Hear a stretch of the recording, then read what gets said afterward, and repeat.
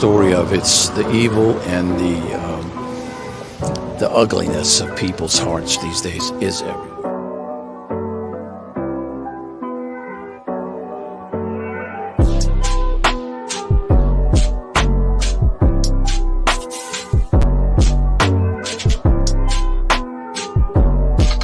This is Franky Rose's Think Tank. Here's your host, Franky Rose.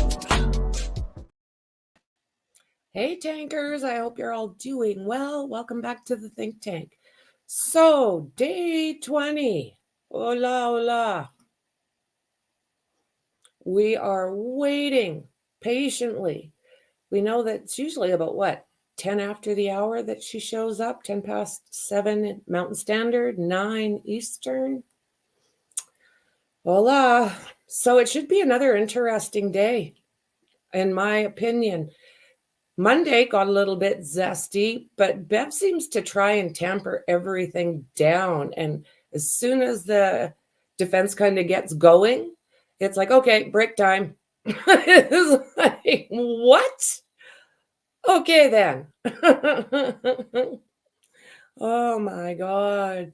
So how is everybody doing? Good morning, Dingo. Good to see you, my friend. Ruthie. Great to see you. Great to see you. Good morning, Carrie. Hello, hello, hello. Hello, hello. Good morning, Dandy. Tankers.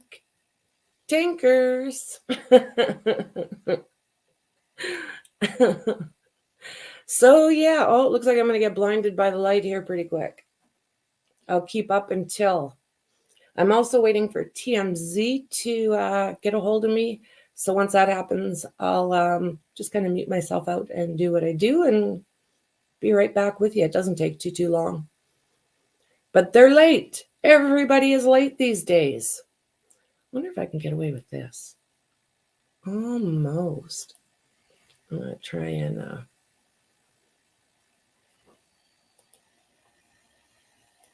No, not while I'm live. Thought I did it the other day, but that's all right.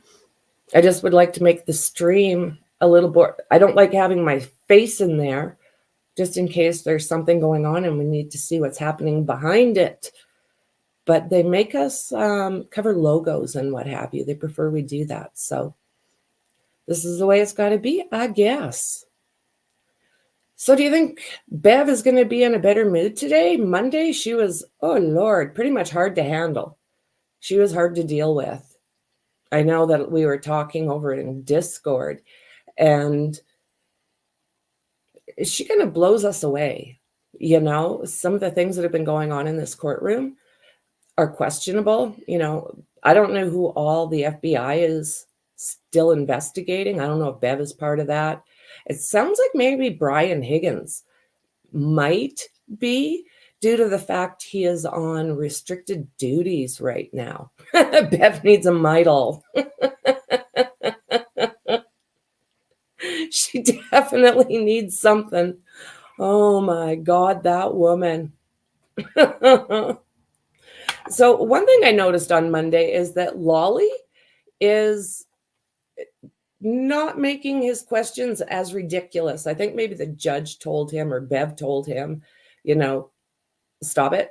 We don't care what they ate for breakfast. We don't care how long it took them to get dressed. We don't care about what color their car is. You know, I think she may have slowed him down a little bit. Good morning, James. Good to see you. Good to see you. So we're just talking about My Doll Bev.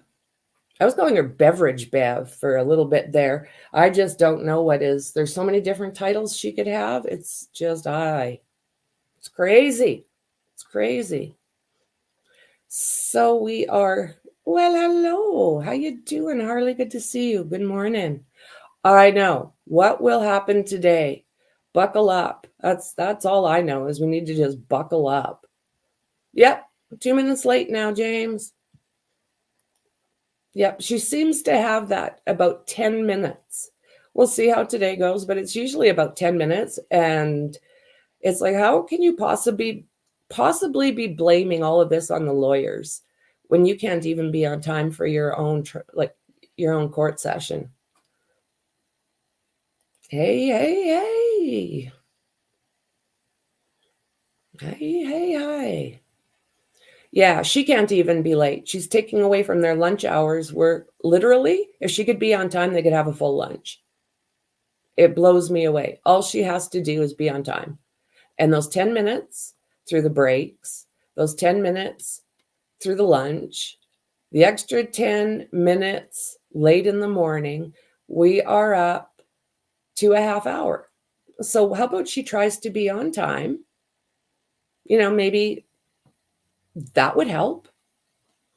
Maybe don't take so many days off. That would help. It's just unreal.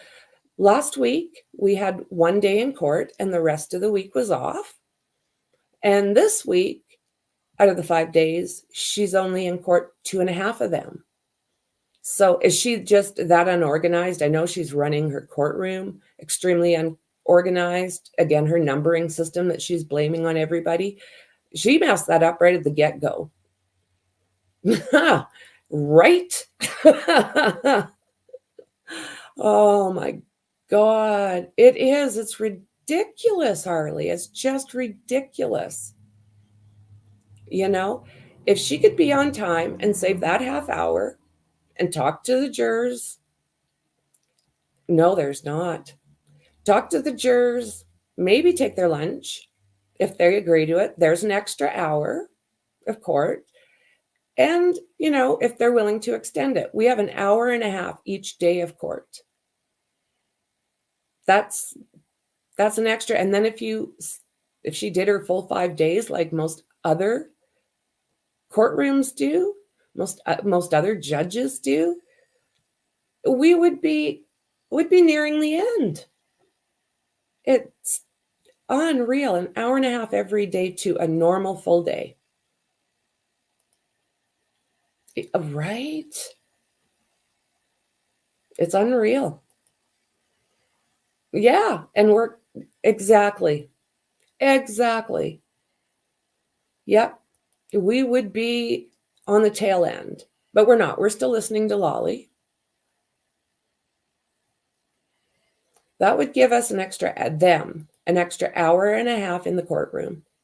Plus, if you add in the days that she takes off. If she didn't clear her docket so that she could do this trial every day, that's on her. And if she's just lazy, then she's got to buckle up like the rest of the world and put in 5 days. Look at, who did we just have? We had Chad Daybell. They worked 5 days, of course. And then when it came into deliberations, they came up with their verdict on a Saturday, last Saturday. And we heard what was going on that Saturday. We found out what his conviction, we found out he got the DP, we found out everything. They finished up deliberating on a Saturday and the court met and it was dealt with. Not this. Not this. That's my thoughts. She should have let a proper judge deal with this case. She has too many connections and she's looking like she leans towards the prosecution and is cutting off the defense is what it looks like. I'm not saying that's the way it is. I'm saying that's the way I see it. And she's just a mess. Yep, exactly. Yeah, exactly. It's brutal. I try to give a couple minutes where we can chit chat in between. I don't want a lot because we're all here for the trial, not to hear me babble. So I would come in, 10, 15 minutes before 7. Well, then I realized she wasn't coming in until actually about 10 after 7 every day. So I moved it up to 7 and we still have lots of time to chit chat, get settled and do what we need to do. It's just, it's brutal. It's absolutely brutal. And again, her connections to this case, one of them, like I said, was calling her Auntie Bev. it's like, are you kidding me already? Why is she there? If she knows them that close, James, right?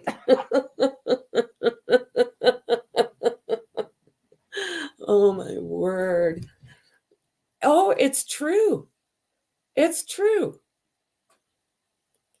It's like, oh my word. I know, right?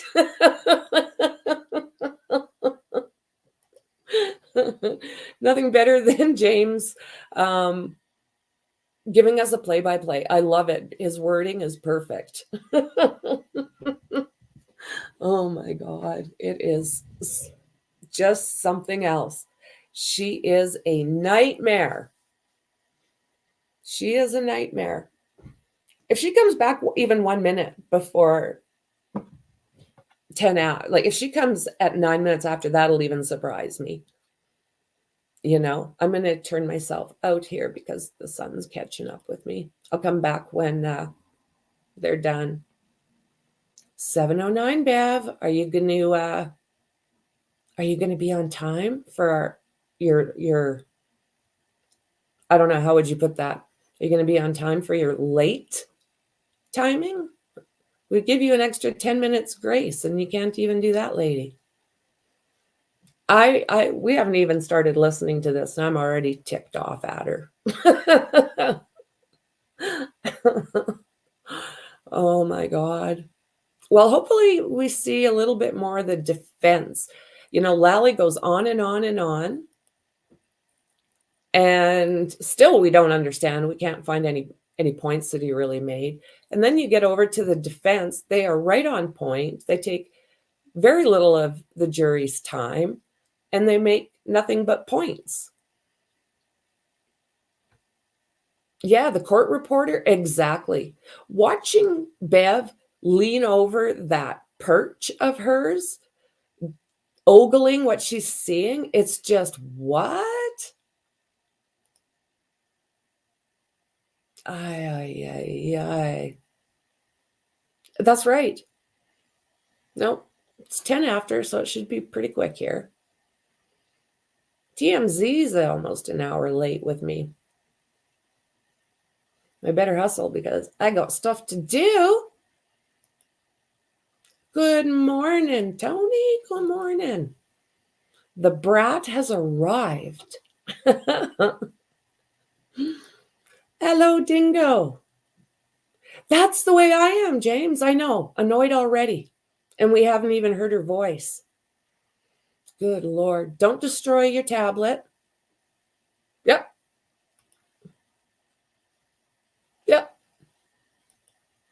Don't destroy your tablet over her, although a person may feel like it. I might just do that, Tony. I might just do that. Hello. Welcome back, girlfriend. Good to see you. See, you guys know that she comes in at least 10 minutes after. Yeah, she just holy, just a nightmare. So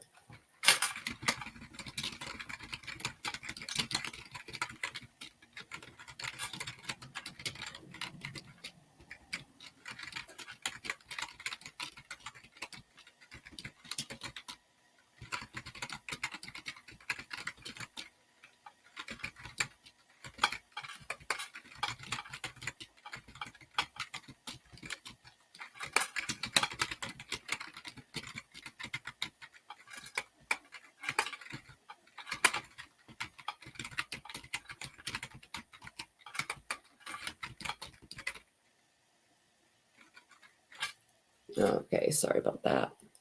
Oh yeah, she's always late. This message TMZ. Fashionably late. I don't think she's got any fashion about her. Like what? So I messaged TMZ because I don't know. They're late. And I'm more interested in working with you guys and hanging out with you guys. So we'll see what they come up with. If they can come up with a decent time, I can do the clip. So that's the thing, just like James said, already frustrated. I better wear that hat or you'll be mad. I was thinking I might turn it into tinfoil hat Thursday tomorrow. Is what I'm thinking. But do you think I should be wearing the tinfoil hat today? You might just be right.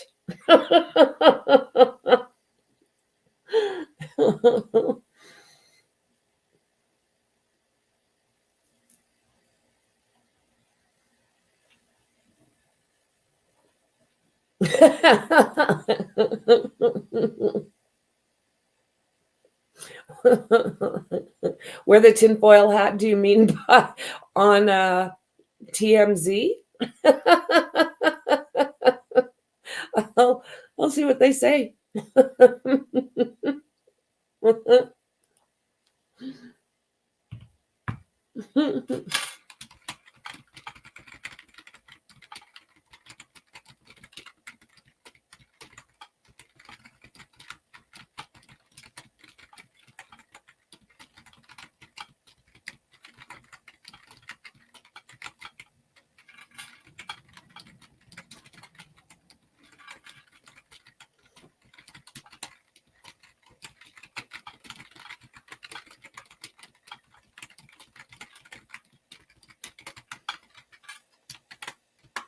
Okay, I just asked them. If I do come on, can I wear my tinfoil hat? I have to see if they come on. Look at this, Bev. You're 15 minutes late. Oh, I hear something happening in there. Oh, guy. There's always that, Tony.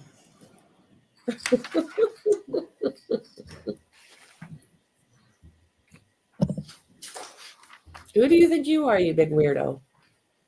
Okay, I have to behave here. Hear ye, hear ye, hear ye. All parties having anything to do before the Honorable First Justice W. Canoni, now sitting in the Dedham Superior Court within for the County of Norfolk. Draw near, with your attendance, you shall be heard.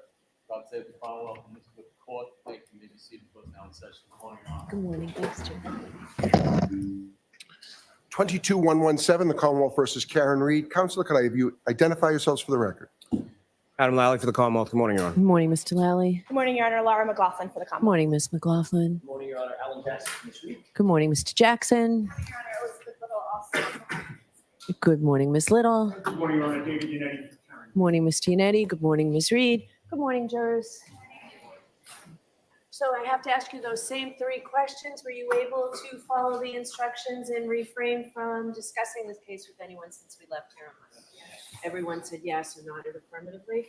Were you also able to follow the instructions and refrain from doing any independent research or investigation into this case since we were last here? Everyone said yes or nodded affirmatively.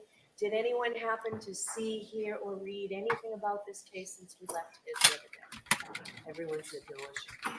Okay, thank you. May we have Ms. Belair, please?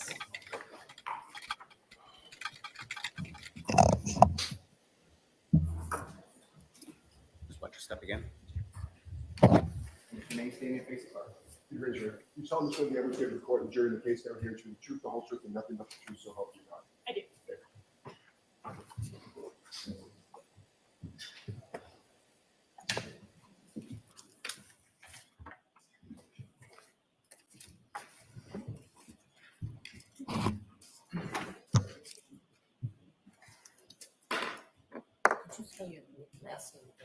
Sure. VALLIER.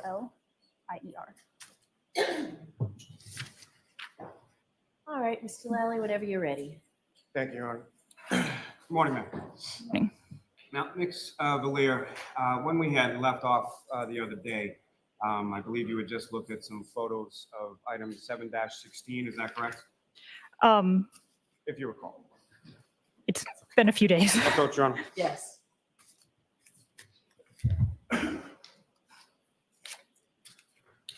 And Ms. Valier, I'm going to show you a series of 6 photographs. Ask you to just review those.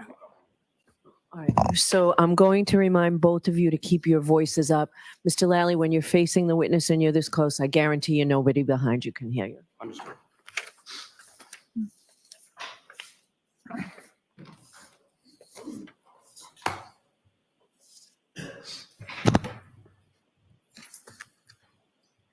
Hey, Mr. Blair, do you recognize what's in those photographs?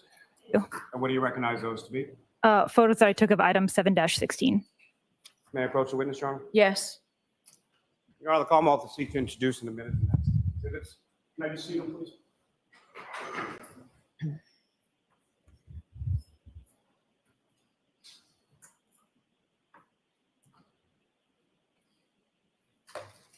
No objection.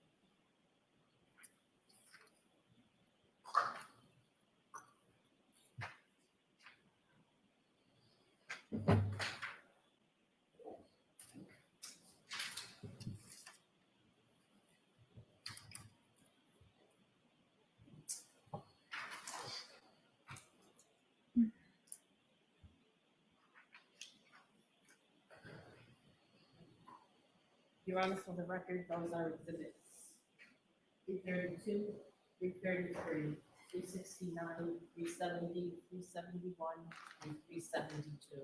Thank you. 332 and 333, which skip over. Thank you. Thank you, Your Honor. With the court's permission, may I have those published for the jury? Yes. And Ms. Gilman, if I could have photograph 2059.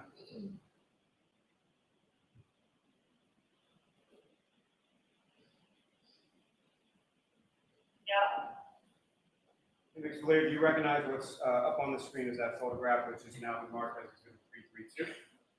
Yes. Is that one of the items from 7-16 next to the ruler with the measurements corresponding to that item? Yes.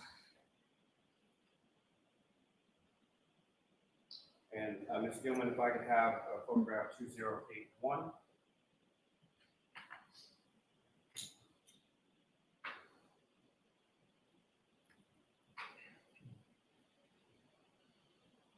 I believe 2061. I apologize.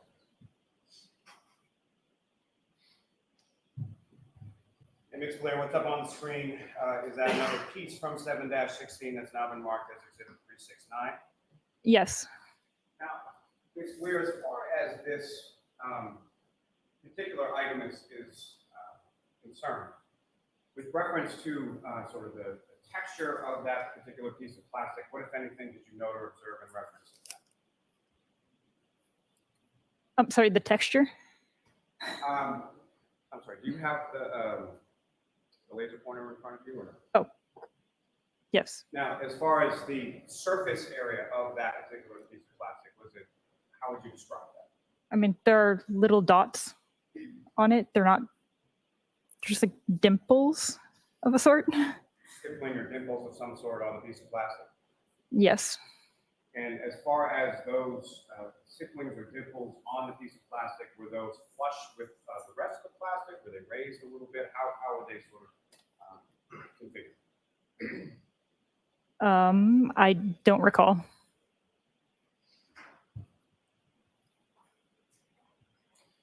And Ms. Gilman, if I could have photograph 20. Forgive me, Your Honor. 2064. And again, Ms. Blair, what's up on the screen has now been marked as exhibit 371. Do you recognize that? I do. And that is another piece next to a ruler, essentially memorializing its measurements from item 7-16. Is that correct? Correct.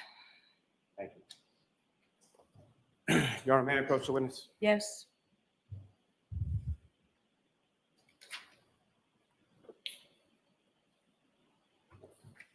So Larry, I'm showing you another series of 11 photographs. Ask you to look at those and look up when you finish. Can you tell Mr. Yannetti what those are so he can look at his copies? Council was shown each and every one of the photographs prior to the court coming in today. But I'm happy to give them to council as well. I'm just trying to save some time. Right, I just need to know the particular evidence. Trying to save some time? Did I just hear that? Oh my God, Bev. Oh my God.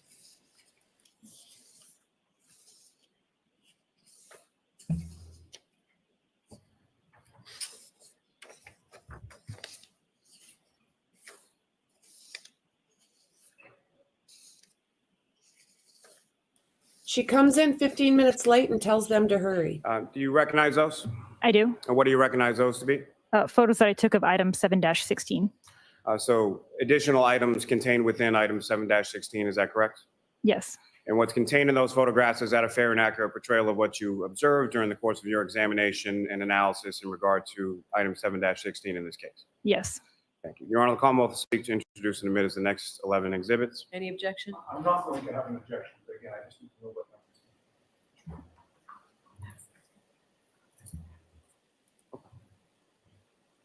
numbers. Right? Oh my God. I can't believe that came out of her mouth. She shows up 15 minutes late. Oh my God. This woman. Did James peace out, already frustrated by this courtroom?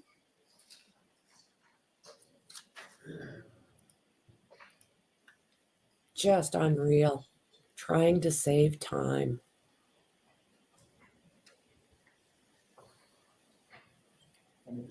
She took a whole week off last week. Worked one day. Thank you. And Your Honor, with the Swords court's are permission, like if I could warming publish, or some of the photos from this swishing packet around my here. brain. Okay.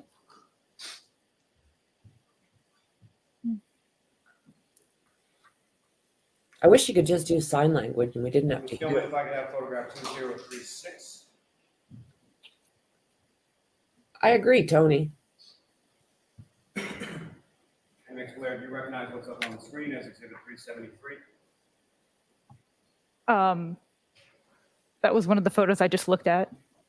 And as far as the evidence back containing items from 7-16, is that correct? Yes. And Ms. Gilman, if I could have 2039.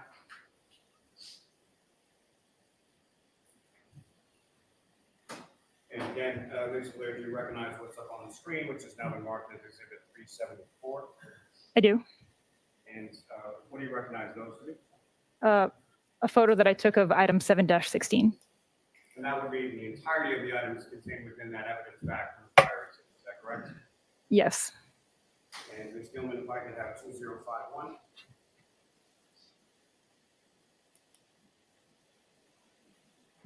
And again, Ms. Blair, do you recognize what's depicted up on the screen? I do. And what do you recognize that to be? A photo I took of item 7-16. And in particular, one of the, Can you speak up a little, sorry, Yeah. a little bit Yes. slower? Thank you. in particular, one of the red plastic pieces from item 7-16, is that correct? Yes.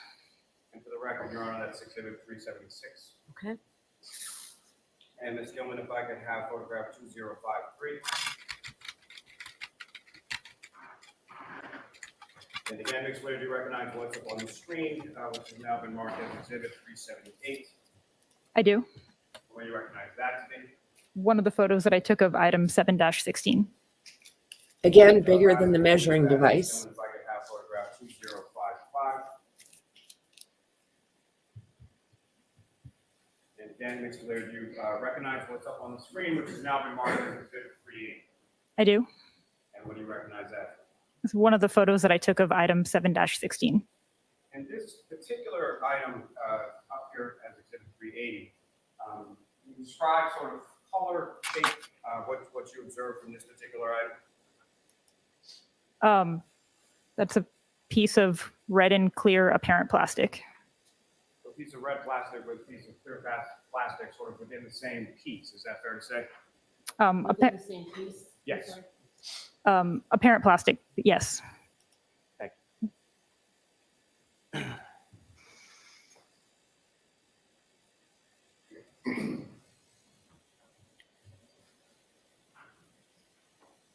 Now,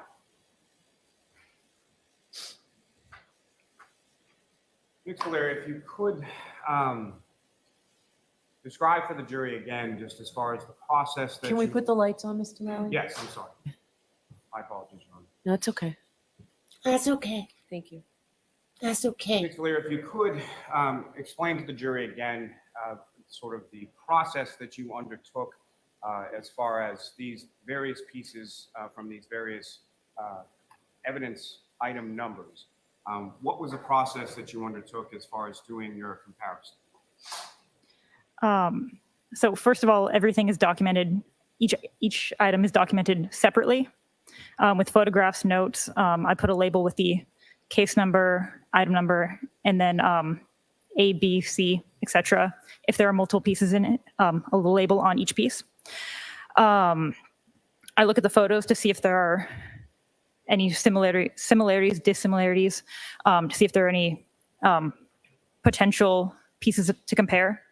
And then if I do think that there are pieces that could be compared, I'll open those items and keep them all separate, and then look at them in real time to see if it does actually look like they could be consistent before I bring them close together. And if it still looks like they could be consistent, then I'll bring them together to see if there is an actual mechanical fit, and then I'll document that and look at it under the stereo zoom. And the device or the instrument that you're looking at, again, could you describe for the jury again what that is? So the stereo zoom is also called a stereo microscope. It's a microscope that is on a stand, so you can put larger pieces of evidence underneath it. Now, as far as that initial sort of looking at things together, are you doing that? How are you sort of organizing that? Is that by item number, by color, or by something else? I did this by color because it seemed the easiest way to organize all of these pieces. And then within the individual item number, say just randomly 7-15, for example, are you looking at that? If there's multiple pieces within an item, are you looking at the consistency within the item prior to looking sort of crossing between 715 to 716? Is that the process? Sorry, could you repeat the question? Very long question, very confusing, my fault. So as far as the comparison is concerned, are you looking solely within an item? So if an item has multiple pieces, are you comparing just those pieces within that item first? As part of my initial examination, when I'm documenting that item, if there are multiple pieces, I'll compare those pieces first. And then if there are any pieces that are consistent, are you then cross-referencing that item's pieces with pieces from a different item? Yes. Your Honor, may I approach? Yes.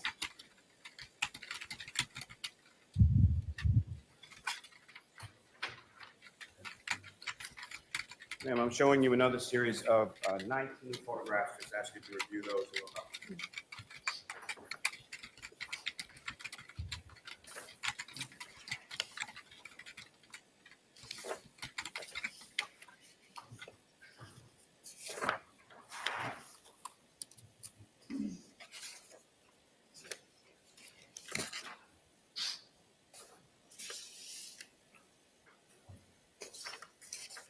Lally is the most disorganized individual. He must have been trained by Bev.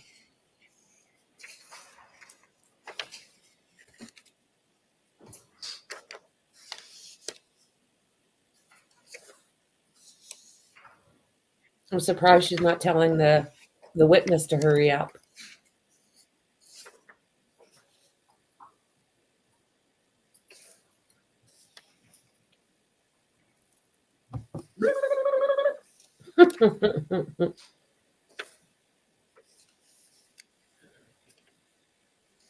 Wakey, wakey, eggs and bakey.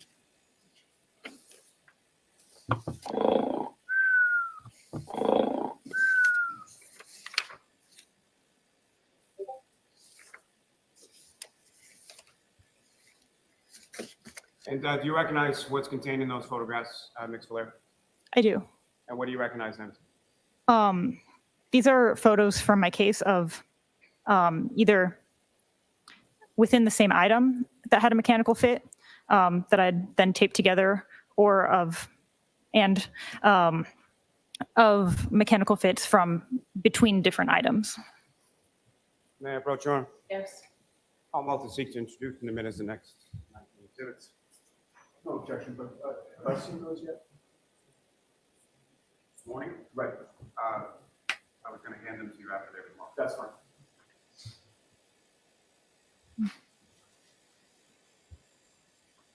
I agree. A much more efficient way to do this than Lolly's tactics and ways.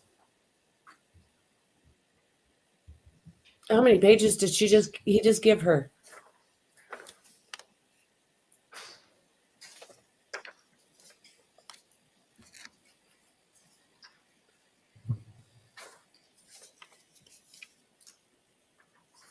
She should probably be taking off her glasses soon and hanging herself over her perch. She's got to watch everything.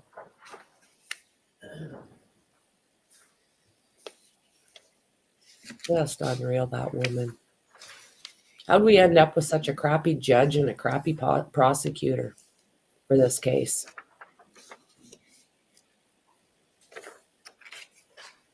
She never tells her court clerks to rush it, which surprises me because she likes to point out everybody's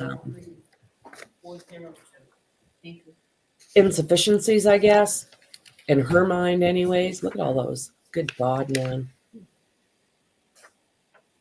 May I speak with counsel for 1 second? See, Annette's going to be questioning her. I know. Yeah, I know. It is. It really is.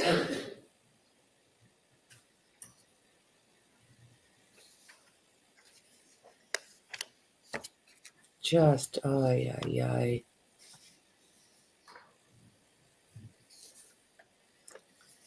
This witness is the same as the other. They can only test what's given to them. They don't know what's happening to those items before she got them. You're exactly right, Tony. Before Boom. you get to the photos, Ms. Valera, if I could just ask, as far as your analysis was concerned with reference to each of these items, if I could, excuse me, just ask you some questions about that. Starting first with item 3-1, that was the passenger side taillight housing, is that correct? I believe so. And you analyzed pieces of that along with the sort of housing unit itself, is that correct? So, oh, do you mean like there was like the taillight and then there were smaller pieces also in the? Correct. Yes. And you took measurements of the various pieces that you observed? I did. And did you record those within your notes? I did. Do you recall what those measurements were? Not without looking at my notes. With the court's permission, may the witness refer to our notes?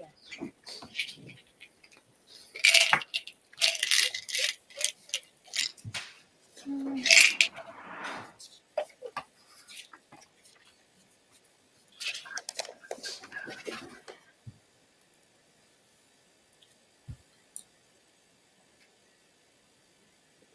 The witness is ready, Mr. Lally.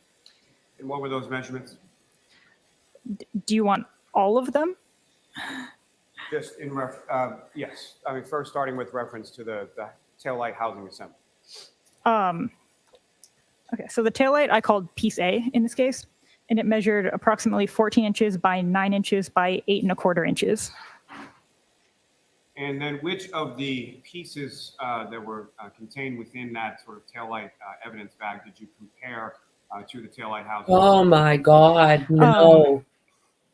So there was a lot of like very, very small pieces that Oh my God. I took pictures of, but they were very, very small, so they were not suitable for comparison, so I didn't look at those.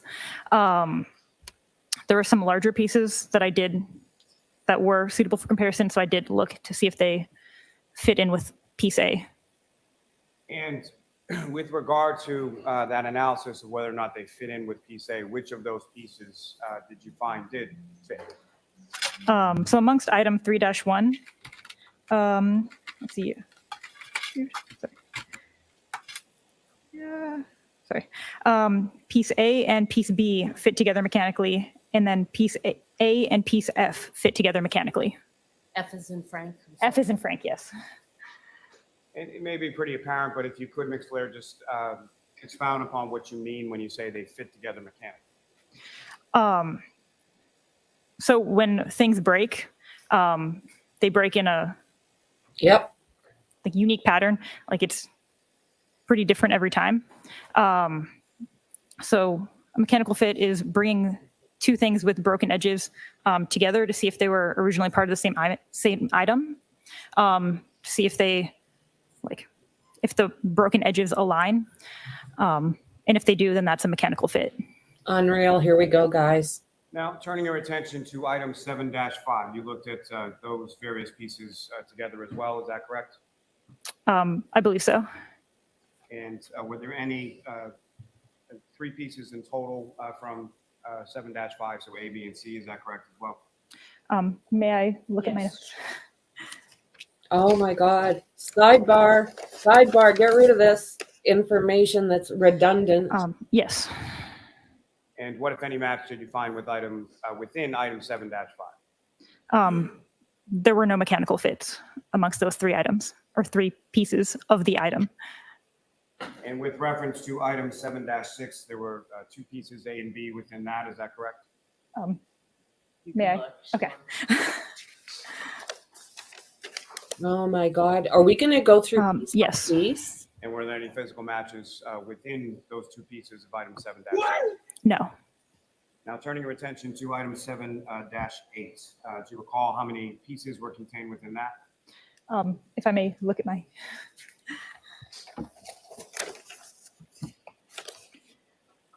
There were 14 pieces. And of those 14 pieces, they were each compared to each other, is that correct? Correct. And what, if any, mechanical fit did you find between the pieces contained within 7-8? Oh my God, Lally. So pieces C and D were found to fit together mechanically, and then pieces E and F were found to fit together mechanically. Exactly. Thank you, Yannetti. She muted us. I mean, I really hope Yannetti is saying, what the hell are we doing piece by piece? We'll be here for days.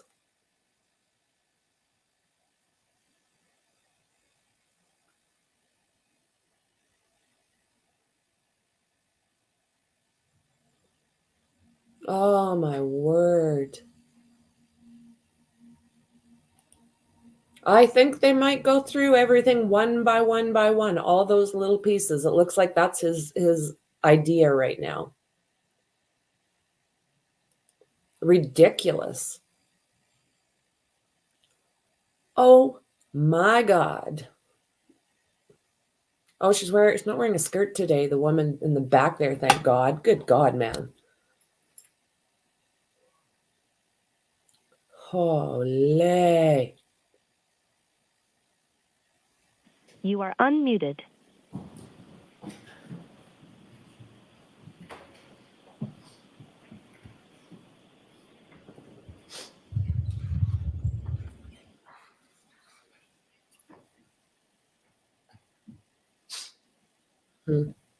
Let's see, did he shut down? Ms. Blair, turning your attention to item 7-9, you analyzed 3 pieces from that, is that correct? Go ahead. Okay. You know what, Mix Belair, you can just look the whole time. Okay. Sorry, could you repeat your question? How many pieces were contained again within item 7-9? 3 pieces, 7-9. Yes. 3 pieces. And what, if any, physical matches did you find contained within that item 7-9? There were no mechanical fits. And with reference to 7-10, how many pieces? Oh, One piece. And with reference to item 7-11, how many pieces contained within that? 6 pieces. yeah. And what, if any, physical matches did you find contained within 7-11? Yanetti, There were none. Yanetti was pointing out the 7-11, how many different redundancy. colors of pieces were contained within 7-11? There was black, red, and colorless apparent plastic. Now, with reference to item 7-12, how many pieces were contained within that? Oh my God. There were 14 pieces. And of those pieces, again, how many different colors or how many different colors of pieces were within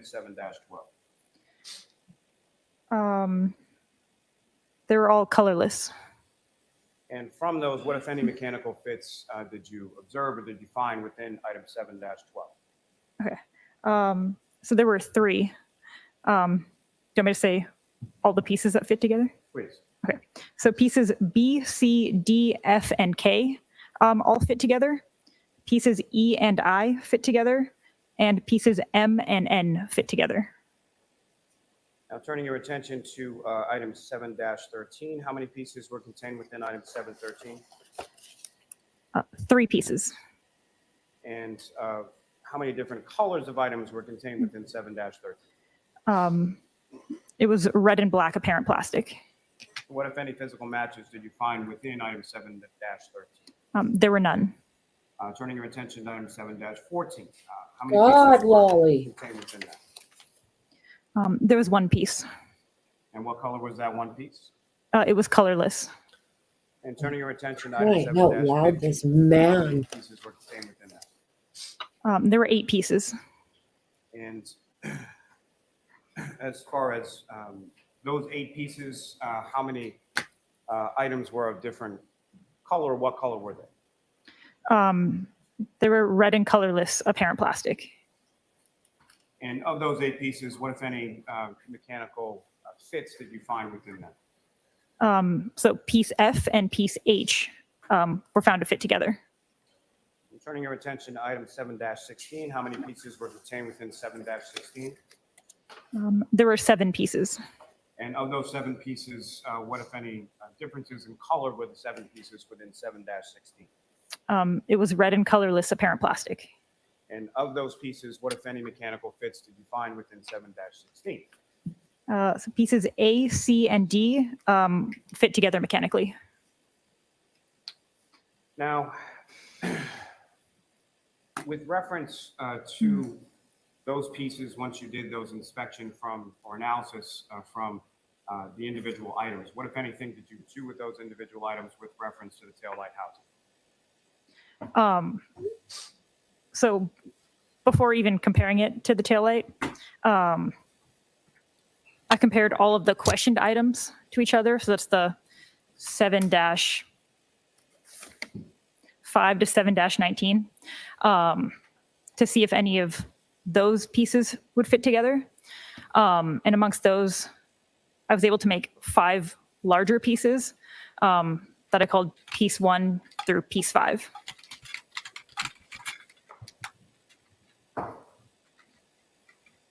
And of those larger pieces, which of those larger pieces were you able to mechanically fit together prior to comparing them to the taillight housing? Sorry, can you? From your analysis of those larger pieces and analyzing them together with other larger pieces, what, if any, opinions did you draw? What, if any, conclusions did you come to as far as your analysis of those pieces? So for the larger pieces amongst like the different items that fit together mechanically, I can see that those items were once a part of the same unit.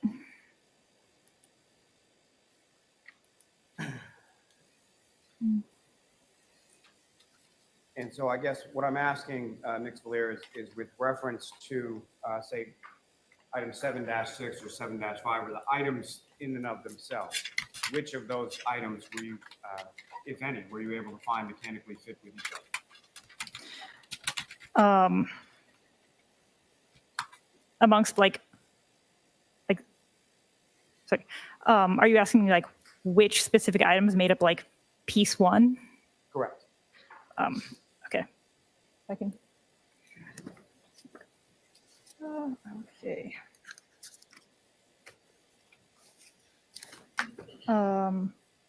Okay, so piece one contained pieces from item 7-5, 7-8, 7-10, 7-11, 7-13, 7-15, and 7-16. And then, so based on their mechanical fit, what, if any, conclusion did you draw in reference to those several items? That those specific pieces from all of those items were at one time together as part of a larger unit. And then what, if any, comparison or analysis did you do of items between item 7-15 and item 7-16?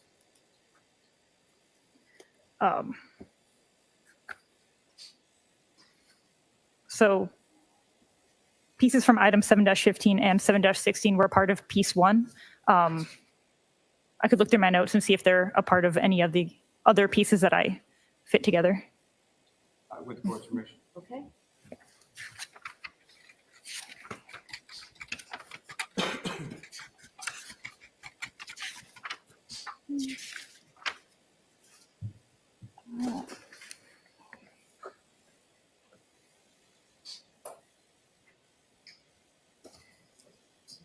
Okay, so piece two consisted of pieces from item 7-15 and 7-16. And then with reference to item 7-6 and 7-11, what, if any, what, if anything, did you observe between the pieces of those?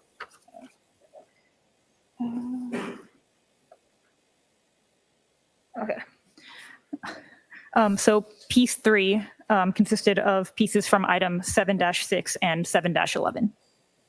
And similar to what you had described before with 7, 15, and 16, as far as them mechanically fitting together, and now I'm talking about 7-6 and 7-11, what, if any, conclusions did you draw in regard to that? That those pieces from item 7-6 and item 7-11 were at one time together as a larger unit. And then as far as item 7-8, 7-9, and part of 7-16, what, if anything, were you able to do with reference to those?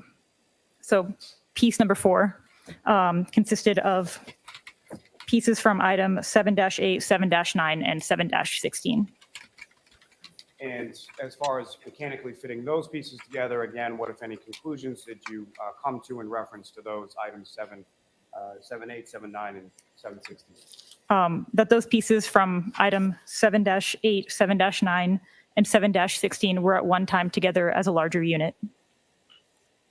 Now, lastly, with reference to this, in reference to item 7-12 and 7-14, what, if any, analysis did you do with reference to pieces from those items?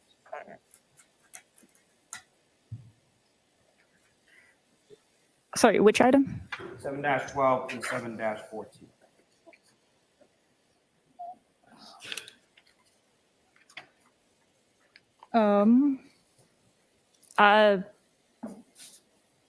I have item 7-11 and 7-12 that fit together for piece number 5. And with what's now been marked as exhibits 384 through 402, if I could ask to publish some of those to the jury. Yes. Ms. Gilman, if I could have photograph 2069.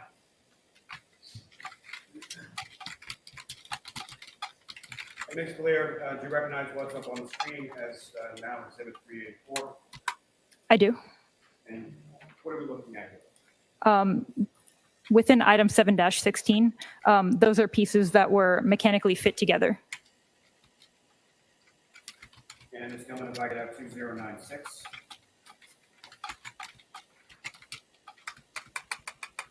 And Ms. Blair, do you recognize what's now been marked as exhibit 386? I do. And what do you recognize that to be? So that is what I called piece 1. So the piece that is made up of apparent plastic pieces from many of the different items. And Ms. Gilman, if I could ask you to just zoom in a little on sort of the middle of that photograph. What exhibit number is this, Mr. Lally? Yes, Your Honor, this is 386. And from sort of this zoomed in version of 386, Ms. Blair, are you able to now see some of the stickers or the evidence stickers that you would put labeling each of these pieces? Yes. If you could just using the way the point draw the jury's attention where those would be in the photograph. So these labels right here are the labels that I put on each piece individually when I initially examine it. So all of the little white labels. And Ms. Gilman, if I could have 2097. Ms. Blair, do you recognize what's up on the screen and what has now been marked as exhibit 387? I do. What do you recognize that to be? That's still piece one. It's just from a different angle.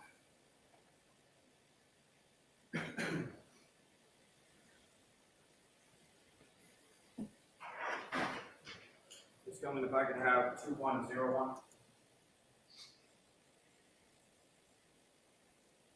And Ms. Blair, do you recognize what's up on the screen now that has been marked as exhibit 390? I do. What are we looking at here? That's still piece one from another photos taken from another angle.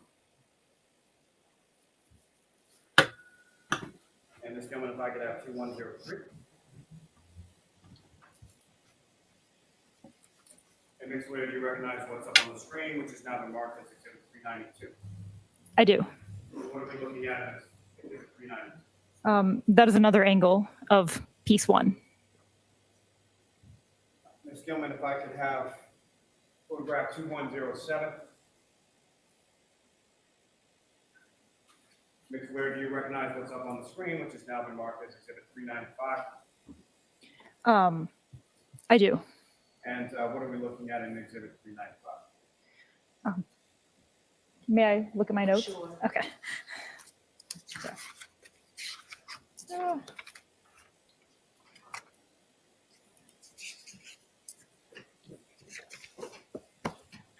Okay.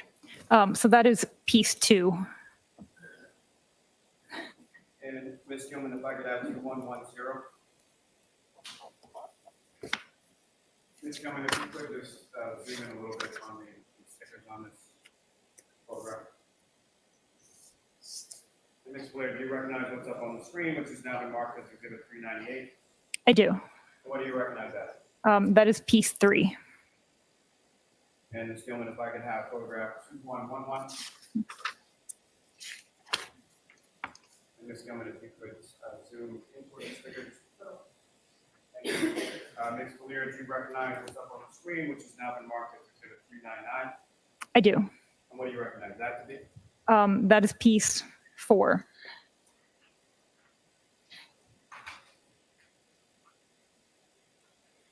And Ms. Gilman, if I could have photograph 2113.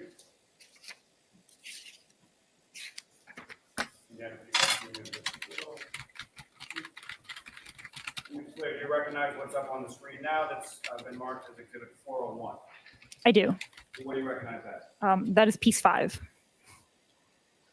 Thank you. Your Honor, may I approach? Yes. So, Ms. Blair, earlier I'd put before you another 23 photographs. Do you recognize what's depicted in those 23 photographs? 23 more. What do you recognize that to be? That's comparisons between item 3-1 and piece one. And item 3-1 again was the tail light. Is that correct? Correct. Your Honor, with the course, Commonwealth would seek to introduce and admit as the next exhibits.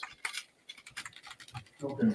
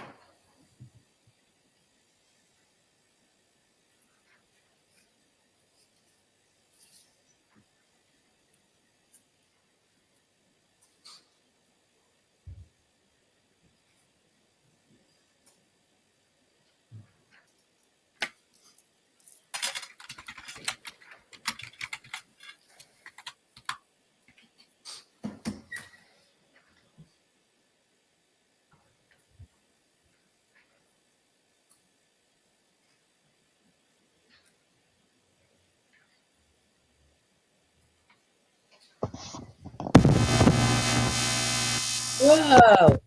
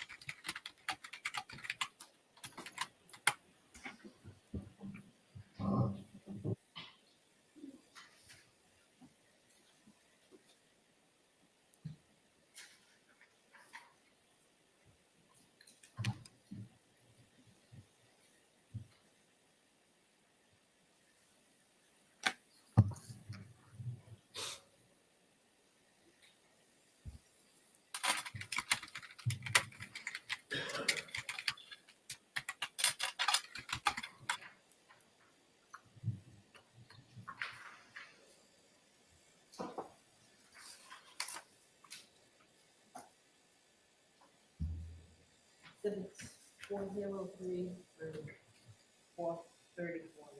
Thank you.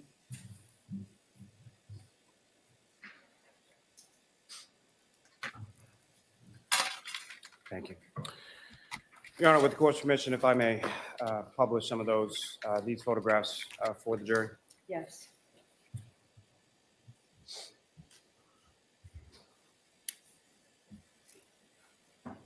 Ms. Gilman, if I could have photograph 2156.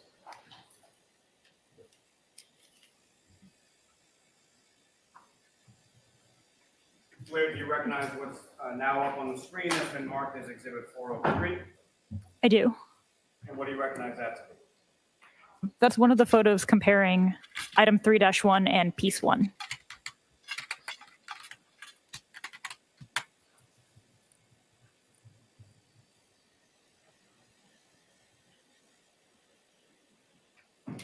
Ms. Gilman, if I could have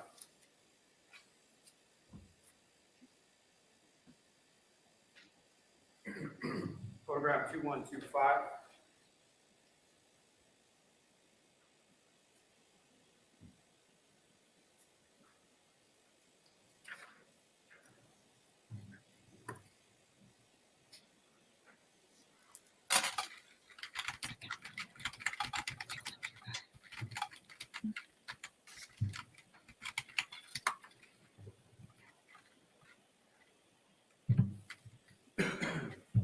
And Ms. Blair, do you recognize what's up on the screen, which has now been marked as Exhibit 411? I do. And what do you recognize that to be? That's the contents of item 3-1. And that's prior to you, at what stage of this analysis or comparison process is that? So that's when I initially looked at item 3-1. Thank you. If I may have a moment. Yes.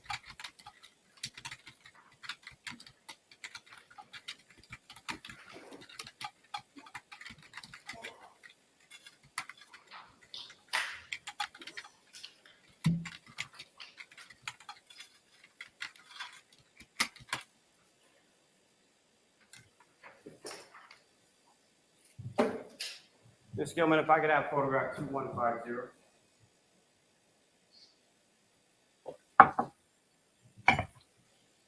And Ms. Blair, do you recognize what's up on the screen, which has now been marked as Exhibit 431? I do. And what are we looking at in 431? So on the left is item 3-1, piece A, And then on the right is piece 1. And Ms. Gilman, if I could have 2151.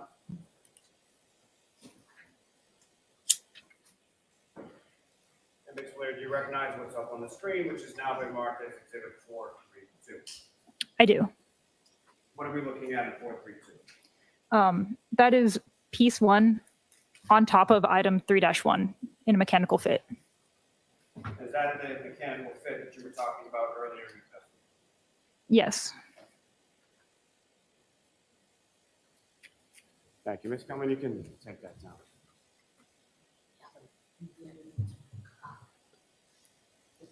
See what, Tony? What did we miss? What did I miss? Ms. Blair, in reference to those items that you testified to earlier in item 3-1, the taillight housing, what, if any, conclusions regarding those items as far as a physical match? What, if any, conclusions did you come to? That item 3-1 and the pieces that make up piece 1 were at one time together as a larger unit. Thank you very much. I have no further questions. What? Wait, may we put Trump? What was that? Sidebar. So if those are fitting into Karen's vehicle, yeah. If those actually fit Karen's vehicle, how did those pieces get to where they are? That's my question. Karen seemed happy. I don't know what that's about, but she smiled and looked back at her, someone.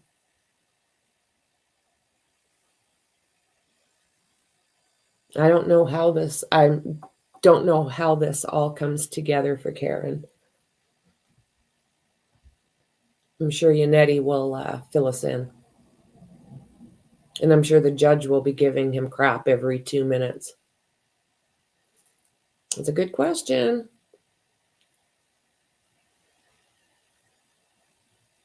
Good question.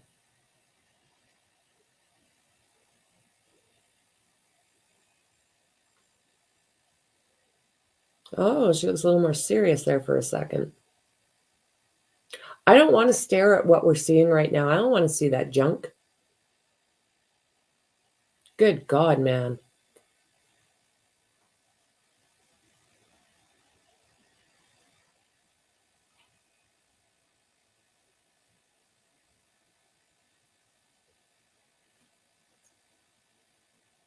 What's she doing with that?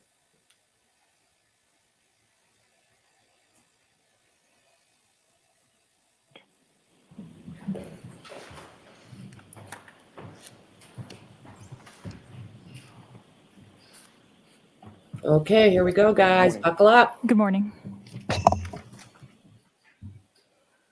You have testified that when evidence comes into the crime lab, it's given crime lab evidence or item numbers, correct? It's given a case number, and then each piece of evidence gets its own individual item number.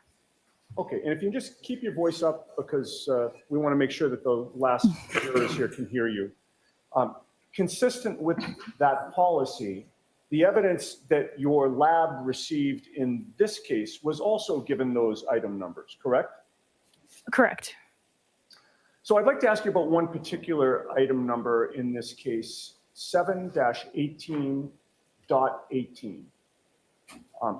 Would you agree with me, and feel free to check your records, but would you agree with me that that was the item number given to, quote, debris from orange t-shirt and gray long sleeve shirt, end quote? You can go ahead. Okay. And again, it's 718.18. Debris from orange t-shirt 7-17 and gray long sleeve shirt 7-18-JO. Terrific. Item 7-18.18 did not include the orange t-shirt itself, correct? No. Believe that you just testified that was given a different item number, which was 7-17? I believe so. And 7-18- or .18 also did not include the gray long sleeve shirt either, correct? I didn't look at 7-17 or 7-18. I only received the debris from. Okay, well, yeah, that's my point. So with regard to the orange T-shirt and the gray long sleeve shirt, those were given separate item numbers, and you examined what was the debris allegedly from those shirts, right? 7-18.18, correct? Correct. And that debris consisted of different categories, did it not? There were different pieces of, there were different things inside of it, yes. Yes, different categories of things, correct? I'm sure. All right, so one category was dirt and debris, correct? Yes. You did not test the dirt and debris, correct? Correct. Another category was, or were, I should say, several apparent hairs.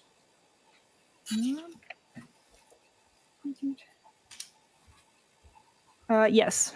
And you did not test those hairs, correct? Correct. And another category, I believe you've already testified to, consisted of several pieces of red apparent plastic and one piece of clear apparent plastic that measured 1/8 of an inch by 1/16 of an inch. Is that accurate? Okay, so there were several pieces of red apparent plastic and then one piece of clear apparent plastic measuring approximately 1/8 of an inch by 1/16 of an inch. Yes. Okay. And I apologize for continually reminding you, but I'm just mindful that everybody needs to hear you. So it's, to the best you can, if you can just keep your voice up, I'll try to do the same. So when those several pieces of apparent red plastic and one piece of apparent clear plastic came into your possession, those pieces were obviously not embedded in either shirt when you examined them, correct? I don't know. I didn't examine the shirt. Well, so to my question, the pieces that you saw were not embedded in a shirt when you examined them, correct? Correct. And again, that's because you never took possession of any shirt in this case, correct? Correct. The pieces were loose and they were not embedded in anything, correct? The pieces were, well, I examined the debris from the shirt. I don't know what the person who packaged it did to collect that. Okay. And so it goes without saying that you never saw those pieces on either the orange shirt or the gray long sleeve shirt, correct? I did not. And you obviously had no control over how the evidence was handled before it came into your possession, correct? We have a chain of custody in the laboratory, but I did not follow the evidence as it went through the chain. Okay, and we'll talk about the chain of custody in a minute. Before this evidence came into your possession, you did not witness who seized it, correct? Correct. You did not witness who handled it, correct? Correct. Before it came into your possession, you don't know who had access to that evidence, correct? So all of our evidence is stored in locked facilities. Right, but I guess let me modify that question. Before it came to your lab, you don't know who had access to that evidence, correct? Correct.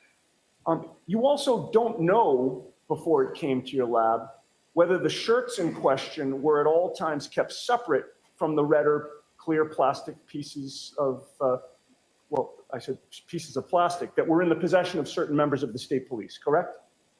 Correct. The chain of custody at the crime lab started with noting the state trooper who actually delivered the evidence to your lab, along with the date, correct? Sorry, could you repeat the question? Sure.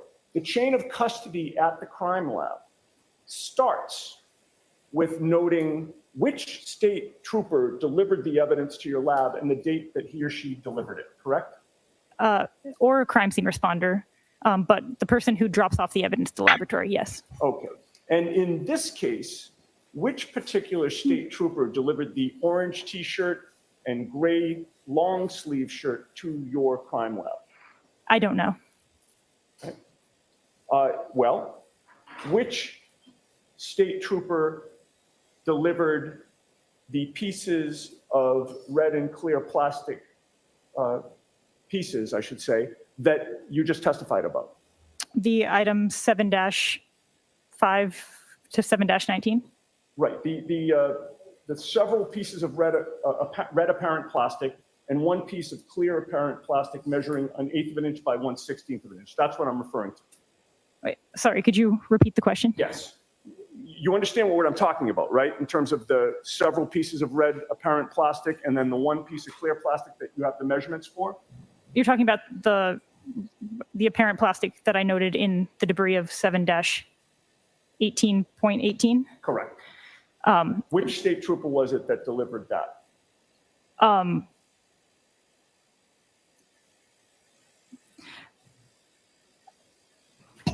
Do you know?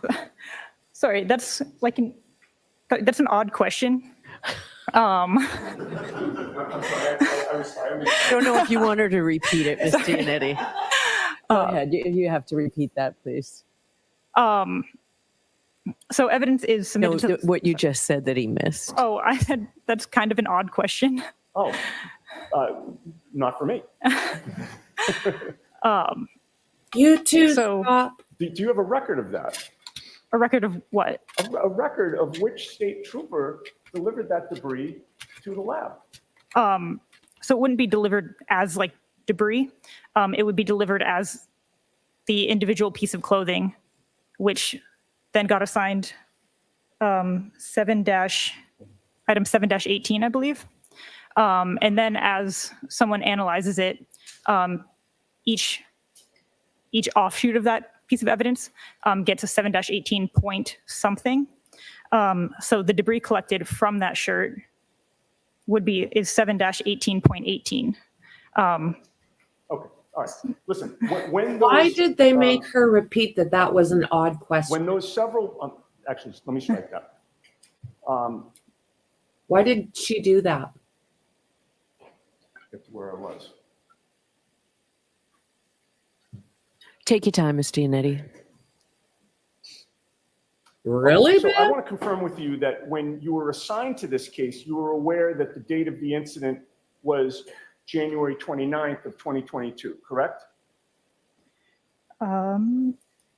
Yes. All right.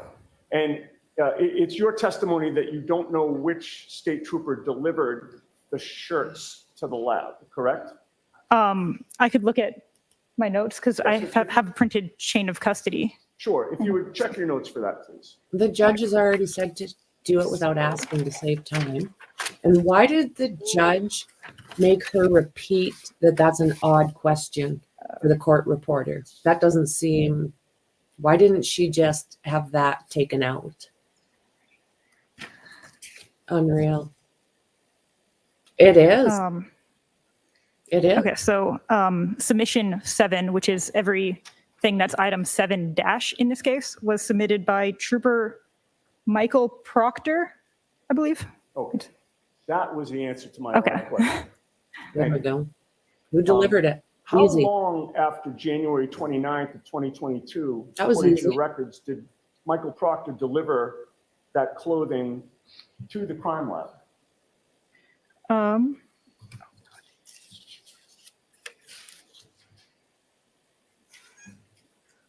It was delivered on March 14th, 2022. Okay. So Really? about, 6 weeks or so after January 29th, is that accurate? Sure. Given that your lab received this evidence on March 14th of 2022, you can't testify to the chain of custody of the clothing or the pieces of plastic prior to March 14th of 2022, correct? Correct. And except for the tail light housing that was seized by Maureen Hartnett, except for that,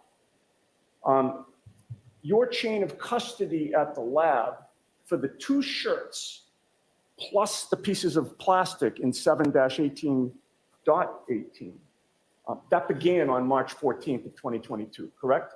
Correct. So between January 29th of 2022 and March 14th of 2022, you do not know what Michael Proctor did or didn't do with the orange t-shirt and gray long sleeve shirt, correct? Objection. I'll allow it. I don't know.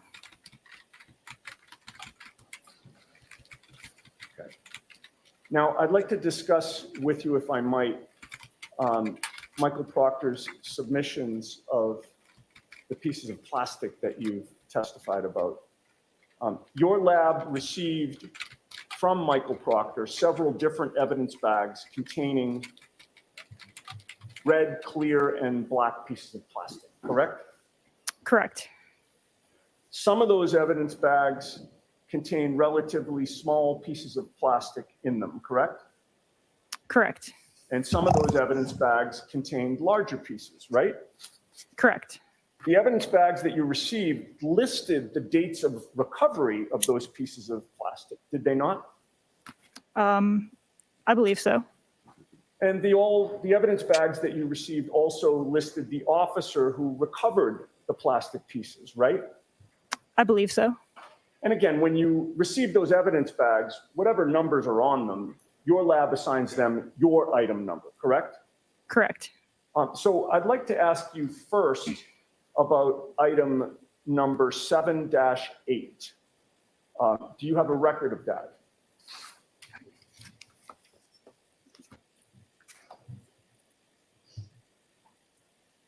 Yes. Now, that evidence bag, item number 7-8, contained multiple pieces of red, black, and clear pieces of plastic, correct? Okay. Short lab. Okay, thanks. Okay.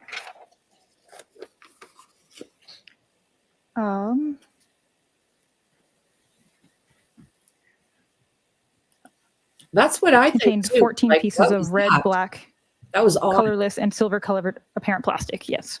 Okay. And the date of collection was February 3rd of 2022? Go right ahead. That's the way a lot of people are looking at it, Dingo.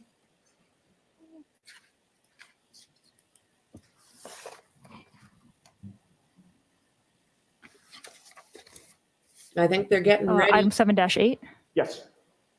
February 3rd, 2022. Okay, and that was, if you have that in front of you, that was also collected by a trooper named DeChico, correct?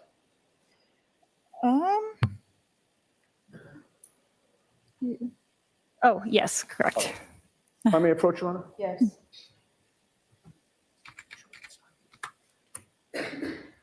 Oh, Lordy. I think so too, So Dingo. I show you a photograph. Can you identify what that is? Yes. What is that? That is the handwritten label on item 7-8. That would have been the evidence bag that your lab received and gave item number 7-8 to it, correct? Correct. And that appears to be an exact, photograph. I don't think of the there's an actual bag. objection to it, so we Yeah, can that's just put true. it in. Okay. May I offer that, Your Honor? Sure. Good God, Bev. She needs to know her place in the courtroom. Exhibit 435. May I display that for the jury, Your Honor? Okay. And this is.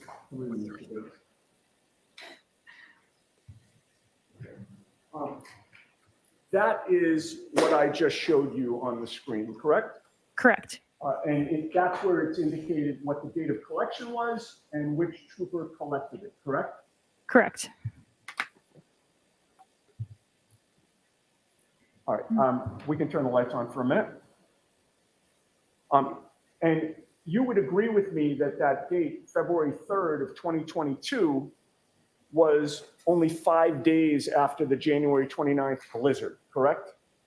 I don't recall the dates of blizzards, but Oh, okay. Well, sorry. let's put it the date of the incident. You would have Okay. previously testified that was January 29th, correct? correct. All right. And February 3rd was 5 days after that, right? Yes. All right. I'd like to show Exhibit 279, please. which is 380. I wonder why she's laughing.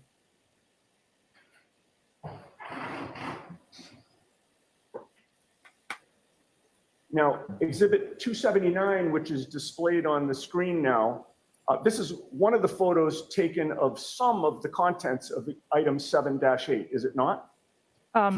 That's the entirety of the contents of item 7-8. Okay. You would agree with me that those were the pieces that were inside that evidence bag, labeled February 3rd as the date of recovery, 5 days after January 29th, correct? Correct. Okay.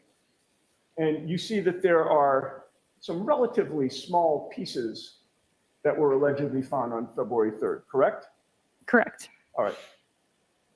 Now, Your Honor, I'm continually showing photographs. We can turn the lights on and off, whatever the court's preference is. You can just tell the court officer when you want the lights turned. Okay, all right.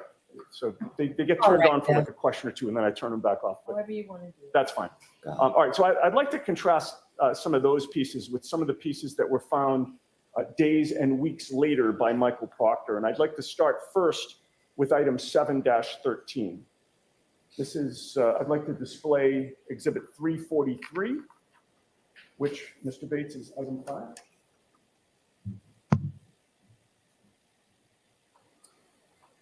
Okay. You were previously asked about Exhibit 343, which is now displayed on the screen. Yes. And that is the first evidence bag submitted by Trooper Proctor, is it not?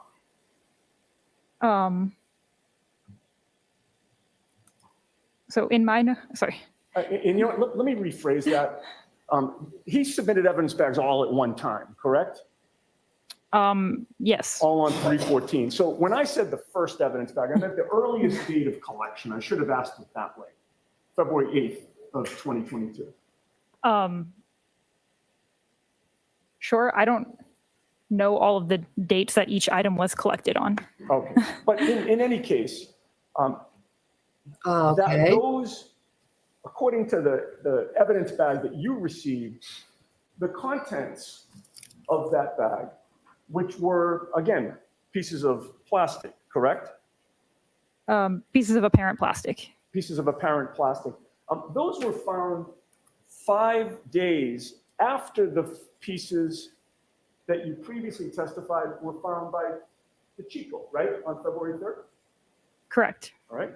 And February 8th was now 10 days after January 29th, correct? Correct.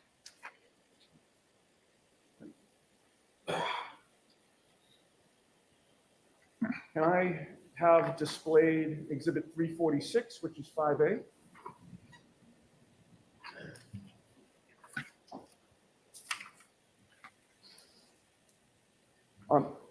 Okay, looking at Exhibit 346, you will agree with me that this particular piece found on February 8th by Trooper Proctor was quite a bit larger than many of the plastic pieces that had been found by Trooper DeChico 5 days earlier on February 3rd, correct? Look at your notes. I mean, there were a variety of sizes of pieces on the other one, but that is a, what is that, approximately 4-ish inches? Right, but my point is, Exhibit 346, what's displayed, that plastic piece, is quite a bit bigger than the small pieces that were contained in DeChico's collection, correct? Then some of those pieces, yes. Okay.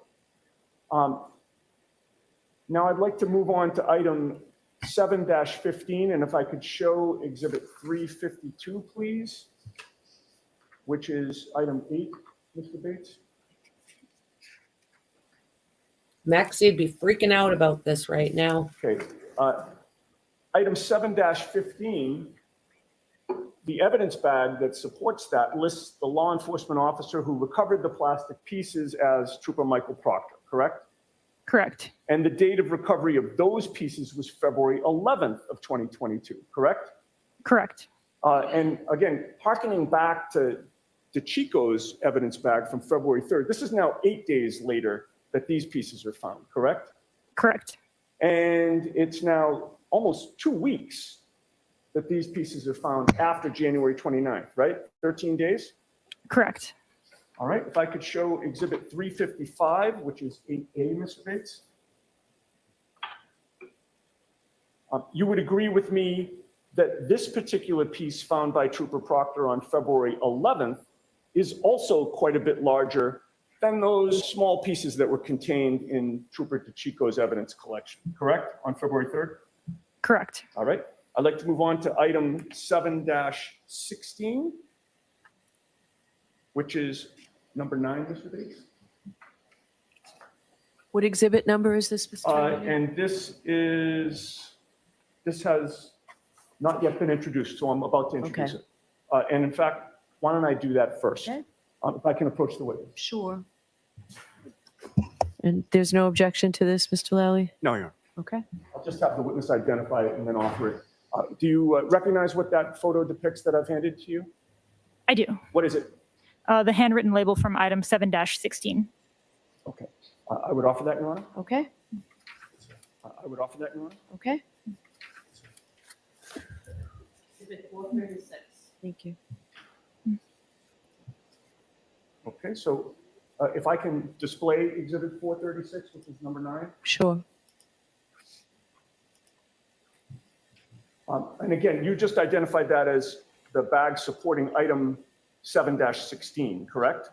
Correct. That also lists the law enforcement officer who recovered the plastic pieces as Trooper Michael Proctor, correct? Correct. And the date of recovery of those plastic pieces was February 18th of 2022, correct? Correct. So Trooper Proctor is now finding these pieces over 2 weeks after the smaller pieces were found by Trooper DeChico, correct? Objection. Sustained. February 18th is nearly 3 weeks after January 29th, is it not? Correct. All right. If I could show Exhibit 370. How interesting. I'm sorry, 380, which is 9A, Mr. Bates.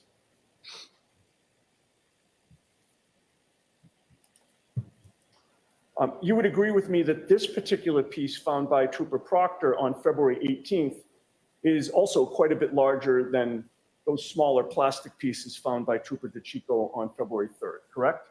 Correct.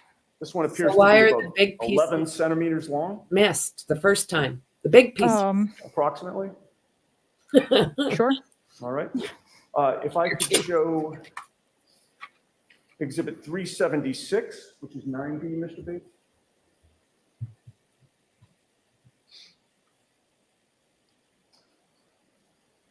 So why are they finding the big pieces later? That makes no sense. And you would agree with me that this particular piece found by Trooper Proctor on February 18th is also quite a bit larger than those smaller plastic pieces found by Trooper DeChico back on February 3rd, correct?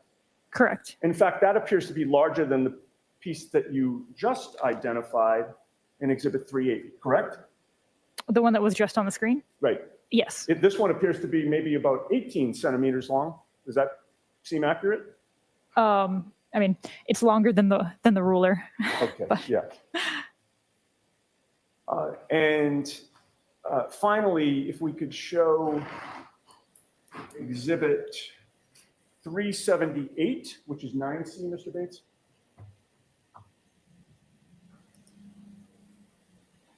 You would agree with me that this particular piece found by Trooper Proctor on February 18th is even larger than the last one that we just saw, correct? In length, yes. Okay. This appears to be about 19 centimeters long. I mean, longer than the ruler that's up there. Okay. But I have the actual measurement in my notes. Sure. Well, and the precise measurement's not important. I'm just getting at the relative comparison. This one's certainly quite a bit larger than the smaller pieces found by Trooper DeChico back on February 3rd, correct? Correct. How interesting. This larger piece of red plastic, like the previous two that you just identified, were all found on February 18th, about 3 weeks after January 29th, correct, according to your records? Correct. And regarding these last 3 evidence bags, labeled item number 713, 715, and 716 in February of 2022, from February 8th to the 18th. Those were all plastic pieces collected by Michael Proctor, correct? Correct. And in addition to collecting those pieces, You turn the lights on, Ms. Giannetti? yes, I'm sorry, Okay. And we can take that down, please? yes. In addition to collecting those plastic pieces on all those different days, Michael Proctor was also the person to hand deliver those last 3 evidence bags, all on March 14th of 2022, correct? Correct. And you do not know what Michael Proctor did or didn't do with those evidence bags of pieces of taillight prior to March 14th of 2022 when your lab received them, correct? Objection. I'm going to sustain it. We've already asked that. Now, the taillight of that Lexus sits in the housing of the Lexus, the taillight housing, such that part of the taillight faces the rear of the car and part of the taillight loops around and faces the passenger's side of the car, correct? Sure. Right, because it's on the corner. Sure, yeah. You'd agree with me that once you received the final pieces of taillight from Michael Proctor on March 14th, and once your lab received that, you were then able to piece together a majority of the taillight, correct?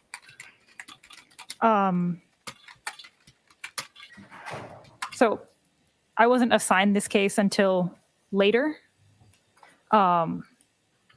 once everything had already been submitted to the laboratory. Right. So it was true that after Michael Proctor submitted these pieces of taillight on March 14th, it was after that that you were able to do the reconstruction that you testified about, correct? Correct. If I could have exhibit 432 displayed, which is image 2151, Mr. Bates. That is the reconstruction, the final reconstruction that you were able to do, correct?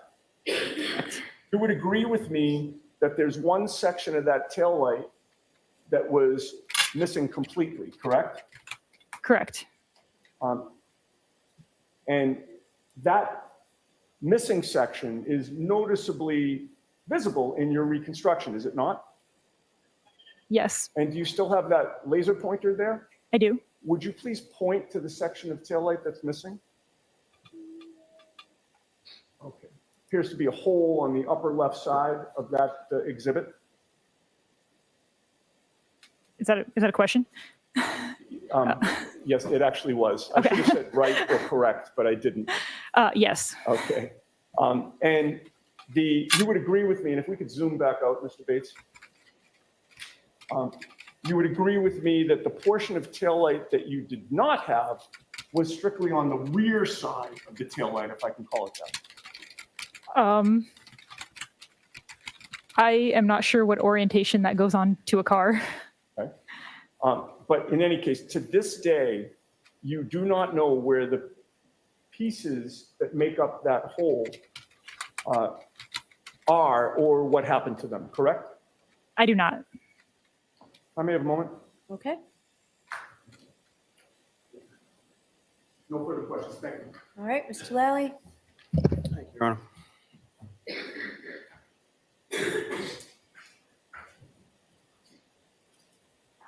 Now, Ms. Valera, in reference to item 7-17 and 18, the orange T-shirt and the gray sweatshirt, fair to say you never actually physically saw those items, correct? The clothing? No, I did not. Now, the debris that was provided, are you familiar with how that process or who got those debris items from those clothing items? I can look at my notes and tell you who submitted it or who transferred it to our unit. If you could.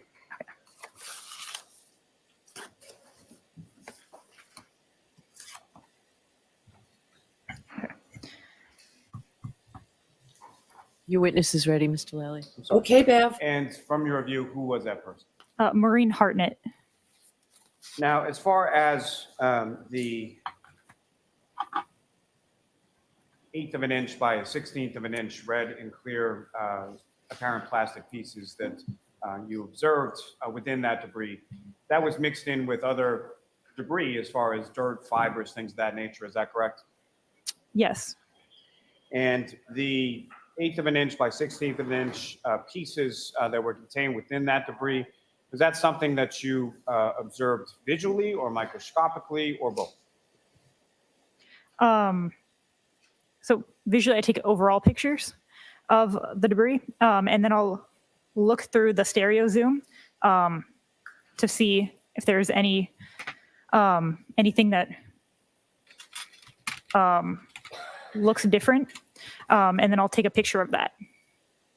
So that is what I did. I looked through the stereo zoom.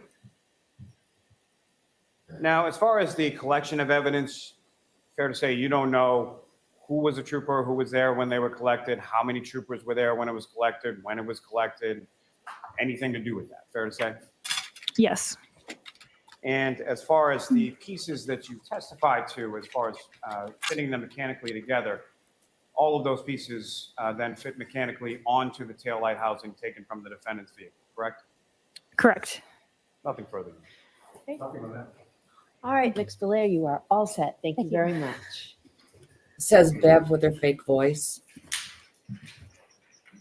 Usually TMZ only has me pick one. This time they had me pick three, and they'll choose.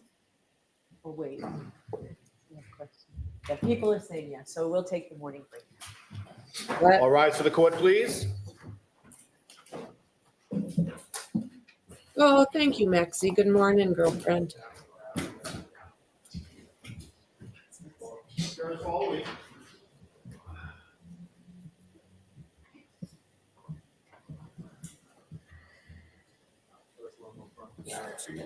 Well, I don't think that that proved anything. All I'm curious about is if that was her taillight, how those pieces even got there. Another question is if they found all those. I'll see counsel for a second at sidebar, please. Court is still in session. How did they find all those little tiny pieces allegedly and then later find big pieces? That doesn't make any sense. So I think that as far as that goes, the defense probably made more points than Lally. We watched Lally put everything, question her to put everything together. Past that, we don't know how this happened. You know, we can put some guesses in there and good guesses, but I don't know. And just like Tony said earlier, how come they're not telling us where on 34 Fairview these pieces were found? Where were all these pieces found? And I'm pretty sure Proctor's going to be called because the defense is absolutely bringing him up. So if he's being brought up, I think we're going to hear from him. I don't know if the defense will be ballsy enough to do it, or the prosecution. I'm not sure if Lally has the balls to bring him up, but if not, the defense definitely will, in my opinion. I agree. The way they were photographed in the snow, looked like they were placed there. They weren't under the snow. They were in it. Yep. It makes no sense to me. I think so too. I agree. And I think I've got one of those photos. There we go, right there. You're okay, Lizzie. Let me see if I've got any more. You're okay, Lizzie. Yeah, it was an absolute no as far as the tinfoil hat went with TMZ. It was like a no with an exclamation mark. Okay. I thought we'd try. I don't know what that piece is up there on the back of her, on her window there that they've got circled. I have no idea what that's supposed to be. And I think what they have circled on the bottom, they're saying is a piece of glass. And this picture here that they're showing is not the same picture that we have seen earlier. So I'm curious about where this even came from, because backing out of her there wasn't showing damage. There just wasn't. So I'm finding it all extremely interesting.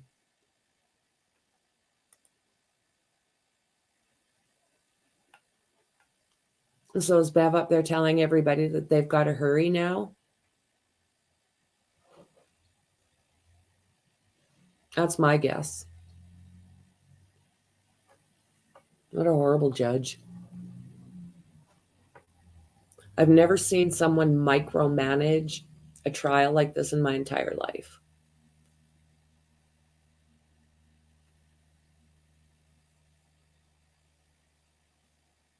Okay. Uh-oh, what's going on here?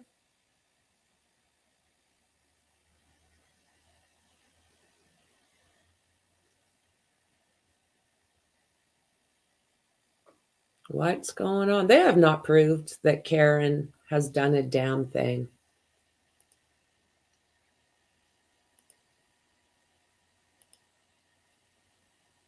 Yeah, exactly.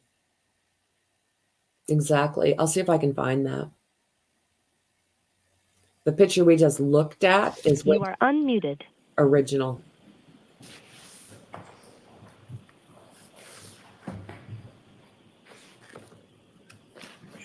Well, All right. You are muted. this woman. Ugh.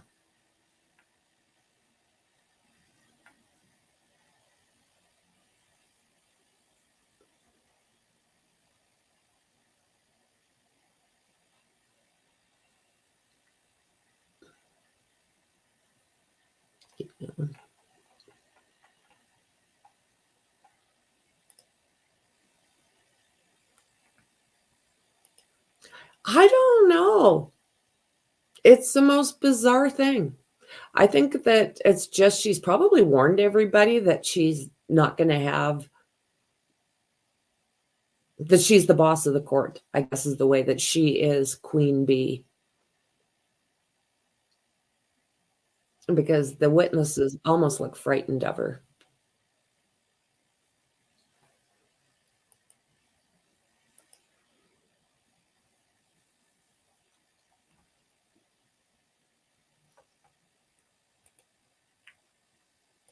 Thank you, Dandy.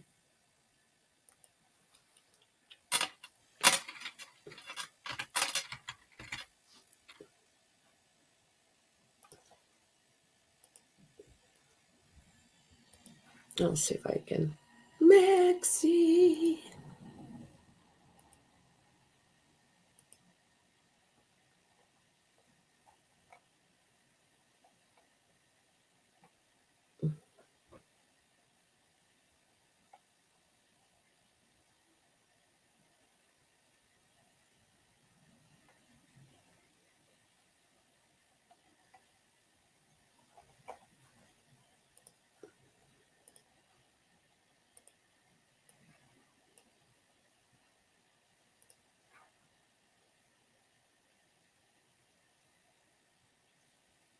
Oh, no.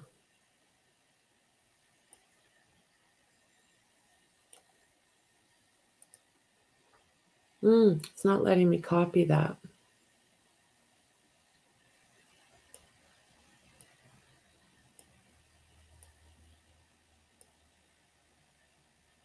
Try again.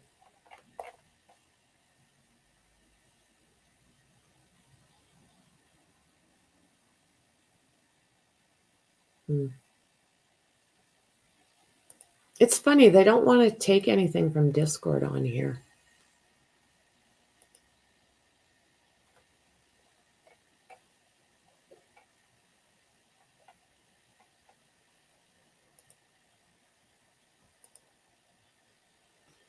I'm keeping my eye open for Rex as well, you guys. Because we should be hearing from law enforcement today about who's being charged with next. Find out if we've got a name. And if it's a name that we're familiar with.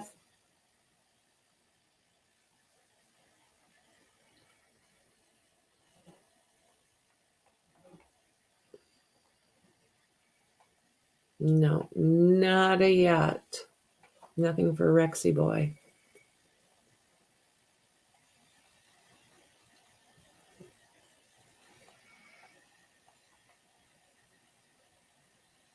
Not yet. Nothing on Rexy boy. Messed up mofo that one is.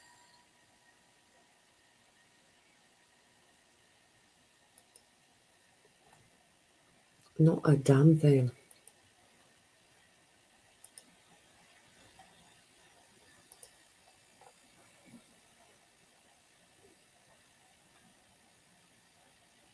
Okay, let's see. Dingo, I'm going to try.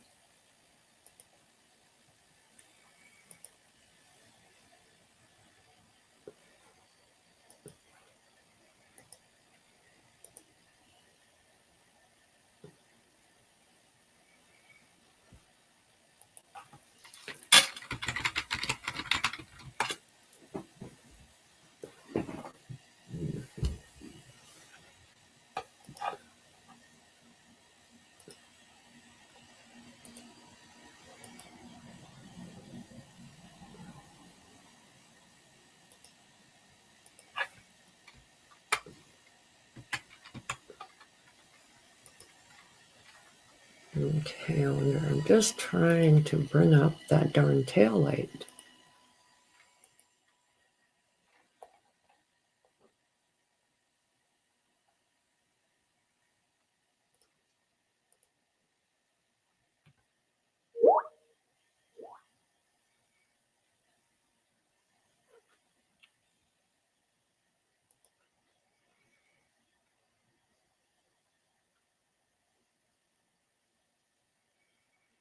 I don't know how she's put all this together. That's what they're saying right there.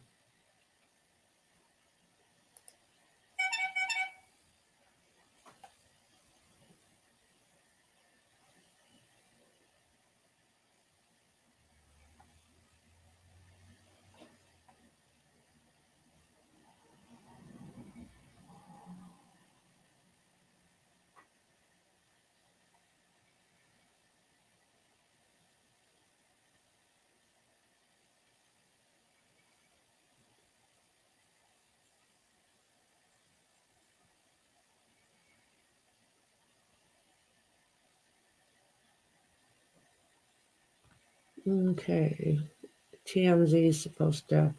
Now, they didn't tell me. They just messaged me, and that we're going to do our test call probably in about a half an hour. And then maybe I'll find out then who they've decided for me.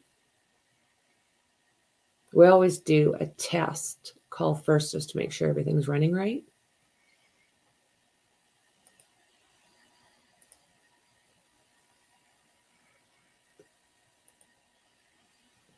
So what do you think of that, guys? Hello, James. Right? None of this makes sense.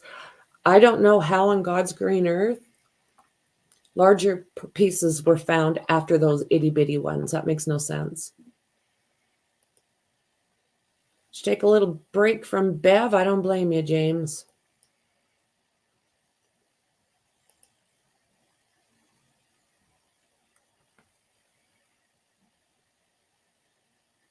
Yeah, that's the thing. Yeah, that's the thing. They're saying that some areas got somewhere about 18 inches. But the thing is it wasn't that night. It might not at this time. I guess maybe that night, but not at this time. It's just way too many things are not fitting in.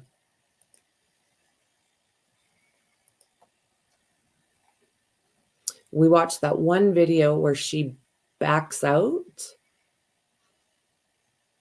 kind of bumps that car, it looks like.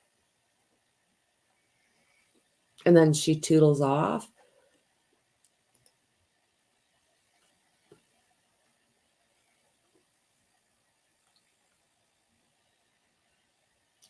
What do you guys think as far as looking at this? Does it look like anything's broken?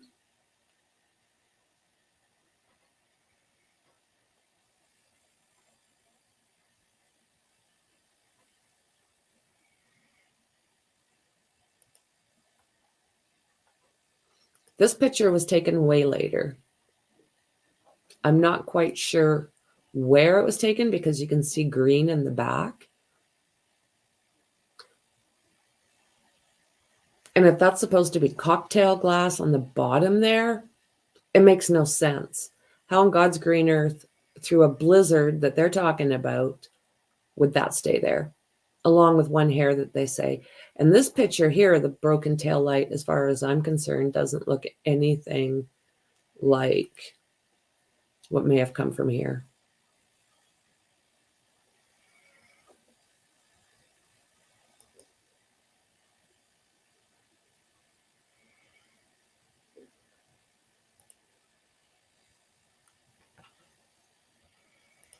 That's what I remember too, Dingo.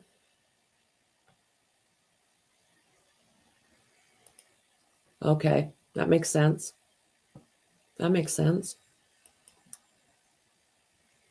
Yeah, it is kind of tricky to see from there.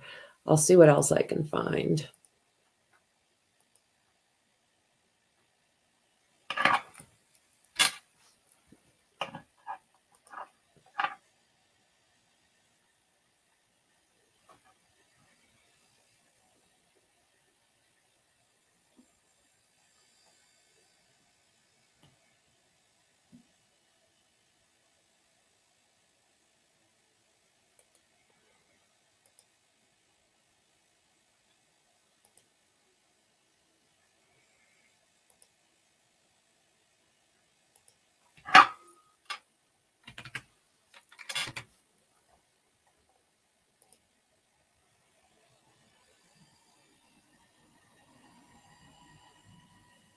Let's see here, guys.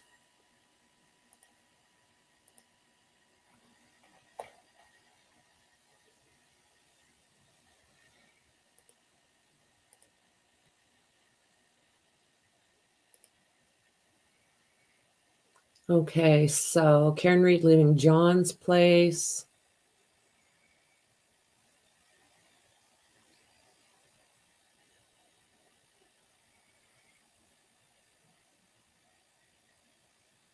In May.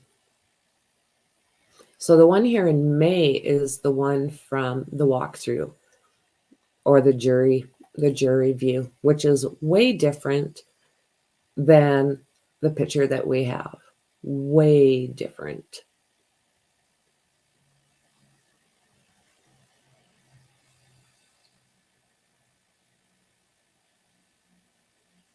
I'm not understanding, guys. I'm not understanding.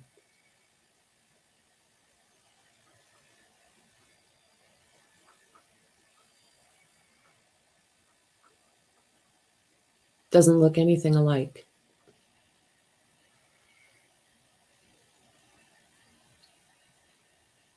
Unreal. What do you guys think?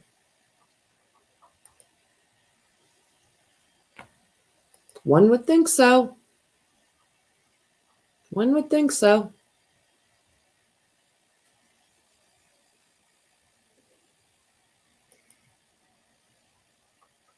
Oh, that's the thing. No one has said anything about that. Nothing yet.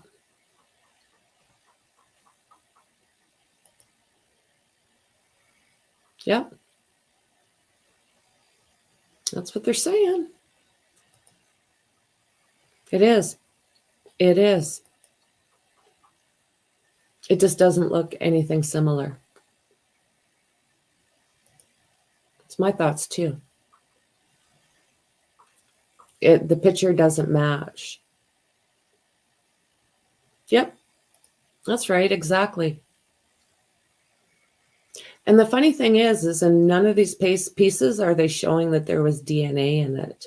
So if he was injured here, and we know that he ended up with a really bad head injury, would there not be any DNA on this? That's kind of my thoughts. There would be DNA all over the place. They're not finding any.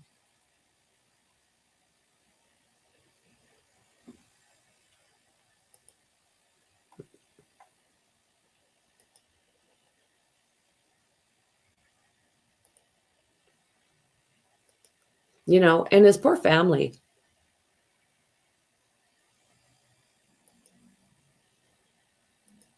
Yeah, I would have expected the same thing, because no one has even explained how he ended up with it on the back of him. How in God's green earth, if he was tossed over there and landed the way he did in a perfect straight line, arms beside him, which is a strange AF as well.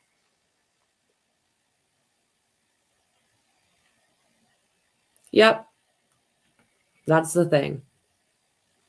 Officer John O'Keefe got thrown feet back, but the glass dropped straight down. Oh, and he's kneeling at the time? Explain that, Mr. Lally, explain.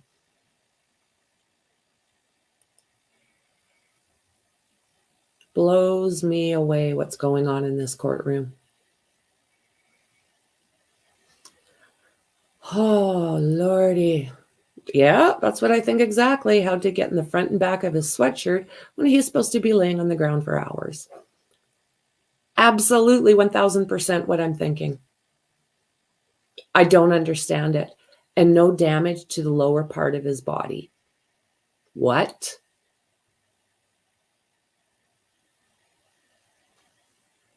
Looks more like he was injured and walking straight up, you know, gravity and shite. You don't get hit by a vehicle. As far as I've never seen it happen, and sadly I've seen a couple, but I've never seen anyone go flying and lay down in a perfect straight line. I've never seen that. Didn't they only find the thickest piece of the bottom of the glass outside with them? They have not said. They have not said. Now, there's supposed to be a voicemail or two on John O'Keefe's phone from Karen. We haven't heard that yet. And allegedly, she was upset with him. Maybe for going into the party when she wanted to go home. I don't know yet.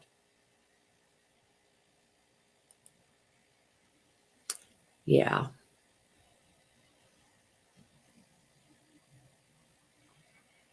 By the way, it's not a cocktail glass. Idiotic. Yeah. Yeah, blows me away what's going on in this courtroom.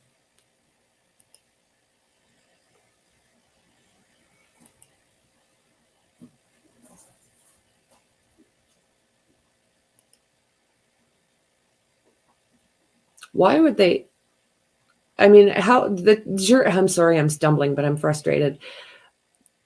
The picture on the right side that the jury got to see is such a inaccurate representation of what actually happened. I don't even know how that got in.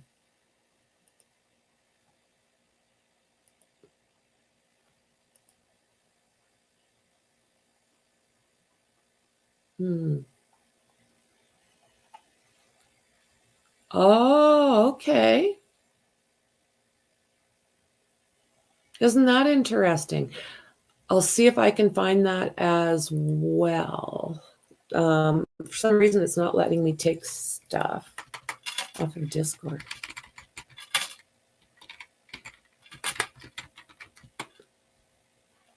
Got it.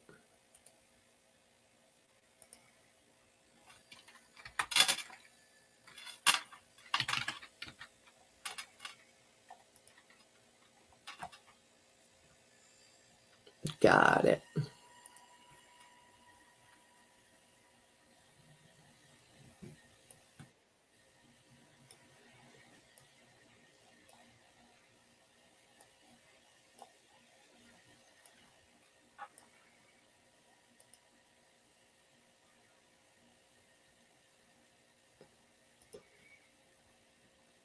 See if I can grab that.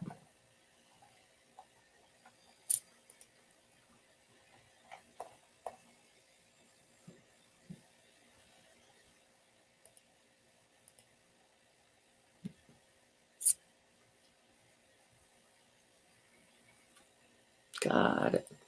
So this here is the remains of this drinking glass.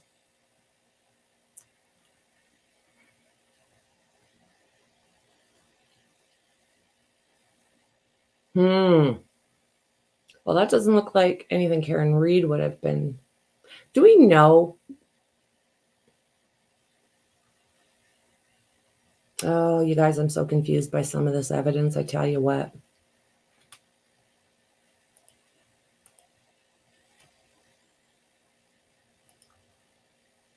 I am waiting for a call to find out exactly. They just messaged me and told me that at about 20 past 9, we're going to do our test call.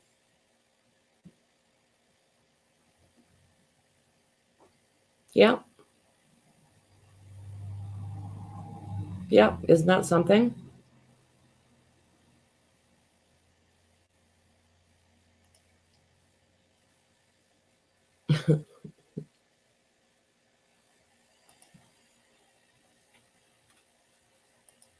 Yeah, as soon as I know more.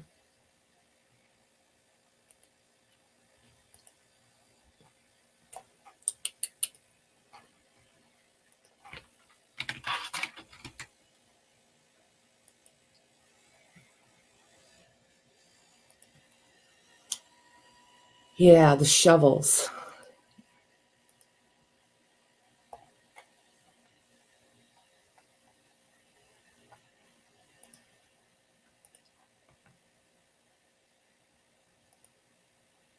So this is their this is how they collect evidence there.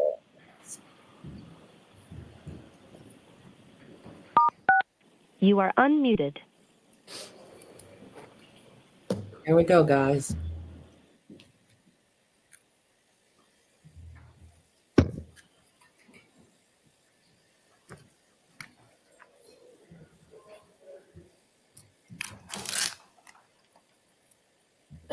Thank you. Maybe see the back. All right, Mr. Lally, your next witness, please. Yes, Your Honor, the Commonwealth call Ms. Christina Hanley to the stand. Okay.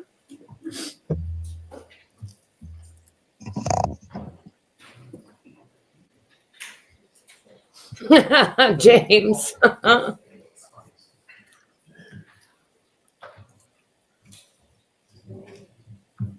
Step right up there. Very good question. If you saw this with the evidence of the court and jury, if you're going to hear the truth, the whole Yep. truth, and nothing but the truth, so help you God. Thank you. Take the stand. On the lowest setting. He was drinking beer all night, so why was he carrying the glass? Okay.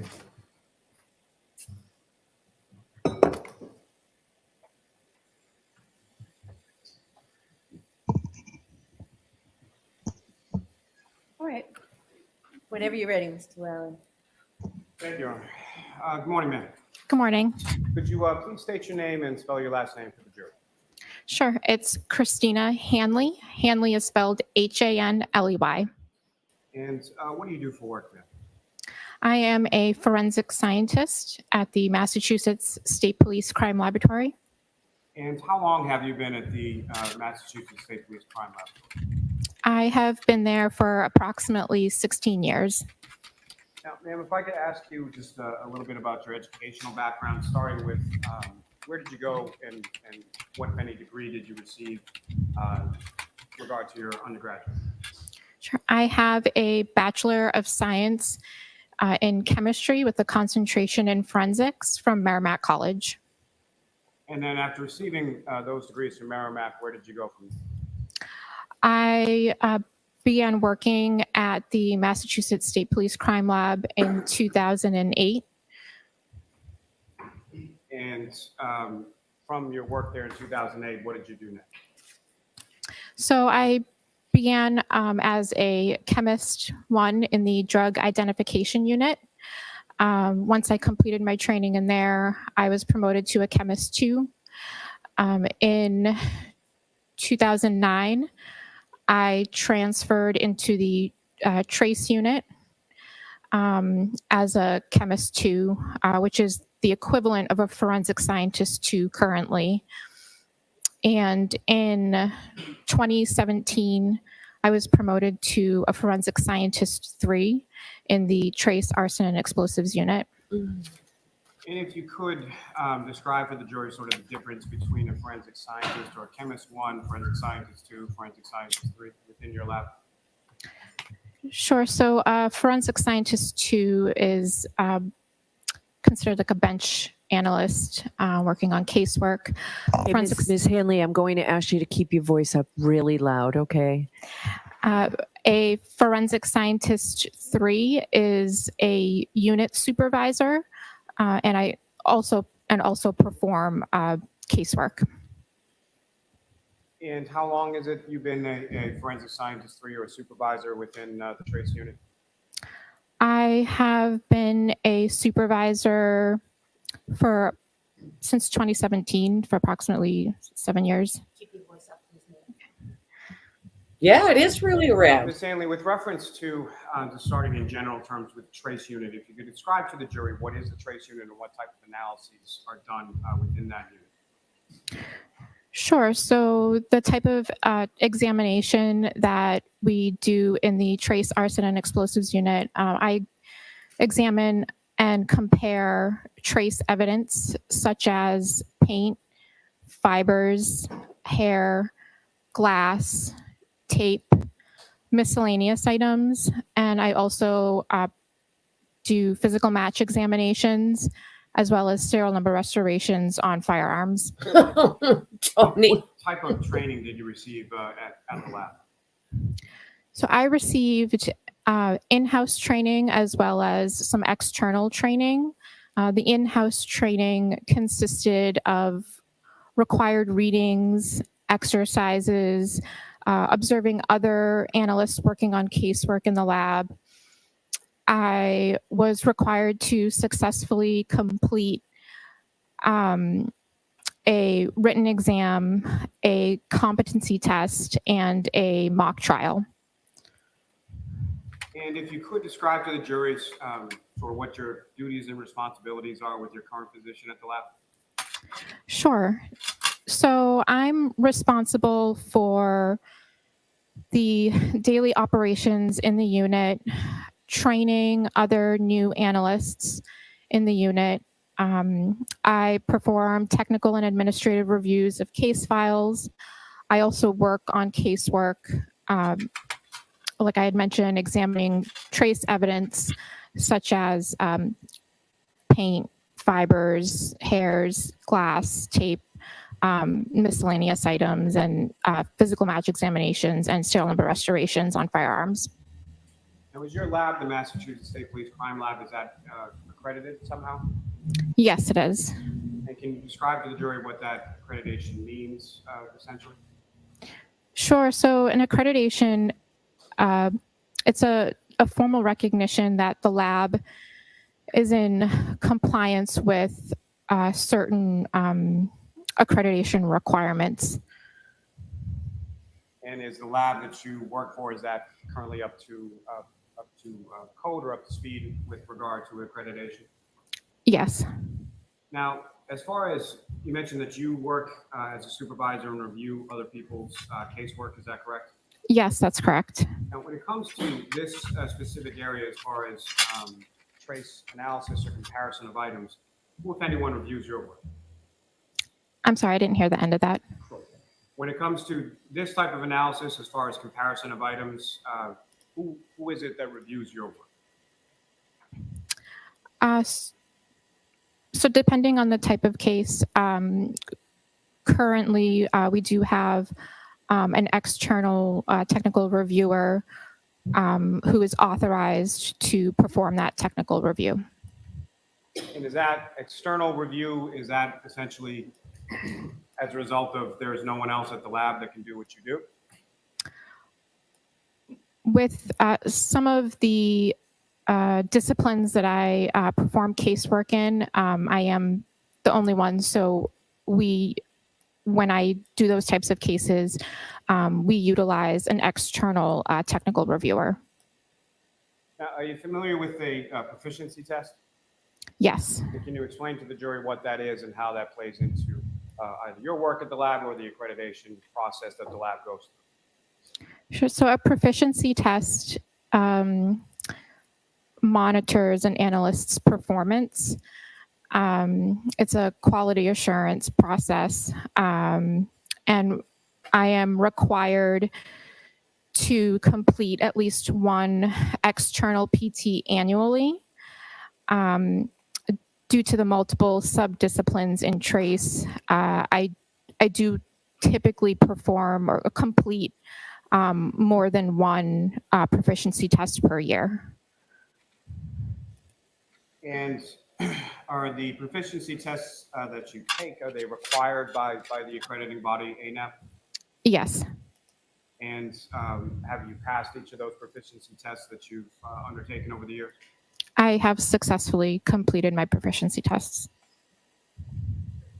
Now, turning your attention to this case, at some point, did you become involved in an analysis in reference to a lab case number 22-02184? Yes. And the name of the suspect on that is Karen Reed, is that correct? Correct. And if you could describe to the jury, again, just in a general sense, in any sort of case, when items come into your possession at the lab, how is that done, and sort of what do you do with those items when you first receive them? Sure. So evidence is submitted to the lab through the evidence unit. It's assigned a unique lab number and barcode. The information for the case is input into our LIMS system, which stands for Laboratory Information Management System. And a chain of custody of the items is tracked in that LIMS system. When I take an item into my custody, I then document it with photos and notes. And then I proceed with sampling and microscopic examination and instrumental analysis. Now, specifically when it comes to you mentioned you have a variety of sort of subdisciplines or different types of testing or casework that you do, is that correct? Yes. Specifically as it applies to an analysis or an examination of items of glass, what, if any, experience or what types of cases would it be that you've looked at those types of items in the past? So I have examined glass numerous times from a variety of different types of cases. For example, a hit and run or a B&E. And as far as the types of, are there different types of glass that you've performed examinations on in the past as well?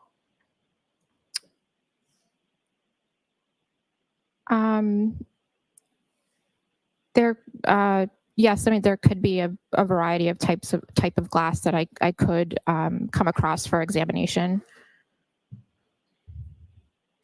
And with respect to examination of glass, what are some of the steps, or what is the process, or what, if any, instrumentality are you using to conduct your examination? Sure. So when I examine an item that is glass, I document it with photos and notes, making general observations of appearance, color. I examine a portion microscopically and observe certain optical properties. And then I will also check to see if it fluoresces under UV light. And I also will sample it for analytical analysis using a GRIM, which stands for Glass Refractive Index Measurement. If you could explain to the jury the GRIM device, how does that work? Sure. So it measures the refractive index your refractive index. Your sample is placed into an oil of a known refractive index, and that then gets placed onto a hot stage of the microscope of the GRIM instrument. And it goes through a process of cooling and heating, and it looks for the match point temperature. And from that match point temperature, we're able to determine the refractive index of the glass sample. Now, as far as that determination of the refractive index of a glass sample, how is that? Is that something that you're viewing, and how are you viewing it? What are you viewing? It's viewed through the software that the GRIM instrument uses. And how does that appear as far as visually when you're looking at it? So it essentially, you watch the cooling and heating process of this sample, like I had mentioned, and it determines the match point temperatures, and it takes an average, and it then calculates the refractive index for the sample. Now, is there another device that you utilize in the lab called an FTIR? Yes. And can you explain, first of all, what that term stands for? Sure. It stands for Fourier Transform Infrared Spectrometer. Sorry. And what is that device, and how is that used in your examination? So it's an analytical technique that's used for certain types of analysis. Basically, your sample is exposed to infrared light, and it reacts in a certain way. And what's produced is what we call a spectrum or a graph. And it's just a series of peaks and valleys that are representative of the sample. Now, turning your attention back to this case, 22-02184, starting with, were there some glass pieces that you examined in reference to that case? Yes. And what were the item numbers associated with the glass pieces that you examined in this case? Sure. So the item numbers it was item 3-2, 3-3, 7-12, and 7-14. And if you recall, as far as starting with item 3-2, was there any other sort of label associated with that beyond just item 3-2? 3-2 was a clear, apparent drinking glass. And item 3-3? Item 3-3, I believe, was the clear, apparent glass pieces recovered from the bumper of the vehicle. And then item 7-12? That was some clear, apparent glass that was recovered. It was recovered from the ground. In the ground at 34 Fairview Road, is that correct? Yes. And lastly, item 7-14? 7-14 was also a clear, apparent piece of glass that was recovered from the road. Now, with reference to item 3-2, the drinking glass, what, if any, observations did you make or did you note during the course of your examination of that?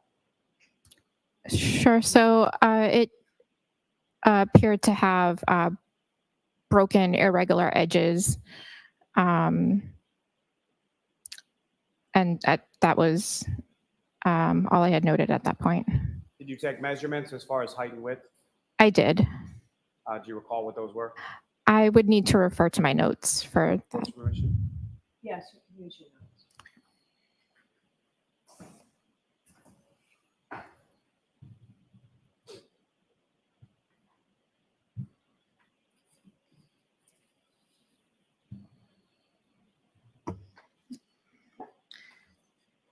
So the diameter of the bottom of the drinking glass was 2 3/4 inches. Approximately 2 3/4 inches, and it measured approximately 2.5 inches in height. In addition to the measurements that you took, what, if anything else, did you note as far as the interior and the exterior of that glass cup? That there was some dirt debris material noted on the exterior and interior of that item. Now, as far as item 3-3, the apparent glass on the rear bumper of the vehicle, what, if any, observations or measurements did you take in reference to that, or how many pieces were there? Sure. So it consisted of 5 clear pieces of apparent glass, with broken irregular edges. The largest piece measured approximately 7/8 of an inch by 5/16 of an inch, and the smallest piece measured approximately 3/16 of an inch by 1/8 of an inch. Now, within those 5 pieces in items 3-3, were they then given each of those pieces respectively an additional label or marker? Yes. And was that an alphabetical one, essentially A through E? Yes, I labeled them A through E. Now, with regard to piece E from item 3-3, what, if anything, in addition, did you do with regard to that piece? So what I labeled as piece E, I also used the Grimm instrument for analytical instrumentation. Now, with regard to item 7-12, or the 14 pieces of glass and clear plastic, what, if anything, did you observe in your initial observations or initial examination of those pieces individually?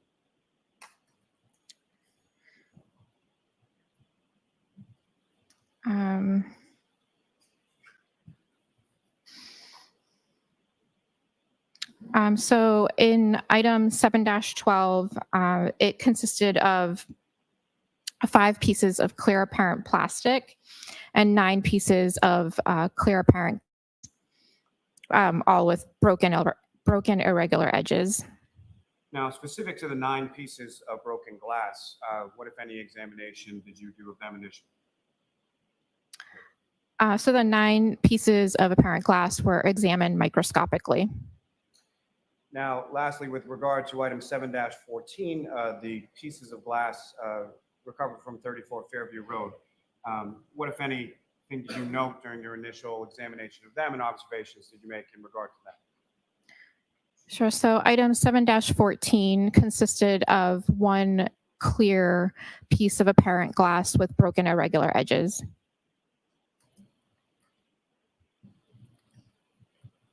Now, as far as the microscopic appearance, so when you're putting something under the microscope and you're looking at what kind of things are you looking for? What kind of characteristics are you looking for when you're examining something microscopically? So I look at several things. So initially, I look at the color, whether there are like flat, smooth surfaces to the glass, whether it's flat or curvature.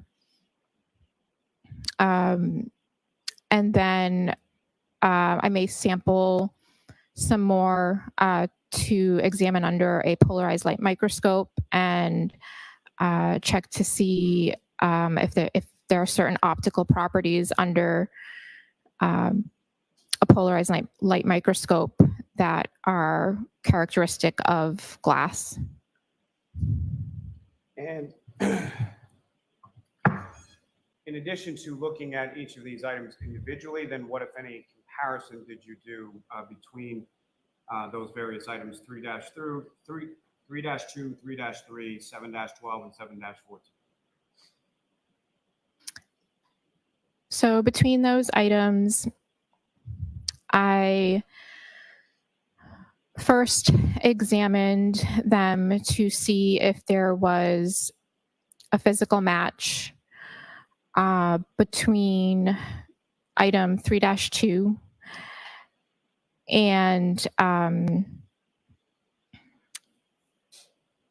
item 7-12 and 7-14. And then I also did a comparison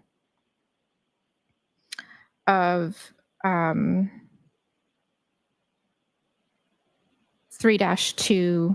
to item 3-3. And then I also compared item 3-3 to 7-14 for possible physical match. And in addition, I also sampled some pieces for use for examination on the GRIM instrument. Let me ask you, just as far as classification goes, are you familiar with the terms as far as a class characteristic versus an individual characteristic? Yes. Can you explain what those terms mean and how they relate to each other within your specific forensic field? Sure. So a class characteristic is when a material can be associated with a group of items that share characteristics. Like for example, fibers or tape. An individual characteristic is when a material can be associated with a single source, for example, a physical match. Now, with reference to your analysis between items 3-2 and 7-12, what, if any, conclusions were you able to draw from your examination or comparison of those items? Sure. So, right, there are several items that I'll just have to refer to my conclusion, if that's okay, on my report. Yes, you can go ahead and look at your notes.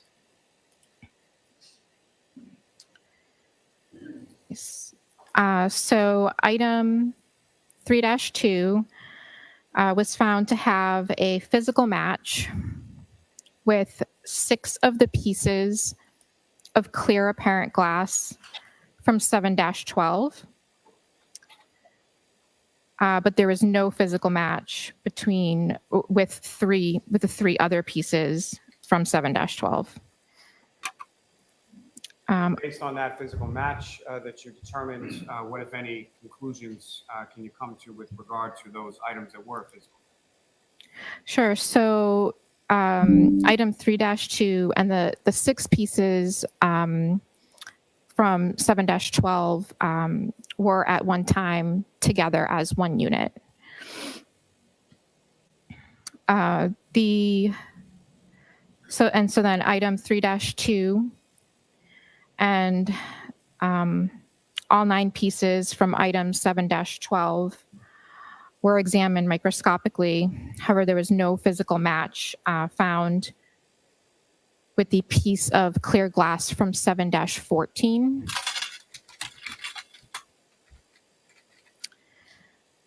Item 3-2 and all 9 pieces of clear apparent glass from 7-12 were examined microscopically, but no physical match was found with 2 of the pieces from the clear apparent glass from item 3-3.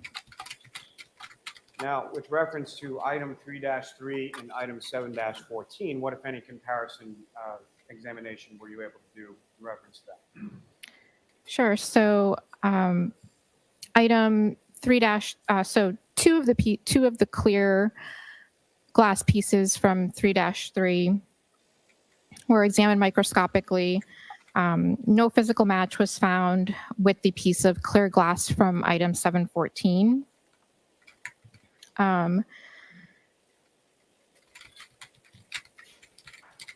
One of the pieces that I had labeled as piece E from item 3-3 was found to be consistent in physical and instrumental properties with examined portions of the piece of clear glass from item 714.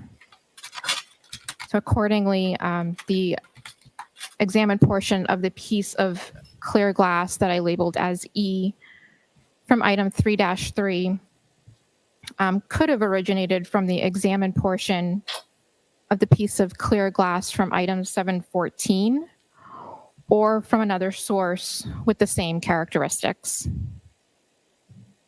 Now, Ms. Hanley, you used the term in there as far as instrumental properties. Can you explain to the jury what that term means and how it relates to your examination in this case?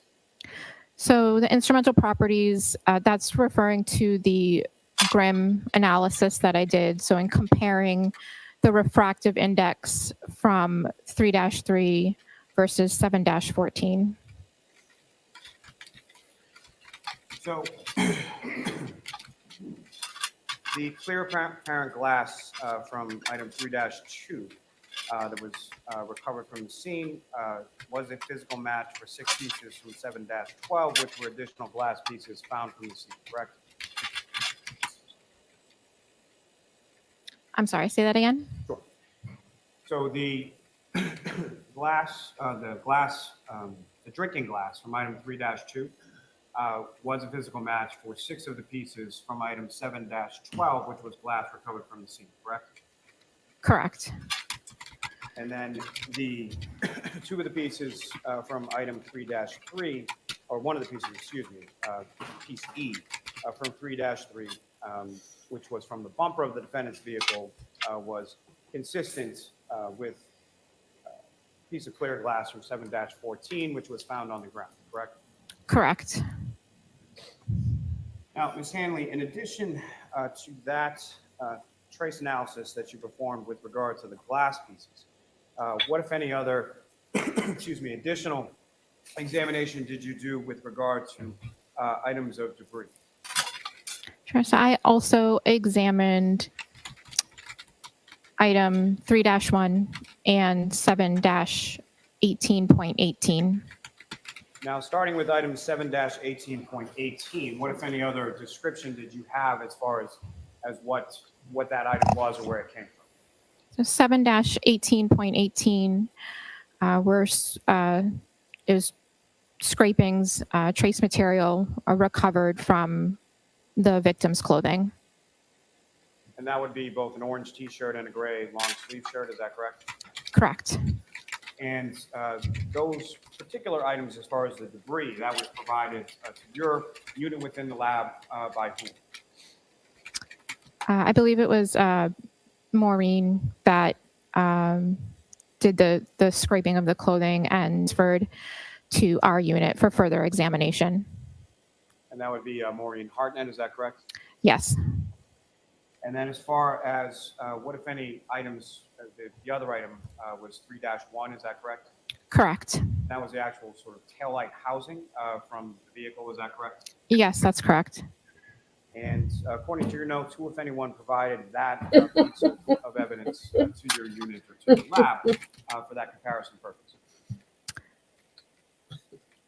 I would have to double check who. I believe it was Maureen, but I'm not. I would have to double check in my. Go ahead, you can go ahead. Okay.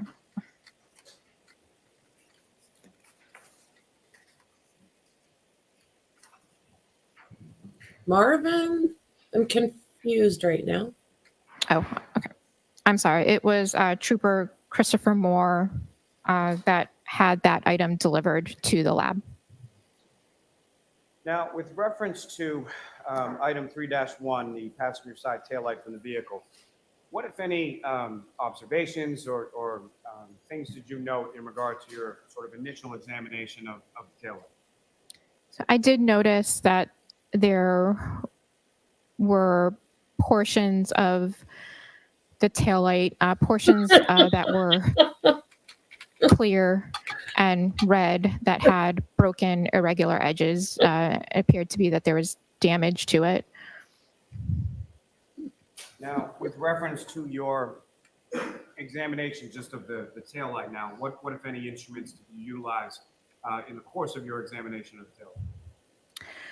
Sure. So during my examination, I used a stereo zoom microscope, a polarized light microscope, a comparison microscope, as well as a FTIR with a microscope attachment, and a microspectrophotometer, also known as a microspec. Now, the Graham and the FTIR, I believe you've already discussed in your testimony. As far as the microspec is concerned, can you explain to the jury sort of what that instrument is and how it's used and how you used it in this examination specifically? Sure. So a microspec is used to examine items that have color. So essentially, your sample is exposed to visible light, reacts in a certain way. Some of the light gets absorbed, some of it gets transmitted, and we get a spectrum, and it's representative of the dye or pigment in the sample. Now, with reference to item 7-18.18, that being the debris from the victim's clothing, what, if any, observations or measurements did you take in reference to that particular item? Sure. So I noted that there was some clear plastic material, as well as some red plastic material. And I would have to refer to my report for exact measurements of those items. You can go ahead and do that. Thank you, Ron. I heard through the grapevine. So the piece of clear plastic measured approximately 1/8 of an inch by 1/16 of an inch. Right? Oh my God, you guys. And the largest piece of one of the red plastic pieces measured approximately 1/16 of an inch by less than 1/16 of an inch. And the smallest piece from that measured approximately less than 1/16 of an inch by less than 1/16 of an inch. As far as measurements go, as far as your examination, as far as the lab is concerned, is 1/16 of an inch sort of the bottom row as far as measurements go? Yes. So if something is less than that, it's just sort of noted as less than 1/16 of an inch. Is that correct? Yes. And with regard to that debris, the clear and red plastic from the debris, what, if any, examination or what, if any, instruments did you use to conduct your examination just for those pieces? So I examined a portion of the clear plastic, as well as one of the pieces of the red plastic. I examined them microscopically, and I analyzed portions instrumentally using an FTIR and a microspec. And based on those examinations, starting with the clear plastic material that you observed, what, if any, conclusions did you come to with reference to comparison of the clear plastic material to the taillight housing? So the clear plastic from item 7-18.18 was found to be consistent in color and instrumental properties with the examined portion of the clear plastic from the taillight. So accordingly, the clear plastic from 7-18.18 could have originated from the clear plastic from item 3-1 taillight or from another source with the same characteristics. Now, similarly, with Good from your examination God. of the red pieces of plastic in the taillight versus the red pieces of plastic contained within the debris, what, if any, conclusion were you able to come from your examination of comparison of those items? Sure. So the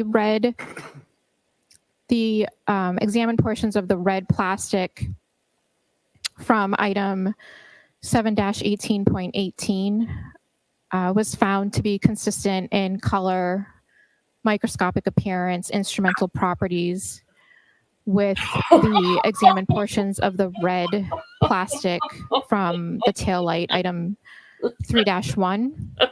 So accordingly, Oh my God. the red plastic from I just about choked on my coffee. 7-18.18 could have originated from the red plastic from item 3-1, the taillight, or from another source with the same characteristics. That could be it, Maxie. Thank you. Now, one more. Lordy, Lordy, Yes. this woman, girl, whatever.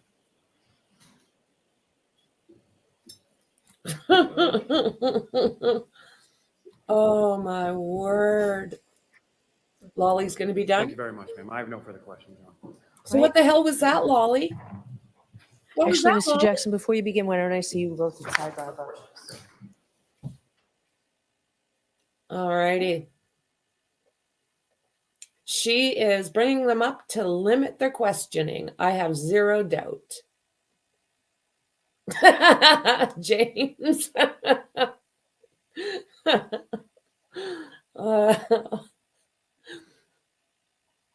Oh my word. Well,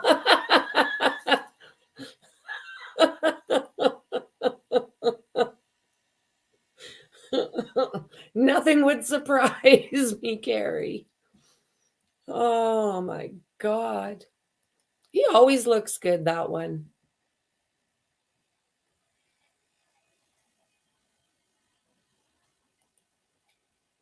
I've never heard of it. Hogwarts. All righty then.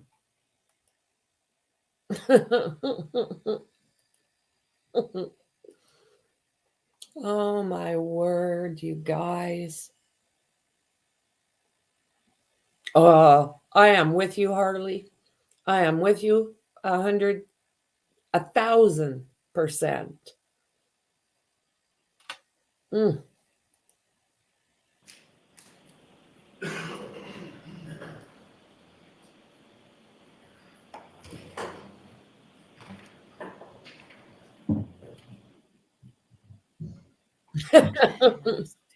Oh, okay, okay. Gotcha. Never seen it.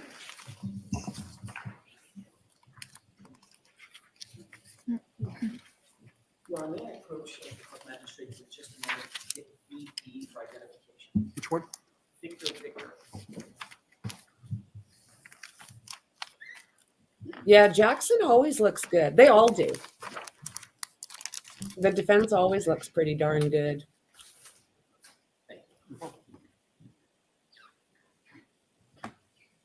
May I inquire? Yes. Thank you. Good morning, Ms. Well, almost afternoon, Ms. Hamlin. Good morning. I'd like to show you a document just to begin our conversation this morning, if I may. May I approach? Yes. This has been previously identified as VV, as in Victor. And I'd like to ask you, first of all, to take a look at that and tell me if you generally recognize what that document is.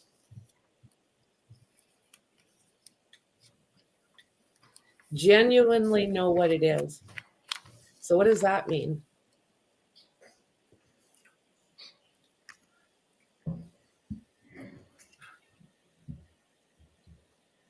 Yes, it appears to be a chain of custody of several items. Okay, and is that a chain of custody document reflective of the crime lab's case number in this case? Sort of a clumsy question. Do you understand what my question is? It is the chain of custody for 22-02184. And is that the case number that the Massachusetts State Crime Lab, Massachusetts State Police Crime Lab assigned to this case that you're testifying about today? Yes, that's correct. And you've seen reports like this before, correct? Yes. They're routinely used in the crime lab to track evidence and maintain chain of custody, at least at the crime lab. Is that right? That's correct. And the information contained in the report is entered at or near the time of the event that's memorialized. Yes. Okay. And it's relied on generally by the crime lab as a business record, correct?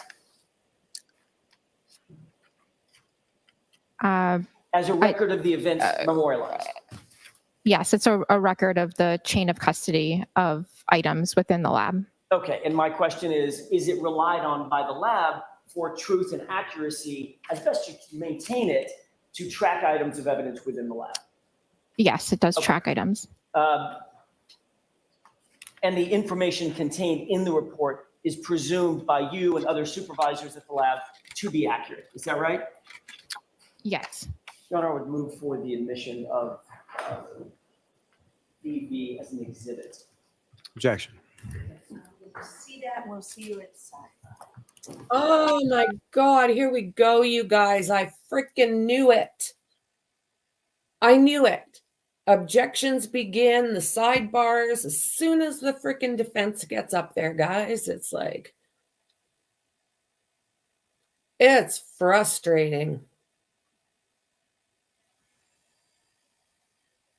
I couldn't imagine having to be part of this defense and dealing with Lally and this judge. You too, right, Lizzie?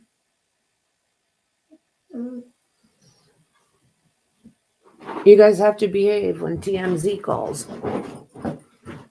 I don't want to repeat. There you go. Don't spit it out. Where's Jazzy? I hear ya. Oh my word, you guys. So what is she telling Jackson you can't talk about? You can't talk about this and you can't talk about that. And don't bring this up and don't bring that up. Don't upset the witness. Don't ask these questions. Are unmuted. And I'm sorry, Your Honor, my request at sidebar is reserved. Yes. Thank you. May I inquire? Yes. Ms. Hanley, I want to draw your attention specifically to the glass pieces that Mr. Lally asked you about. Would you agree that there's a lot of numbers that were discussed, correct? A lot of... I compared 3-2 to 7-12 and sub A, B, C, and D of 712 were compared with 3-2 and 3-3. A lot of numbers, right? Yes, there are a lot of numbers, items. Okay. I want to try, if I can, see how well it goes, to clear that up and categorize them. Sure. Perhaps, would you agree that we could put the items that you compared and examined in your analysis in 4 categories? 3-2, the cup or the glass. 3-3, the bumper glass.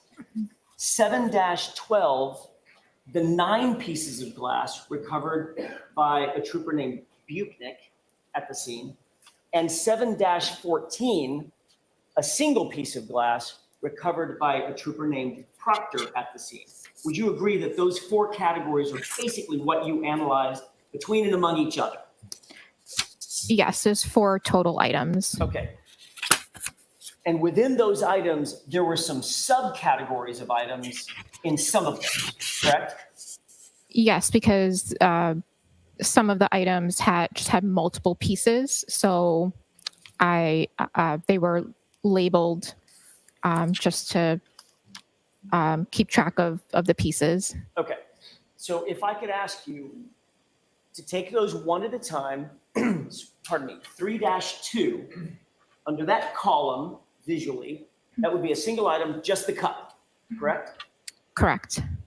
3-3, under that single item, the bumper, there would be 5 sub-items, A, B, C, and D, and E. Yes, that's correct. Public school education. Under 7-12, the third column, there's 9 pieces, correct? A, B, C, D, E, F as in Frank, I, K, and L are the 9 glass pieces, correct? Correct. They're close to being alphabetical, not quite toward the end, right? Correct. I would have to look at my report for the exact letters, but Sure, go ahead and look at your report. Interrupt much, Bev?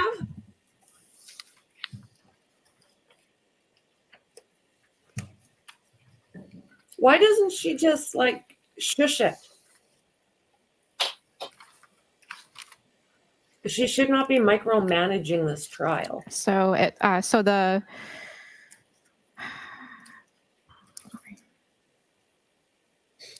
9 pieces of clear apparent glass were labeled as A, B, C, D, E, F, I, K, and L. Okay.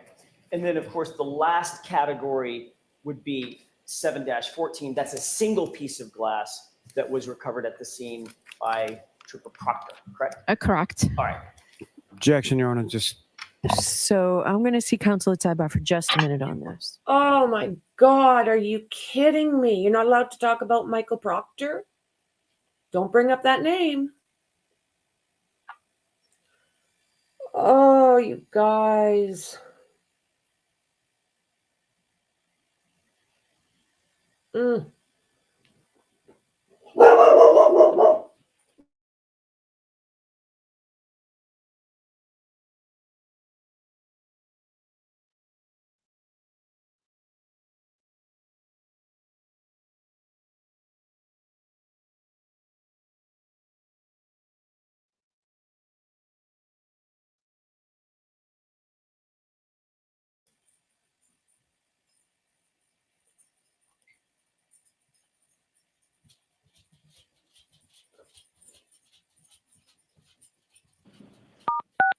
You are unmuted.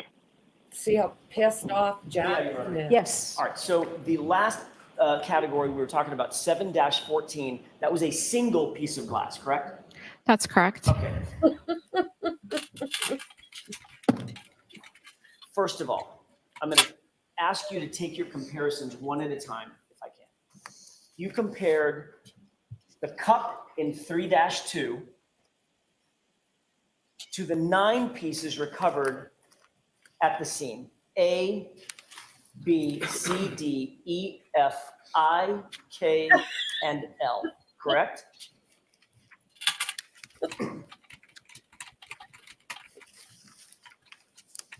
Oh my God. Is that 7-12 you're talking about? 7-12.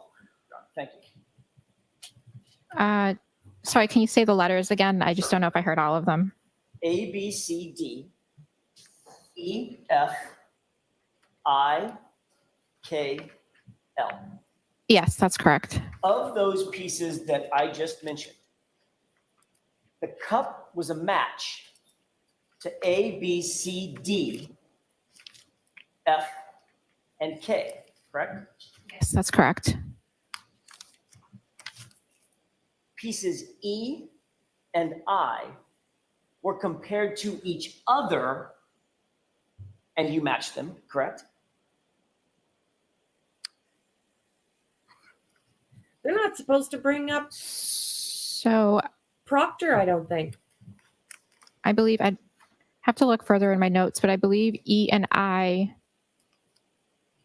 were found to fit together by Physical properties, meaning mechanical properties. yes, but I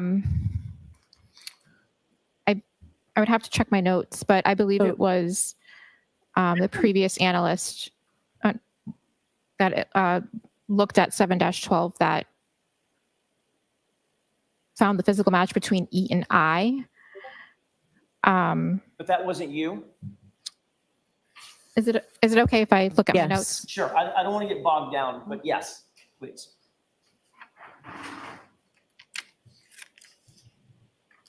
I don't know why Bev is like interrupting. She should have her mouth shut there and do like the rest of the good judges do and be The person that's sitting there, yeah, right, I know, I'm just gonna stop because, oh. Mm.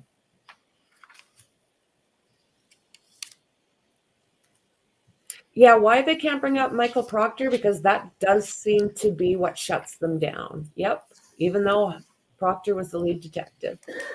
Every time the defense brings up his name, she shuts them down.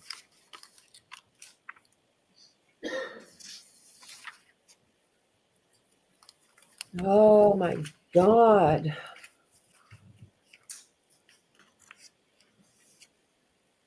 It's just ridiculous what we're seeing.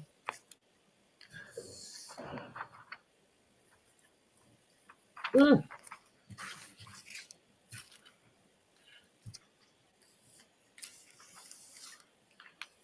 Yes. Exactly. Exactly. She interferes with what So justice is supposed to be. item 7-12 was previously examined by another analyst in the trace unit. Specifically, E and I received, when I opened this item for examination, E and I were taped together because they were found to have a physical match by the analyst who previously examined the item. Great. Importantly, E, I, and L, however, were not found to match the cup in 3-2, correct? That's correct. All right. You also compared the cup in 3-2 to the 5 items recovered on the bumper in 3-3, correct?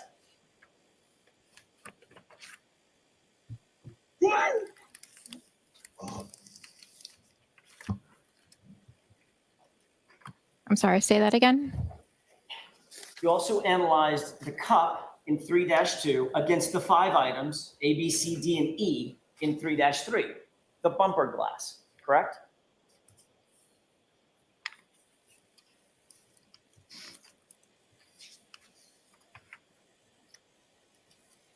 Very good question. I did examine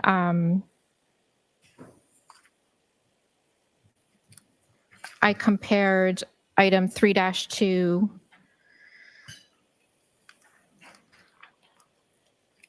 to 2 of the pieces marked as A and B from item 3-3, And those which were was deemed not to match the cup, correct? correct. What? And you did not analyze C and D, correct? I'm assuming that's because of size.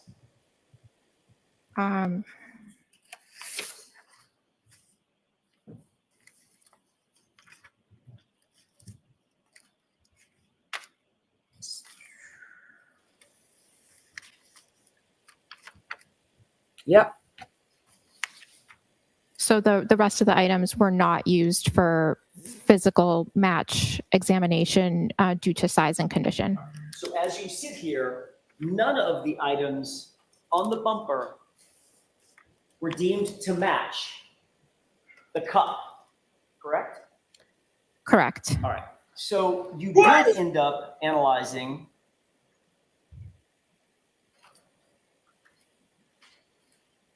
one of the items on the bumper, item E as an echo, and you analyze that against the single piece of glass found at the scene in 7-14, correct? Correct. And you used both, well, you used a variety, it sounds like, of analyses, including microscopy, UV light, the glass refractive index, GRIM process, correct? That's correct. You also use the FTIR, is that right? Infrared spectrometry. That's incorrect. Okay, you did not use FTIR in this analysis. I did not. Okay, but in the analysis that you did use, you found that there was a match between item E on the bumper and the single piece of glass in 714, correct? They were found to be consistent. They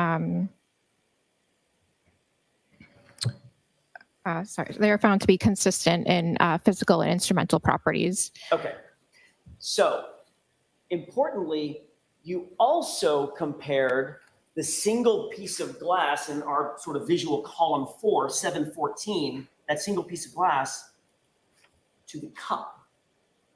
You found that it didn't match, correct? Correct.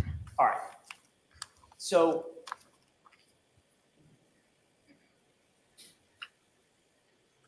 lastly, you tested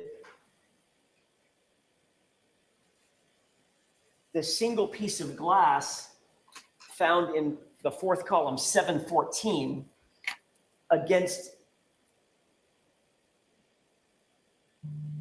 the 9 pieces of glass found in 712, A, B, C, D, E, F, I, K, and L, correct?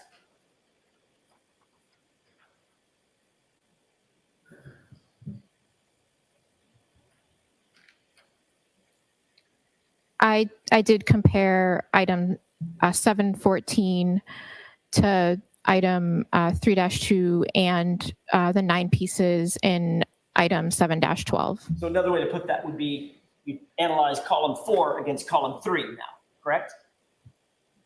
I examined them for a possible physical match. And they did not match, correct?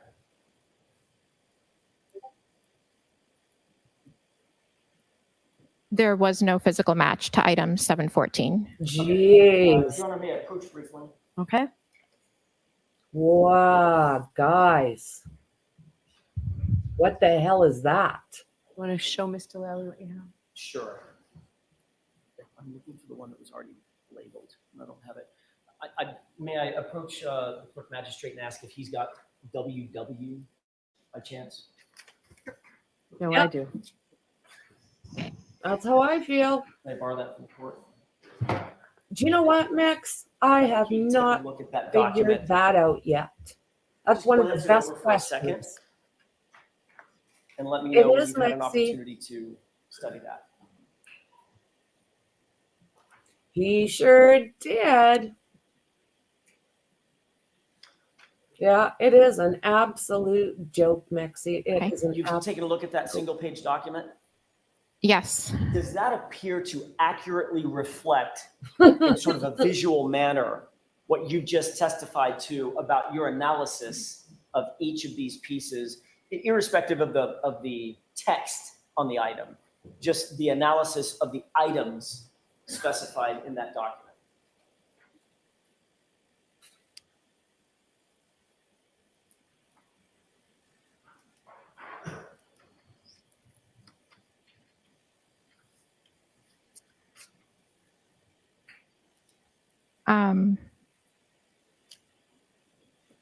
I'm not quite sure what. She's the I've never seen this before. I'm not quite sure what. Good Lord. I think you have to move along, Mr. Jackson, for all the reasons we talked about at sidebar. I understand.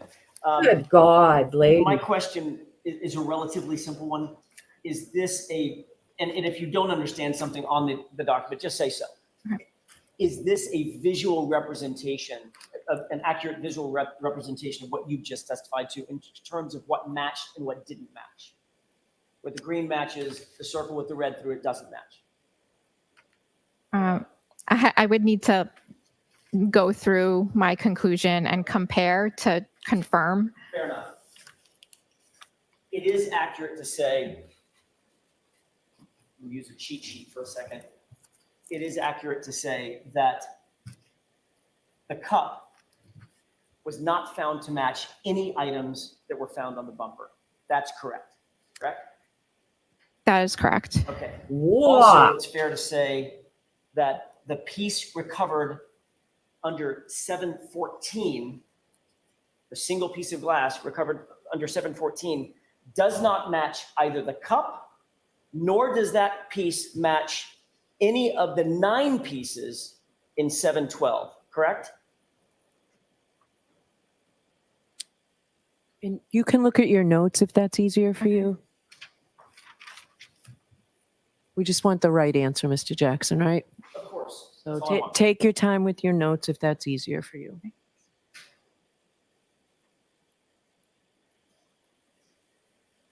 Jesus, Bev. As you guys, most of you know, I don't drink. So I'm sorry, can you just repeat the last question that you asked for? You The guys. single piece of glass under 714 neither matches the cup, nor does it match any of the 9 pieces found in 712. In other words, it stands alone.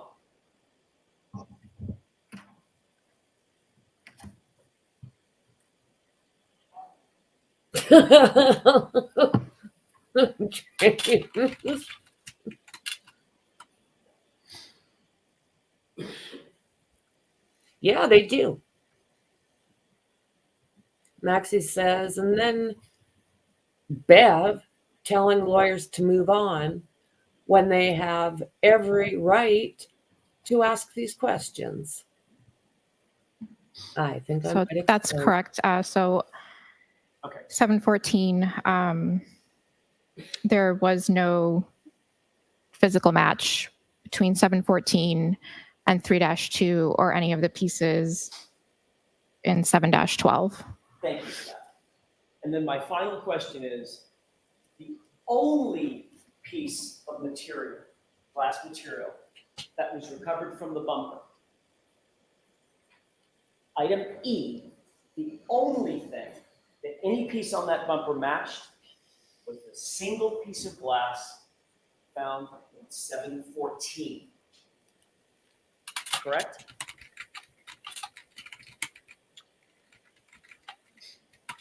So piece E from item 3-3 was the piece that I examined microscopically and instrumentally.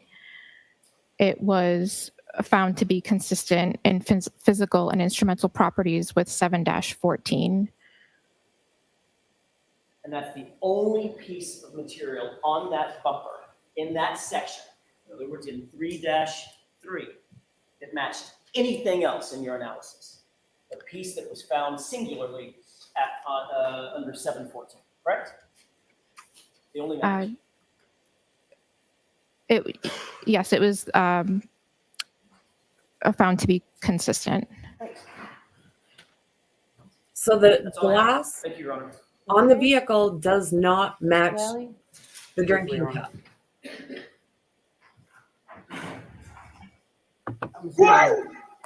There you go. Within item 7-12, there were 9 pieces of glass and 5 pieces of plastic, correct? Correct. And as far as the comparison analysis that you're conducting is concerned, why is it, as far as the pieces of plastic are concerned, why is that not part of the comparative analysis? I did not examine the plastic pieces for physical match because there were no other plastic pieces for comparison for physical match. So I examined the glass pieces for possible physical match. What are some of the differences between, from an elemental standpoint, as far as plastic versus glass?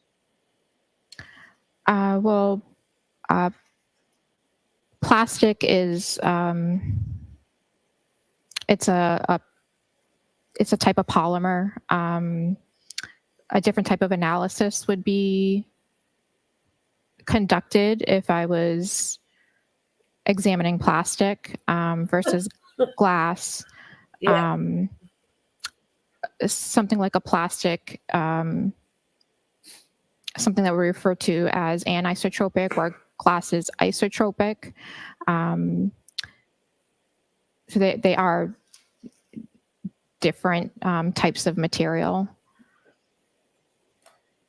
Now, as far as characteristically speaking, from plastic and or glass, what are some of the commonalities of those items as they're found in general? Objection. Beyond the scope? Yes. Sustained. Now, again, from the drinking glass that was recovered on scene, that was a match for 6 of the pieces of glass that were found on the roadway or on the ground at 34 Fairview Road, correct? I believe it was 6. I just would have to confirm in my Go report. ahead and you can go ahead and look at your notes. Who cares? The glass doesn't match Karen's car. So what? Yes, it was 6 pieces from 7-12. And then it was piece E from item 3-3 from the bumper of the defendant's vehicle that was found to be consistent with clear glass that was found on the ground at 34 Fairview Road, correct? No. Yes, that's correct. Nothing further. What? Nothing further, Your Honor. All right, thank you very much, Ms. Hanley. You are all set.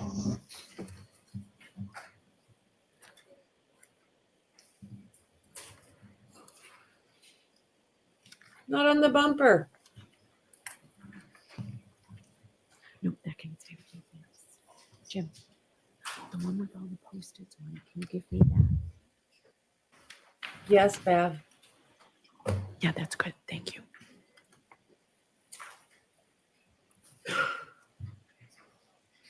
Your next witness, Mr. Lally? Your Honor, may we approach? Okay.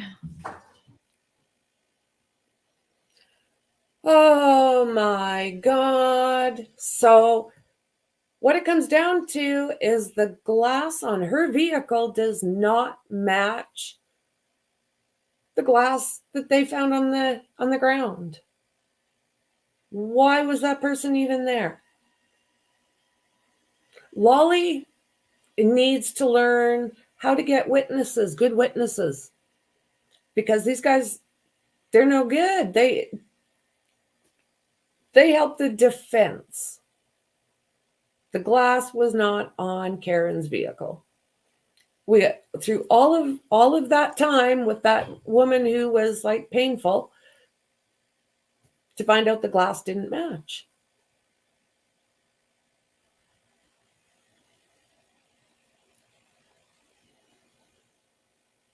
Right? Oh, what a mess.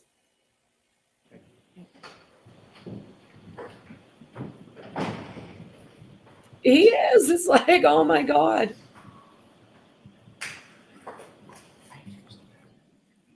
Call Michael Proctor. Yes, Your Honor. The Commonwealth calls Sergeant Yuri Buchanan to the stand. Okay. And I do You are have that unmuted. envelope, Mr. Lally. I have Thank that. So they're going to bring in the other cop that brought the evidence. Are they going to bring in Michael Proctor if they bring this guy in?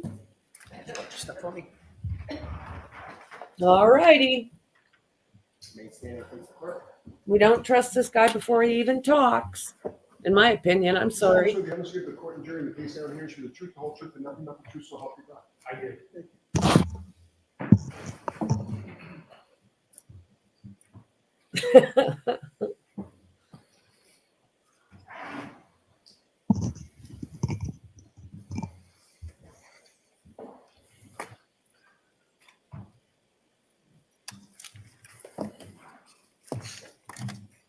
Whenever you're ready, Mr. Lally. Thank you. Okay, Mom. Good afternoon, sir. Good afternoon. Could you please state your name and spell your last name for the jury?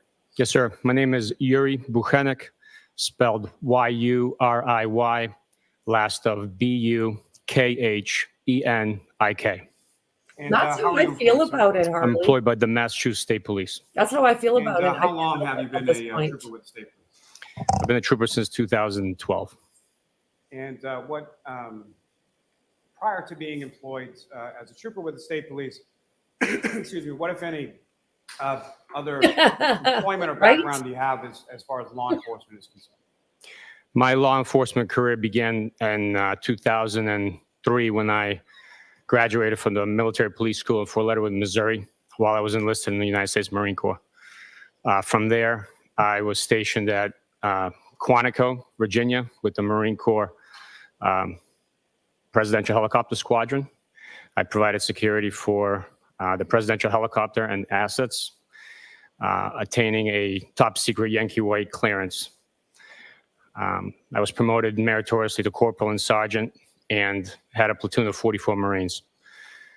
From there, I was stationed in Camp Pendleton, California, where I was a patrol supervisor on base as a military police officer. Once my enlistment ended, I decided to come home and pursue a law enforcement career here in Massachusetts in the communities that I grew up in. I first worked for the VA Hospital Police, where I attained a secret clearance, which was a requirement of the employment. After that, I worked at the Attleboro Police Department in uniform patrol, as well as the SWAT team with Attleboro, Massachusetts Police Department. In 2011, I applied for the Massachusetts State Police, graduated, and worked at the Sturbridge Barracks, Millbury Barracks, and Foxborough Barracks. In 2015, I was selected to come to the Norfolk District Attorney's Office with the detective unit and worked homicide cases as a trooper. 2021, December, I was promoted and took on a supervisory role within the unit. Now, with respect to your work within the unit of the detective unit at the Norfolk District Attorney's Office, what, if any, specialized training did you receive in regard to your work there? I've attended numerous homicide conferences, training in various aspects of digital device analysis and investigations in major crimes, homicides, drug investigations, and so forth. Now, were you working in that capacity with the State Police Detective Unit on January 29th, 2022? I was. And were you on call that day? I was on call as a supervisor. Now, can you explain to the jury as far as the on-call system within the detective units? Well, let me ask you this first. What, if any, duties or responsibilities do you have as a sergeant or as a supervisor with reference to on-call duty and sort of how that works? As a supervisor, on-call responsibilities include answering the detective that's on call, any questions that might arise. Obviously, we don't all have the same experience, so we put our heads together, and if it's a situation or case, a scene that they have not been exposed to before, they call the supervisor for guidance, suggestion, or bounce questions off of them in order to help them navigate that case. And who was the on-call detective on this particular date of January 29th? January 29th, the morning hours up until 7 a.m., it was Trooper Michael Proctor. And do you know Trooper Proctor? Jesus. I do. And how long have you? Lally can bring him up. Since he came into the office in 2019, I believe it was September, October 2019. Why can Lally bring him And up? have you supervised Trooper Proctor sort of throughout his work within the office? I have supervised him throughout my supervisory position. So his entire time in the office, while I was a supervisor, I've supervised him directly, yes. And as far as that on-call system or that on-call rotation is concerned, how is that determined or how does that sort of come into existence? The on-call system is formulated, it's compiled the month prior. So for example, if it was December, beginning of December, the troopers in the office would submit their days requesting not to be on call due to trials, training, personal reasons, or vacations they had planned. Those days are submitted in the beginning of the month, and then if it's in the beginning of December, for example, the on-call schedule for January is then compiled a month in advance, really. So these are generated well in advance of whatever specific date a trooper is on call, correct? That's correct. And as far as the detective unit within the Norfolk County District Attorney's Office, who, if anyone, is your supervisor? Currently, my supervisor is Lieutenant Fanning, and the unit commander is Detective Lieutenant Brian Tully. And that sort of pecking order, if you will, was that the way that it was set up in January of 2022 as well? Yes, it was. Now, on this morning of January 29th, 2022, at some point, do you get a call in the morning, and from whom do you initially get a call? I received a call approximately 6:44 in the morning or so from the H Troop headquarters, which is the field headquarters for the Metro Boston area, which also covers our county. And they advised me that there was a body in the snowbank in Canton. I asked for further details and advised them that I was not on call, but I would call the on-call trooper and let them know that there was a call-out requesting their assistance. So that's what I did. I called Trooper Proctor and advised them to contact Canton Police. And following that initial contact that you had from the H Troop and then your call to Trooper Proctor, what happened then? Trooper Proctor began making phone calls, gathering information. Sustained. Next question. What was the next thing that happened as far as your involvement was concerned? I was advised of the circumstances under which the body was located and what was transpiring. And I told Trooper Proctor that I would start shoveling out during the blizzard and then proceed to meet him in Canton to begin our investigation. Did it take to shovel that driveway? Where was it that you and Trooper Proctor? Everybody first did met it, up they on that say, morning? the saying. What? We met at the Canton Police Department. And do you recall approximately what time it was that you arrived at the Canton Police Department? It was approximately 9:15. Due to the amount of snow that was on the ground, the time that it took me to shovel out the main roads, actually no roads were plowed at the time during my track. So I decided to drive my personal truck to Canton Police Department because it was a four-wheel drive and meet Trooper Proctor there. Now, as far as your personal truck versus you have a work vehicle as well, That's correct. and you mentioned that the truck is four-wheel drive. What is the difference between your personal truck and its capabilities in weather versus the work vehicle? Well, at the time, there was approximately 10, 15 inches of snow that had accumulated already. My work vehicle is a sedan, low to the ground, low clearance, front-wheel drive. It would not be able to navigate the road conditions at the time.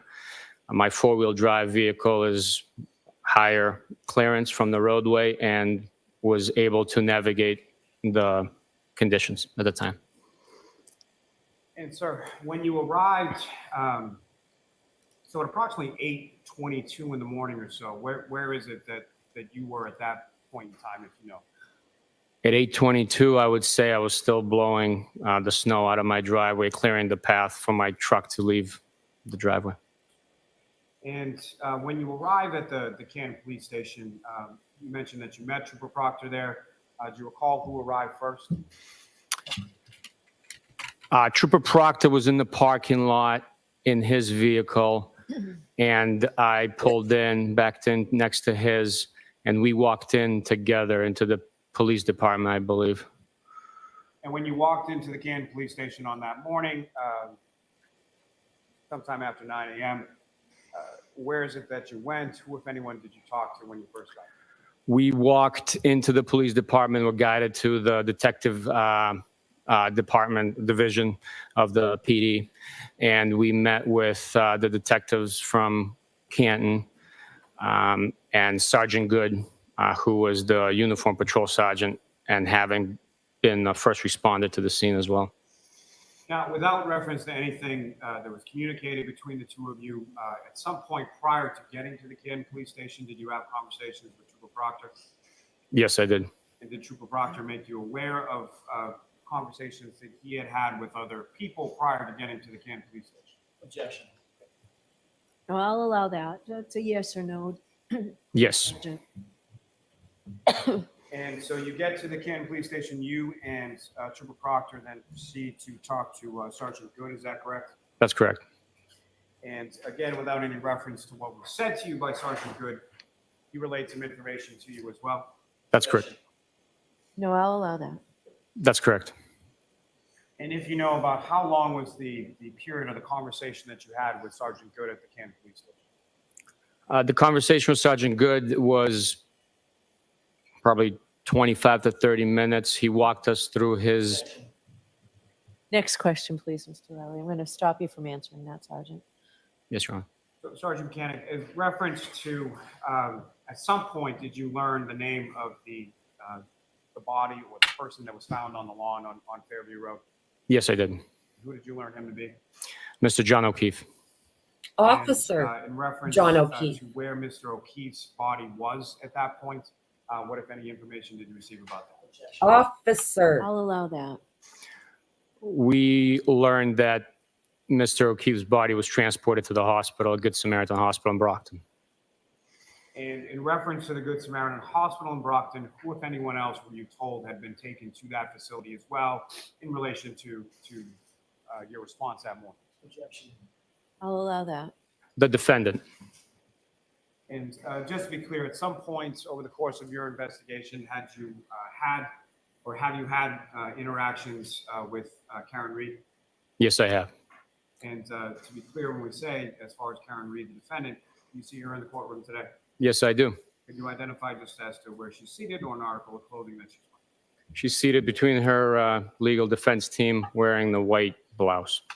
Your Honor, does that the record reflect identification? Yes.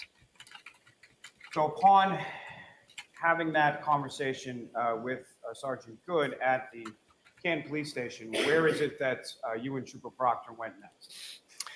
From the Canton Police Department, we proceeded to the McCabe residence.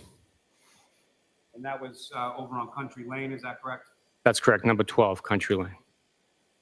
And when you arrived there, as far as transportation to that, is it you and Trooper Proctor in the same vehicle? Yes, I made the decision to drive us. That way we only take one vehicle. In addition to Trooper Proctor being able to make phone calls and facilitate other logistics as necessary, allowed him that freedom to do so while I operated the vehicle in the dangerous snow conditions. And the snow conditions that you were talking about as far as clearing out your driveway, the drive to the Canton Police Station, did those conditions persist throughout the day of the 29th? Yes, they did. What time did it So you start? make your way over to the McCabe residence, again, without anything that was said. Who, if anyone, did you speak with at the McCabe residence that morning? We first spoke with Miss Jennifer McCabe. We then spoke with Mr. Matt McCabe. And then we spoke with Mr. Brian Albert. And with reference to each of those conversations, were they done collectively or separately, or how were those interviews conducted? Each interview was conducted separately. We first interviewed Miss Jennifer McCabe with request of Mr. McCabe to give us privacy. He proceeded upstairs.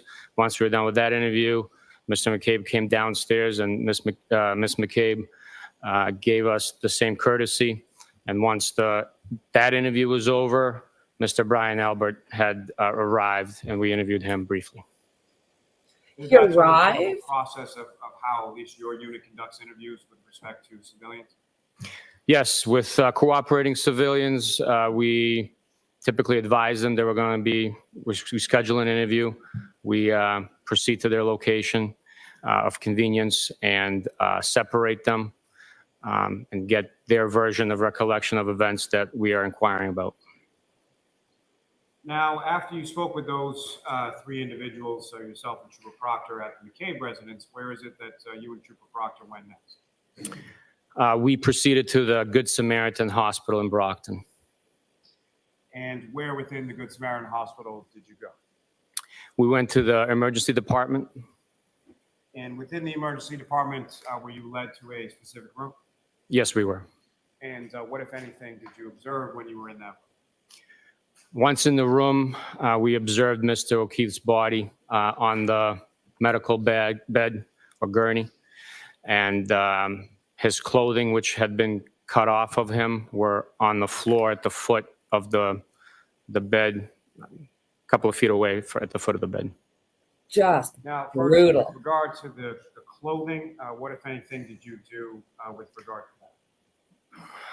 After viewing Mr. O'Keefe's body, we proceeded to identify the clothing items and bag them into evidence bags, notating which item and a brief description about each item of clothing. So let me ask you just a little bit about that as far as that process is concerned. So when an item of evidence is collected by you or by your units during the course of an investigation, is there sort of a policy or a protocol, or how are things, what do you do with things when you collect them and take them into custody and evidence? If we deem an item to be of evidentiary value, we identify the item, we take a brief description of it, and we label the evidence bag with that description. We notate who's taking the item into custody, typically who located the item, the time that it's located, and the location from which it was seized or taken or collected. And with regard to items of clothing, is that something that would be placed in just one big bag of clothes, or like how would those be packaged in evidence bag? Mr. O'Keefe's clothing, which was already in one big pile on the floor, we packaged all. Okay, jurors, feel free to stand up and stretch. Oh my God. You know what? Whoa.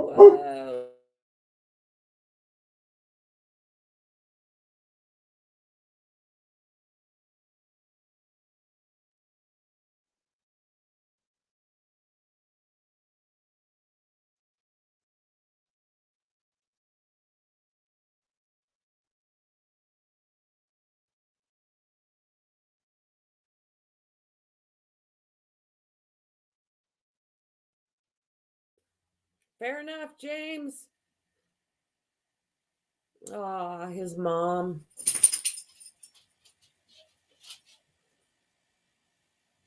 Like that's sad. Yeah.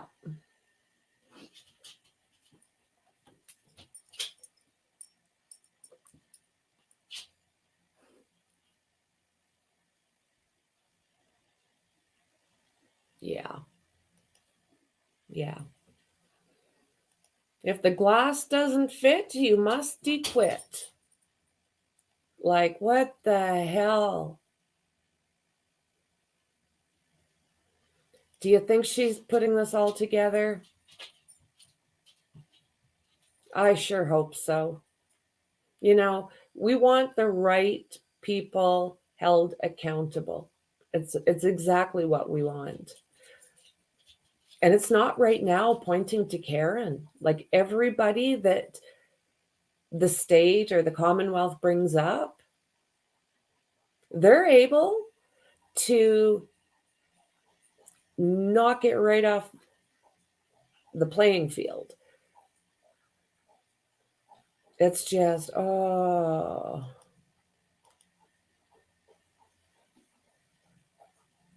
Yeah, that's what I think. I think it is so disrespectful for his fellow workers to not call him.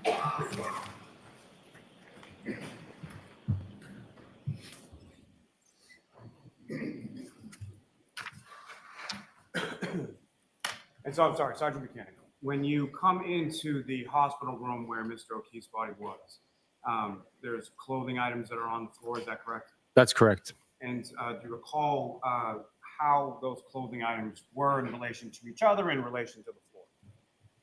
They were positioned on the floor in a pile stacked on top of each other, and they were in the condition of being soaking wet. And with respect to those clothing items, do you recall what those clothing items were individually? Yes, sir. And what were They were a plaid pair of boxer underwear. It was a orange colored design print t-shirt.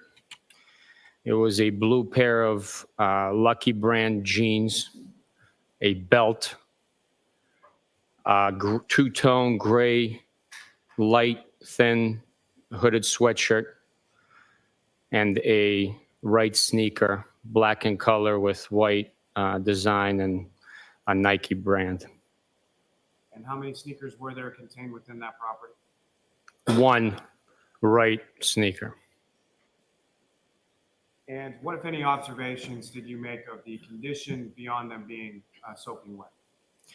I also recognized, due to the aroma and visual observations, traces of vomit on the clothing.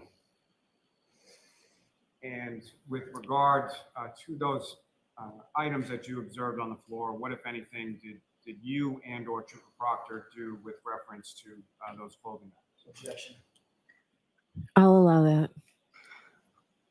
Once we went through the clothing, we collected each item and put it into a large evidence bag. We double bagged it due to the wetness of the clothing, so it would not seep through. We also identified the fact that there was only one sneaker. So I requested that Trooper Proctor contact the paramedics that transported Mr. O'Keefe from 34 Fairview to the hospital and have them once again check their ambulance to see if there was another sneaker inadvertently left behind in the ambulance vehicle. Now, prior to sort of physically touching this or any other piece of evidence, what, if any, other sort of precautions do you take prior to handling, tactile handling any piece of evidence? Anytime we handle evidence, which obviously we take great caution not to destroy, alter, or discard any evidence, we also put on gloves in order to help preserve that item. That were all mixed together. And in reference to these items or items of anything of evidentiary value that you seize as evidence, once you take it and secure it into an evidence bag, what happens to it from there? Once it's secure in the evidence bag, it is sealed and logged into our evidence storage facility at the office. And then as necessary, it is signed out, shipped off for processing, review, or court proceedings. And as far as that sealing is concerned, how are bags or boxes of items of evidentiary value, how are they sealed? Once the bag is... I'll allow it. I'll allow it. Thank you, Your Honor. Once the bag is sealed, it's utilized. We utilize tape, typically red or yellow tape. Once it's secured, we initial and date the tape on the edge. That procedure helps identify the time and date it was sealed and by who with the initials. And then once that bag or box is sealed, if that bag or box is subsequently opened at a later time, what, if any, notation or what, if any, recordation of that is made? Anytime a piece of evidence is signed out for review, it's logged in the tracking system. In addition, anytime a piece of evidence is open, with a container being a bag or a box is open and the tape is cut, it is then resealed, reinitialed, and dated by the trooper or an individual who's signing that evidence out and then returning it. As far as the evidence bag or box is concerned, when it's been opened, is that something that is noticeable based on the sealing and resealing of that particular receptacle? Yes, sir. It is definitely noticeable, and it's noted in the systems. Now, with regard to, you mentioned or made some mention earlier in the testimony in regard to evidence storage facilities at your office. Yes. Can you describe what those are and who, if anyone, has access to those evidence storage areas? Within our office, we have 2 troopers that are designated as evidence officers. Those individuals have access to the secure rooms designated strictly for evidence storage. Those rooms are inventoried and kept under not just lock and key, but also digital access control and alarm systems. They are the only ones that have access to those facilities, in addition to our unit commander. But I'll tell you that our unit commander does not access that room without the evidence officers. I myself, even as a supervisor, do not have access to that room. You don't have access to that evidence room, is that correct? That's correct. Is Trooper Proctor, is he one of those evidence officers? Did he have access to that room? He does not. Nobody As could far as put at the the evidence time in in January of is the thing. 2022, who were the troopers within your office who did have access to that? In January 2022, that would be Trooper Jeff Kakowski and Trooper David DeChico. And that would be in addition to Lieutenant Tully, is that correct? Detective Lieutenant Tully, I believe, has access to it, but I cannot speak to that. I just believe that he does, as a unit commander, to facilitate any next assignment. Now, with reference to any items that you were physically present for that were taken into custody or taken into evidence, including that clothing from the hospital on January 29th and any other items throughout the course of this investigation, when they were taped and sealed, what were each of those, what happened with each of those items once they were taken back to your office? Objection. I'll allow it.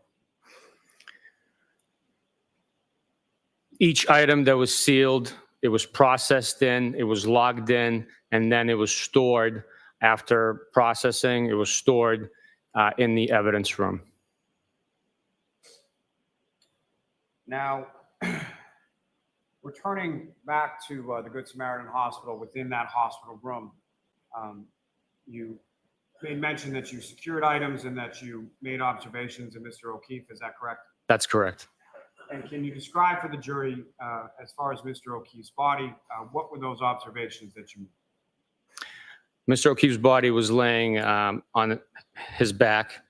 The observations I made were of bruising to the eyelids of his face. Based on my experience and having cases with head trauma, I can tell you that during subdural hematoma, Yeah, I'll sustain the objection. You can build a foundation if you can, Mr. Lally.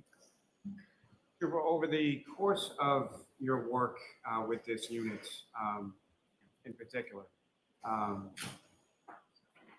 if you know about how many homicide or let me step into it this way. As far as your work within this unit, as far as it's concerned, what, if any, jurisdiction does the State Police Detective Unit of the District Attorney's Office have with reference to not only homicide, but death investigations within Norfolk County? by statute, Chapter 38, Section 4, each county, the District Attorney's Office is provided jurisdiction over all death investigations. As a result, the law enforcement entities that are assigned to that Norfolk or that district attorney perform the investigations. In Norfolk County, those individuals are members of the Massachusetts State Police assigned to the State Police Detective Unit within our office. And so as far as death investigations, what exactly or what type of investigations would that encompass? Death investigations that we have jurisdiction over are all unattended deaths. Unattended death means that a physician, a doctor, is not overseeing the individual that passes. Those deaths would be suicides, homicides, overdose type deaths, natural deaths, accidental deaths, and so forth. Any type of death that is not overseen by a doctor at a medical facility or in a hospice type situation. So as a result of your assignment to this unit and that sort of exclusivity of jurisdiction over unattended deaths within Norfolk County, if you know approximately how many death investigations have you been a part of over the course of your work with the state police detective? Excuse me. Over the last 9 years, I would venture to say it's over 500 death investigations that I was a part of. And Sergeant, over the course of your involvement within those investigations, if you know, how many of those investigations involved some indication or some type of head trauma? Scores of investigations that involved some sort of head trauma. And through the course of your investigations, in those cases that have involved scores of head trauma, have you been privy to information as far as medical findings, autopsy reports, things of that nature in relation to those prior investigations? Yes, sir, I have been. Now, with regard to your observations of Mr. O'Keefe, with regard to his eyelids, what if any observations did you make, and what if any, well, let me start just with physical observations. What if any physical observations did you make of Mr. O'Keefe's face and body in general? His face, I observed the swelling and the discoloration being produced through the blood pooling in the eyelids. Yep, so just your observation, so the swelling and discoloration. Move to strike. I'll strike the remainder of what you've said. I also observed a cut to his nostril and an eyelid, which was very small in size, which would have been produced by a... Objection. Yeah, so we'll leave it at that. Next question, Mr. Lally. Based on your training and experience, what if any conclusions or what if any opinions that you have in regard to the swelling around the eyes? Objection. Yeah, I'll see you at sidebar here. Oh my God. Lally, smarten up. Smarten up, Lally. You know better. Karen's got a smile on her face. Good to see.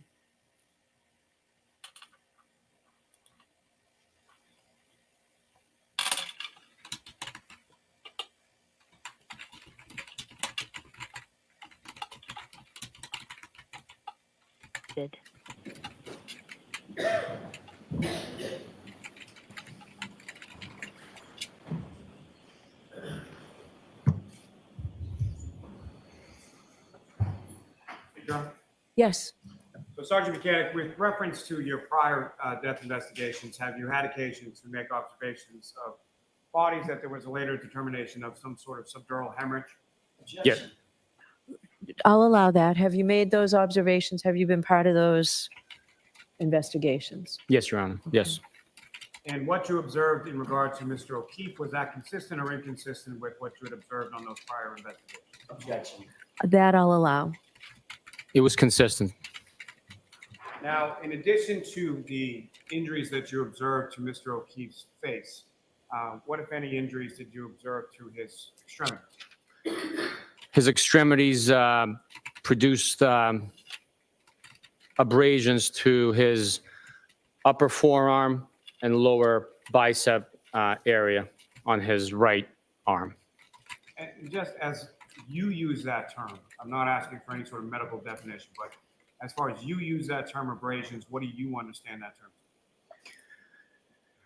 I understand that term to be a injury sustained through blunt force trauma or friction to the epidermis of the skin, where a crushing of the vascular system occurs and produces that type of sign on the skin. And from your observation of the injuries to Mr. O'Keefe's arm, which arm was this again? It was his right arm. And as far as your observation of those injuries to his right arm, what, if any,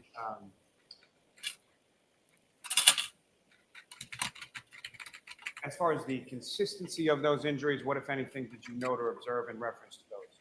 Objection. Consistency with what? With the... Let me rephrase this. Yeah. How were the abrasions that you're describing positioned in relation to each other? Each abrasion appeared to me to be linear and concentrated in a specific location on the arm.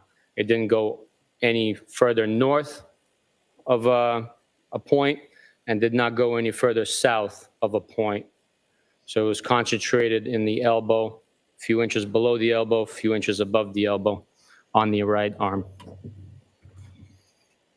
Now, while you were at the Good Samaritan Hospital, did you endeavor to speak with Ms. Reed? We did attempt to, yes. And was she present at the hospital at that time? No, she was not. And at some point subsequent to that, did you receive, or what, if any, information did you receive as to her whereabouts? We were made aware that she was located at 345 Country Hill Drive in Dayton at her parents' home. And where did you go from the Good Samaritan Hospital once you left from there? We proceeded to that location. Now, sir, with reference to the items of clothing that you recovered from the Good Samaritan and Mr. O'Keefe, do you have those items of clothing with you here today in court? Yes, I do. Your Honor, with the court's permission, I would ask that the witness be allowed to retrieve those items and display those items. Okay, are they in the courtroom? I believe so, yes. Okay, yes, May I approach? yes.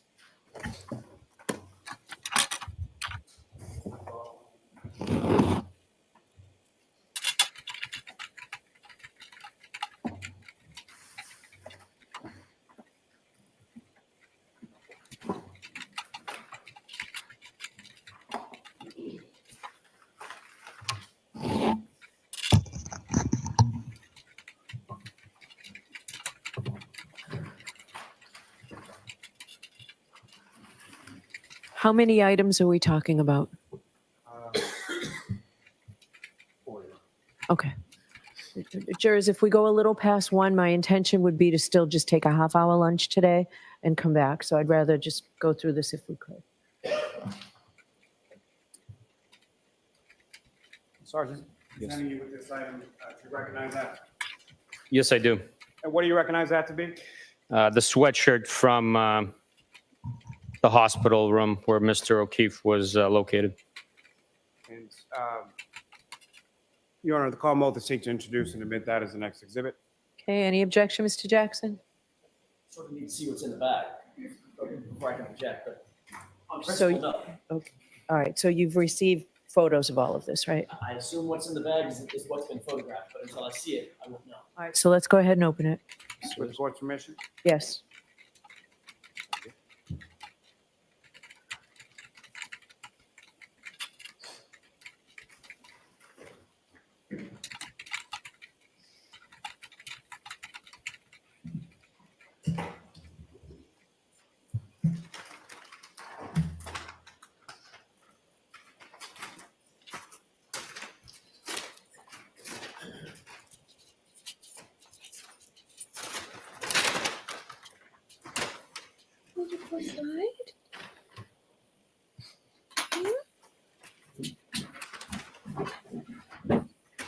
Sit down.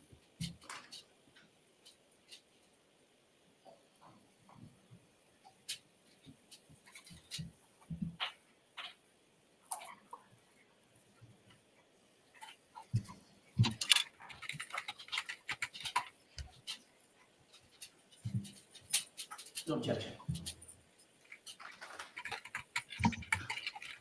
So Lally, why don't you come take the bag?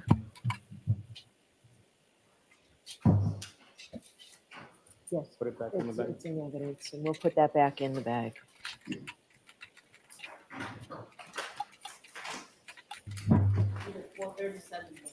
Okay.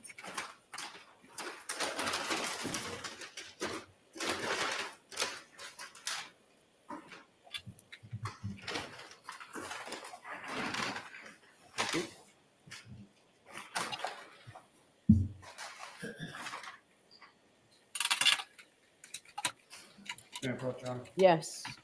Give you another item, sir. Do you recognize that item?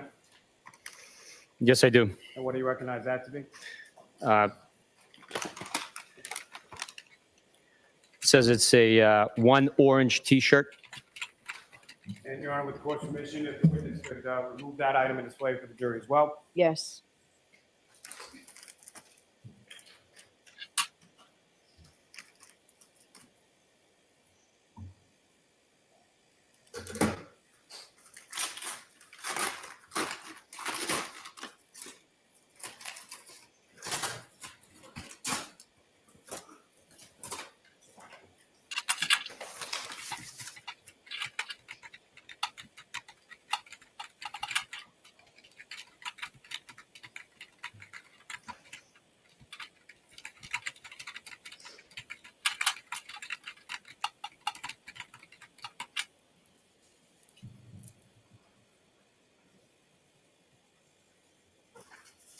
No objection. Okay. Limit 438.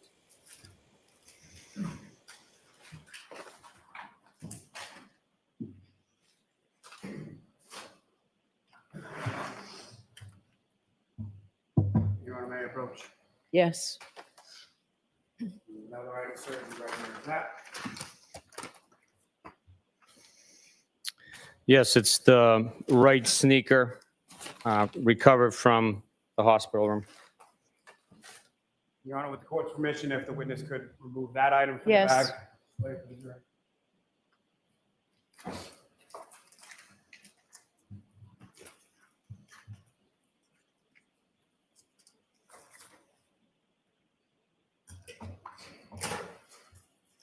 May we approach briefly? Okay.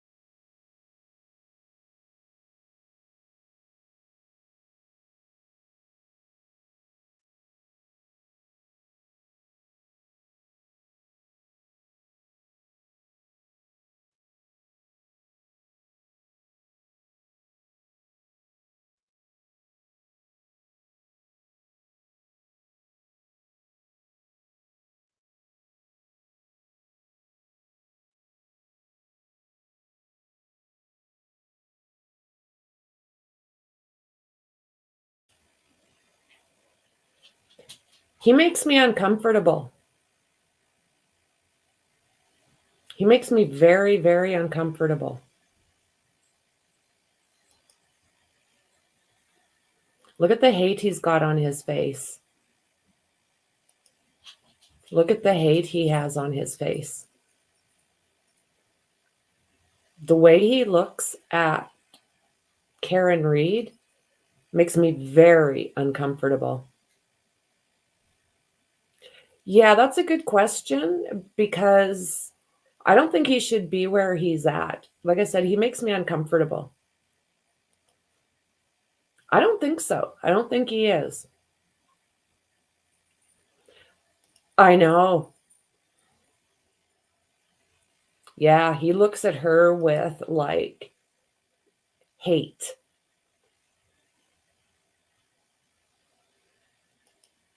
Yeah, it's almost spooky. Oh, you're very welcome, Tristan.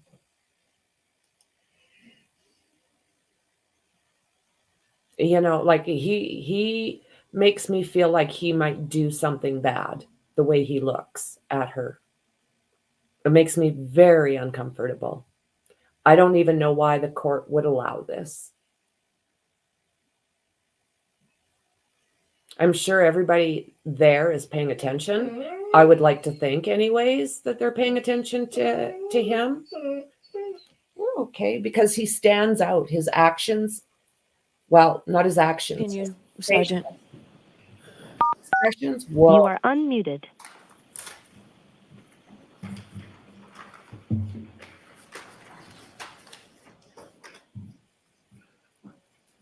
That could be Tony.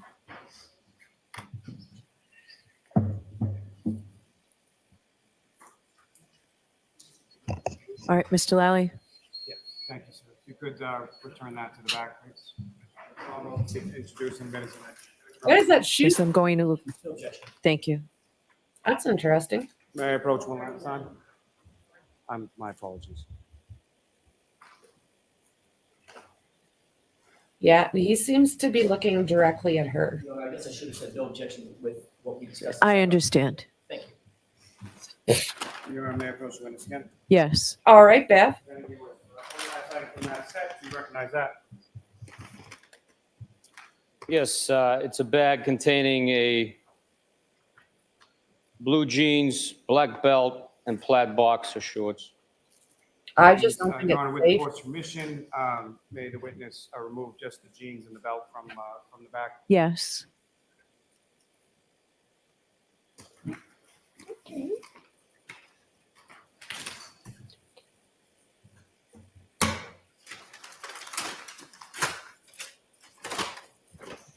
I just don't think he should be sitting there within arm's reach.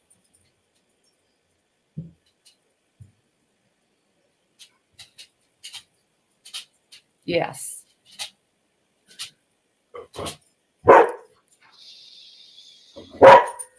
Chassis.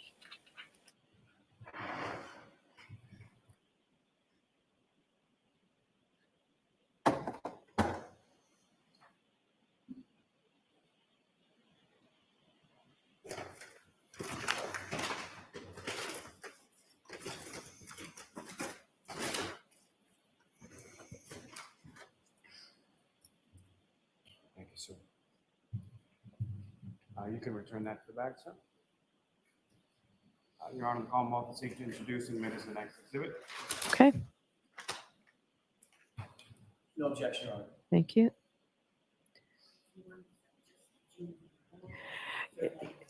So are you not displaying the third item, but it's going into evidence? Or is it just the jeans and the belt going into evidence? The jeans and the belt into evidence, Your Honor, with the court's permission. So we can mark the bag and we'll remove the third item during a break. Thank you. All right, so Sergeant, you'll be with us this afternoon. Why don't we take our lunch and recess? It's only going to be about a half an hour. Thank you, Your Honor. All right, so folks, we'll see you back here, let's say no later than 1:40, okay? Court, all rise for jury. Oh my word. Break time, James. We're just having a break. Who's she looking at? You are muted. Oh, look at that. It's brilliant. I agree with you. So they're only taking a half hour.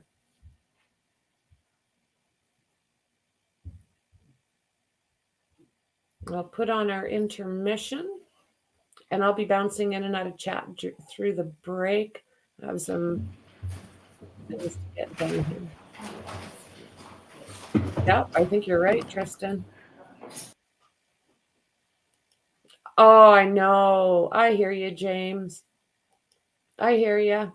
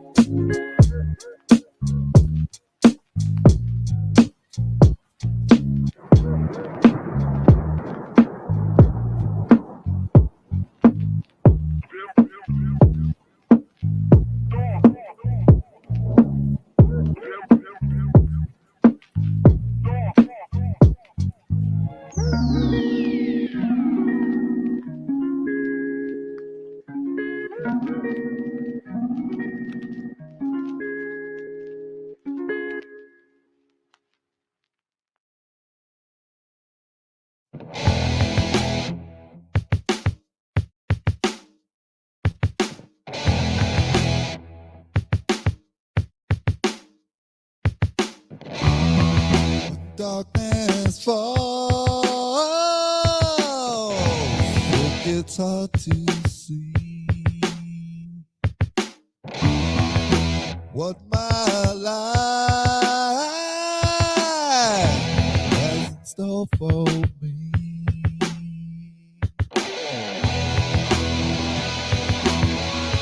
Though it makes me wanna scream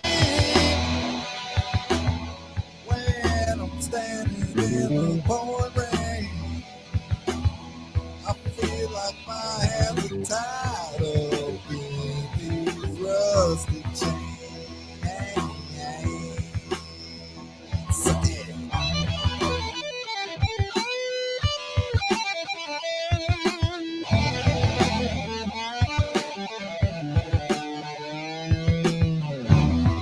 I travel my mind for answers, you see. The answer tonight that will set me free.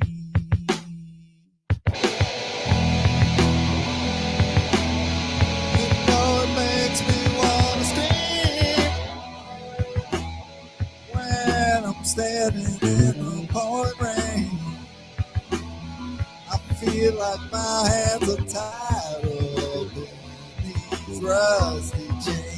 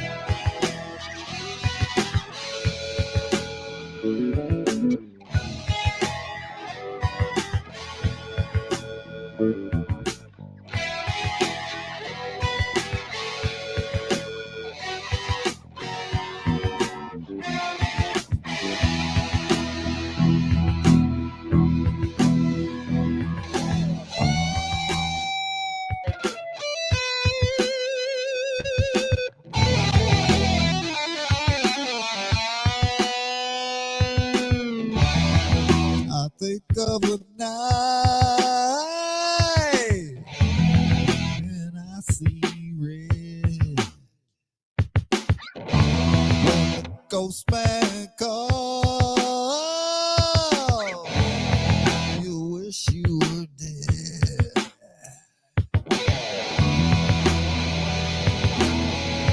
Oh, it makes me wanna scream when I'm standing in the pouring rain. I feel like my hands are tied up in these rusty chains.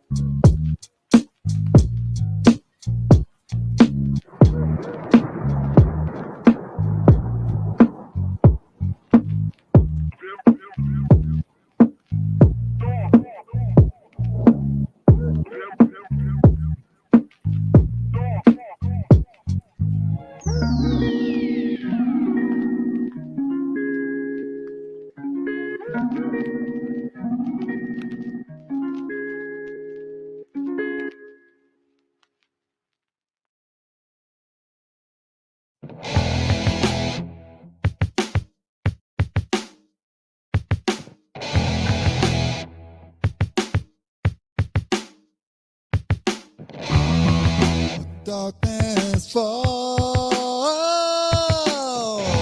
it gets hard to see what my life has in store for me.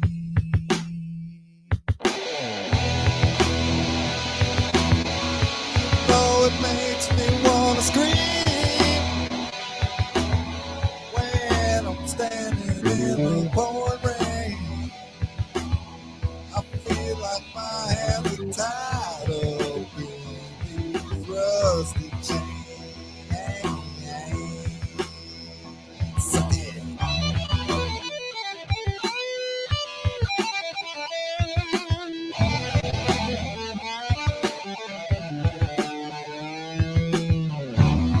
I travel my mind for answers, you see. The answer tonight that will set me free.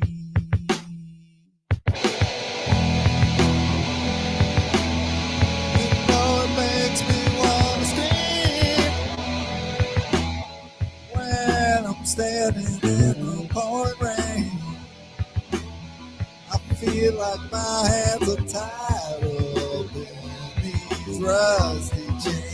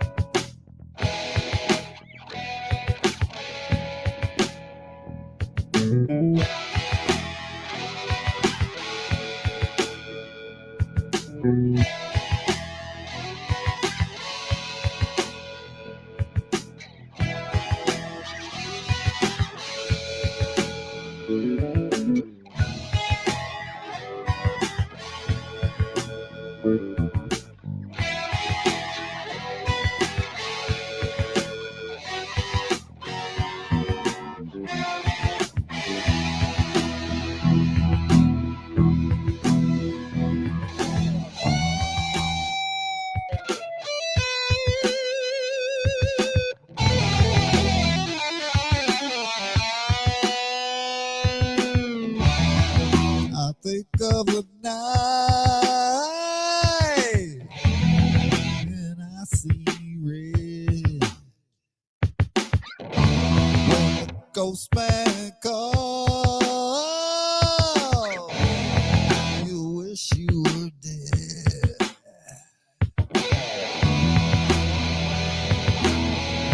Oh, it makes me wanna scream when I'm standing in the pouring rain. I feel like my hands are tied up in these rusty chains.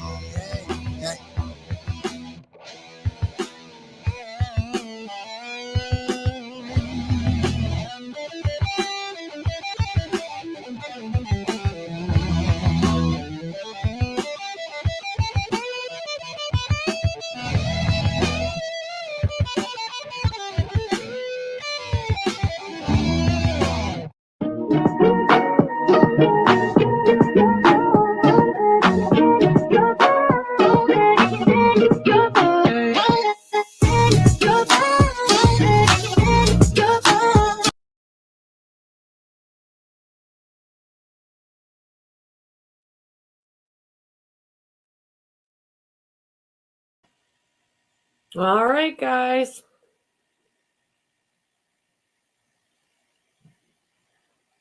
Okay, let's see here.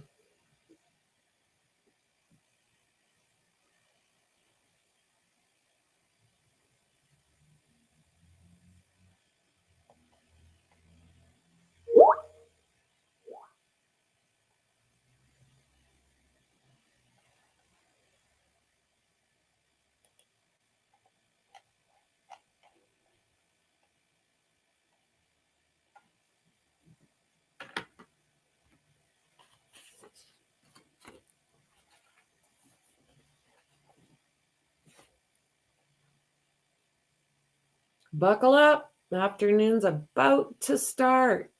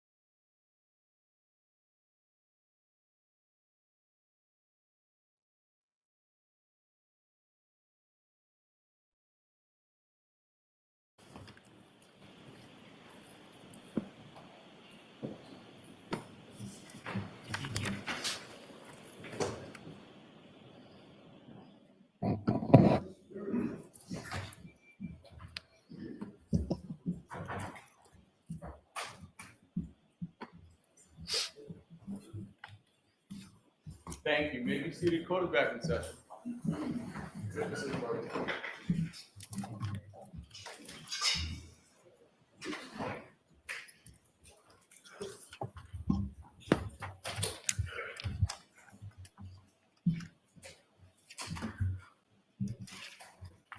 All right. All right, Mr. Lally. May we approach this briefly? Okay.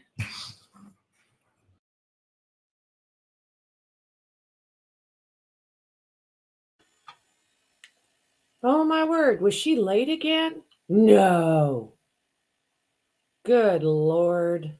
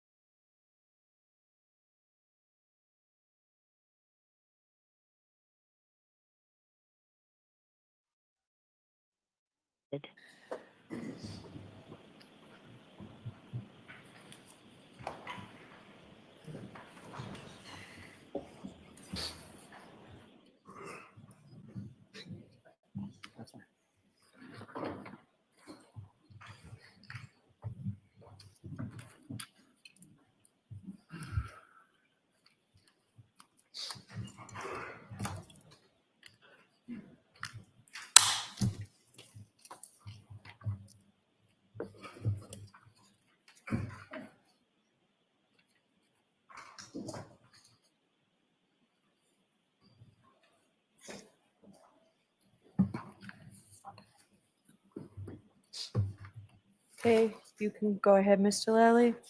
Yes, thank you, Your Honor. Sergeant Mechanic, those items, as far as the clothing items that you displayed for the jury just prior to the recess, those were the same clothing items that you recovered from the hospital room of the Good Samaritan on January 29th, is that correct?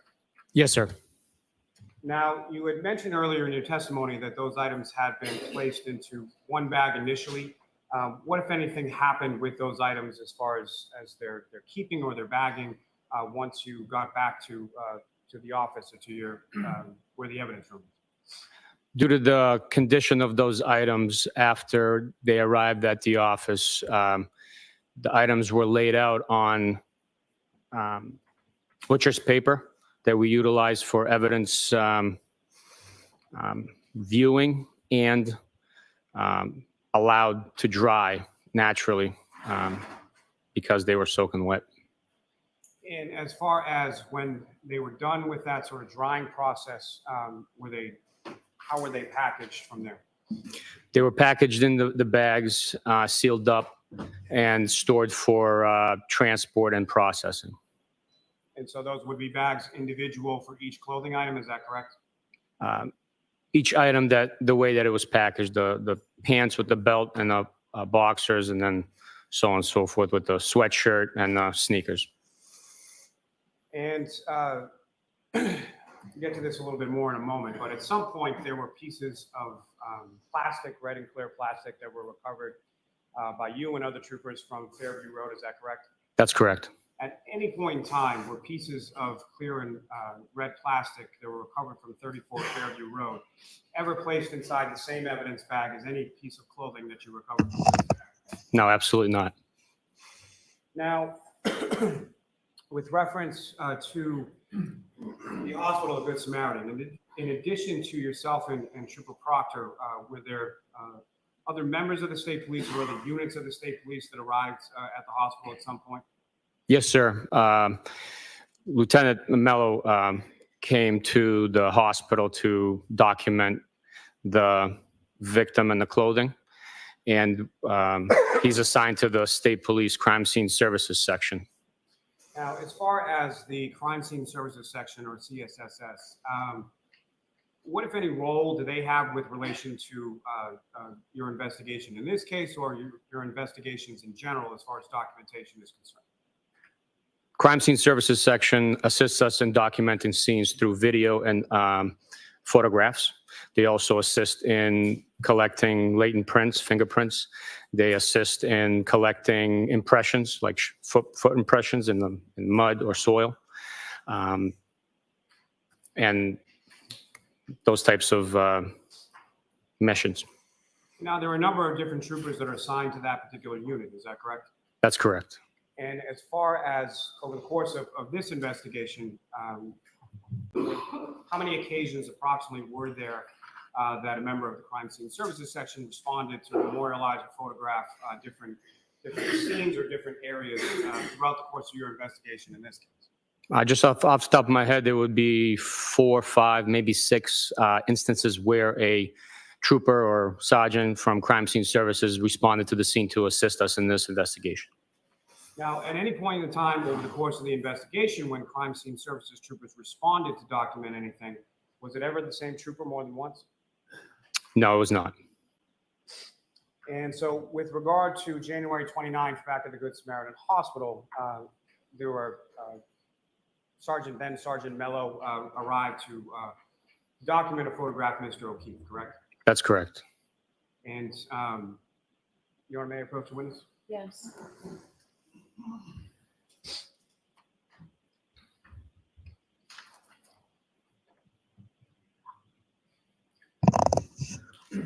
Mr. Lally, do you want me to give my instruction now or in a few minutes? Just about 30 seconds. Okay. So Sergeant Mechanic just placed 3 photographs before you. Do you recognize what's depicted in those 3 photographs? I do. And what do you recognize those to be? That is Mr. John O'Keefe. And what's contained within those photographs, is that a fair and accurate portrayal of what you saw of Mr. O'Keefe's body at the Good Samaritan Hospital on January 29th? Yes, it is. Your Honor, may I approach again? Yes. Your Honor, the Commonwealth seeks to introduce in the minute. All right. So there's no objection, right? All right. So, folks, the Commonwealth is introducing into evidence through this witness certain photographs that are not pleasant and may be considered graphic photos.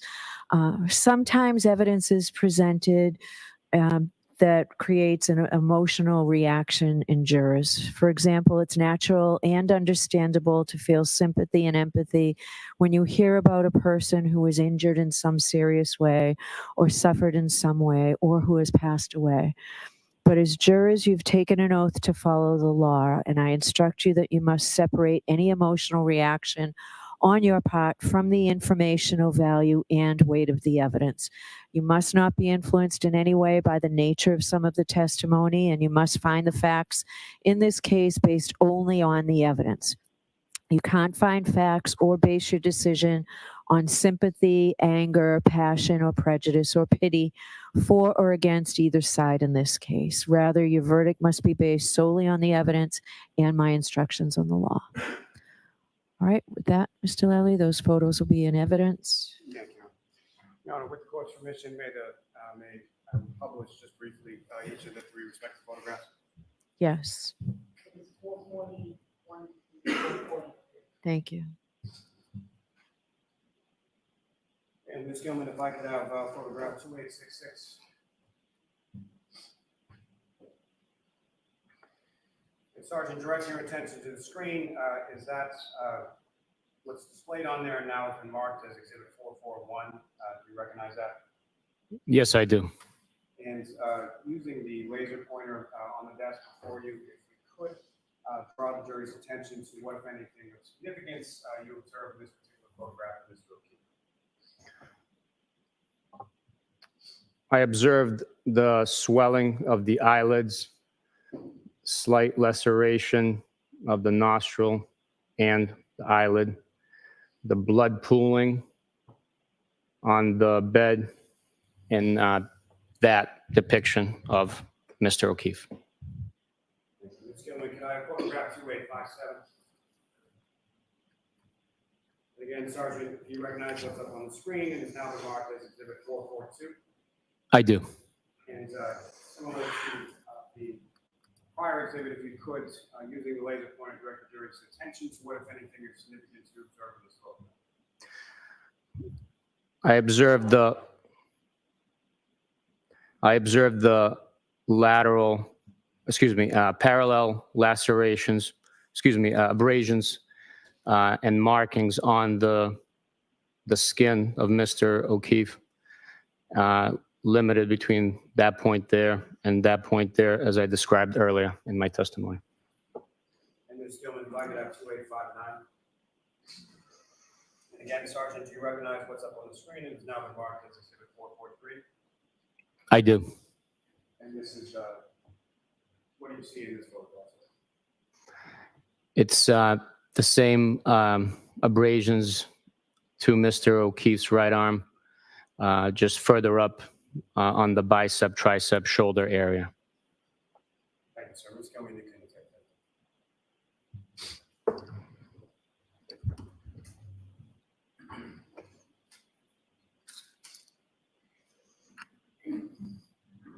that. Now, Sergeant, taking you back to January 29th, 2022,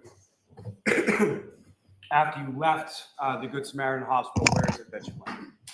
We went to 345 Country Hill Drive in Dayton. And that was the residence of Ms. Reed's parents, is that correct? That is correct. Now, on your way from the Good Samaritan in Brockton to the residence in Dayton, what, if any, communication did either you or Trooper Proctor have with regard to the Dayton police? I advised Trooper Proctor to contact Dayton Police Dispatch and advised them that we would be responding to the location, 345 Country Hill Drive, and seizing a vehicle. And we were requesting uniformed patrols to assist us in that mission. And why was that request made of the local PD? We were going into their jurisdiction. There was a blizzard going on. We were considerate of the circumstance and wanted to be courteous to the Reed residents and not just show up without any uniform presence. We have never met the Reed family. They have never met us. And with the clothing that we were wearing, it would be difficult for them to see that we were law enforcement. And so as you arrive in that area of the residence in Dayton, where did you position yourselves and when did you arrive in relation to the marked unit from Dayton? We called them while we were still on the highway and gave them an approximate time of arrival. GPS was not accurate due to the conditions at the time on the roadways. Once we arrived to Dayton, I positioned my vehicle at the top of Country Hill Drive, awaiting a marked uniformed officer from Dayton to meet us there. And if you know, about how long approximately did it take you to get from Brockton to Dayton on that particular day? From Brockton to Dayton, it took us about 45 minutes to an hour to travel that distance. And if you know, about what time was it that you arrived at the residence in Dayton? We arrived approximately on the street at 2:30 or so in the afternoon, and we waited for a significant amount of time for the uniform patrol to arrive. And when the uniform patrol arrived, at some point, did you learn the name of at least one of those officers that arrived at the residence with you? At the time, I did, yes. And was that in Officer Barrows? Yes, it was. And so when Officer Barrows arrived, where did you then proceed with Officer Barrows upon his arrival? Well, the road was only plowed the width of one vehicle. So even though he and his partner were in a F-150 or 250 marked police cruiser, we could only travel in single line. We traveled up to the cul-de-sac, turned around and positioned our vehicles facing back out to the way that we entered the roadway or that street. We parked on the roadway since the driveway was not plowed, and we waded through the snow to the front door of the residence. When you say the driveway was not plowed or you waded through the snow, can you describe to the jury sort of the condition of the driveway as you made your way from the street to the house? With the blowing winds and the drifting snow, there were locations along our walk to the property with snow varying from knee-high to up to my waist. For reference, I'm 6'1", so it was quite deep in some locations. And as you made your way to the home, what, if anything, did you observe in the driveway? As we walked up to the driveway in front of the garage, we observed a large Lexus black in color SUV bearing Massachusetts registration 3GC684. And subsequently, did you come to find out whose vehicle that was? Yes, once we queried the plate, we learned that the vehicle was registered to the defendant. And as you're going by this vehicle, what, if any, observations did you make of the vehicle as you were walking past it toward the home? I observed a damaged rear right taillight fixture on the vehicle. From my vantage point, I also told Trooper Proctor to approach the vehicle closer and confirm what I was seeing, which he did. And as far as that damage to the right passenger taillight area, can you describe sort of what it was that you saw during that initial phase? Absolutely. During the initial phase, I observed snow compacted and caked onto portions of the taillight casing. There were pieces missing, and I knew that because the left side taillight was intact. And as you made your way past the vehicle to the home, at some point, are you greeted or do you meet someone in the area of the home? Yes, once we walked up to the front door, I rang the doorbell and Mr. Reed opened the front door with the glass storm door, unable to open due to the level of snow on the ground and on the front steps. And so where were you directed to enter the home from? Mr. Reed directed us to the garage door, at which point it opened up and Trooper Proctor and I entered the garage. We were once again greeted by Mr. Reed and invited into the home. And Officer Barrows, where did he remain when you and Trooper Proctor went into the home? He remained outside with the vehicle. During our time in the home, Officer Barrows came in and asked what the plan was and offered to have DPW plow out the driveway because the tow truck was not able to maneuver into the driveway in order to retrieve that vehicle. Now, as far as during any time that you were on scene or at this residence in Dighton, did you yourself or did you observe Trooper Proctor touch that vehicle at any point in any way while you were there? No. And did you observe Officer Barrows or any other personnel beyond the tow truck driver touch the vehicle in any way? No. And as far as the tow truck driver was concerned, did you observe that individual touch anywhere in the rear passenger side area of that vehicle at any time that you were there? No. So then you proceed inside the home, and when you get inside the home, where did you go and who, if anyone, did you speak? We were directed by Mr. Reed to the living room where the defendant was seated on the couch. She had her laptop on her lap and her phone resting on the right armrest of the couch. Now, in addition to the defendant and her father, who, if anyone else, was present when you talked to Ms. Reed? The defendant's mother, Mrs. Reed, was also present in the home. And the defendant's mother and the defendant's father, were they present throughout the course of your interview or your discussion with Ms. Reed? Yes, they were. And at any point in time, did you ask them to leave or anything like that? I did not know. Now, with respect to, can you describe sort of the demeanor or the tone of the conversation that you had with Ms. Reed that afternoon? It was polite, courteous. She had just went through a traumatic event, so we were, considerate of her losing her boyfriend. And we had a normal tone conversation. We were in the information gathering, fact-finding portion of the investigation. We simply wanted to collect her recollection of events that she remembered. And so throughout the course of this interview, how are you, are you standing, are you seated, or how are you positioned in relation to Ms. Reed, and how is she positioned in relation to you? She was sitting on the couch.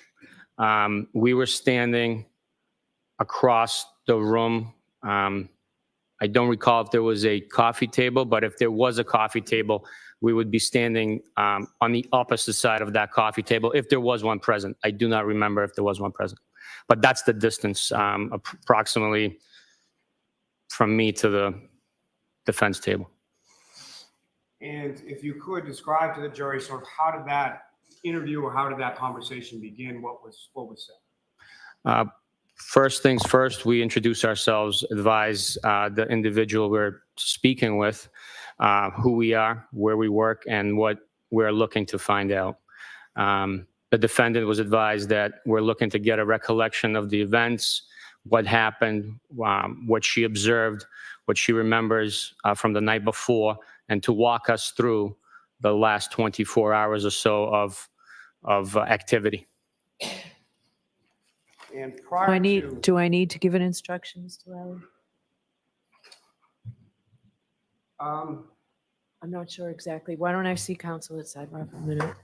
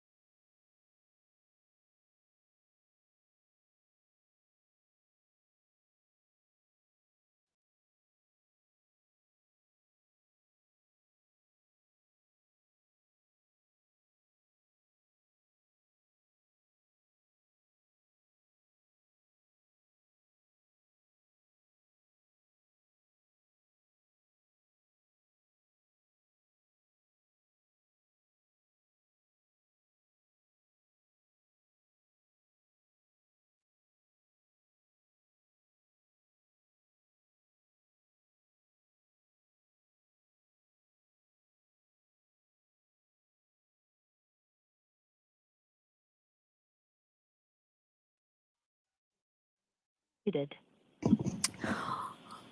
All right, so I interrupted you, Sergeant, and I'm going to instruct you jurors, okay? We're about to hear testimony about statements allegedly made by the defendant, Karen Reed, allegedly concerning the crimes that are charged in this case.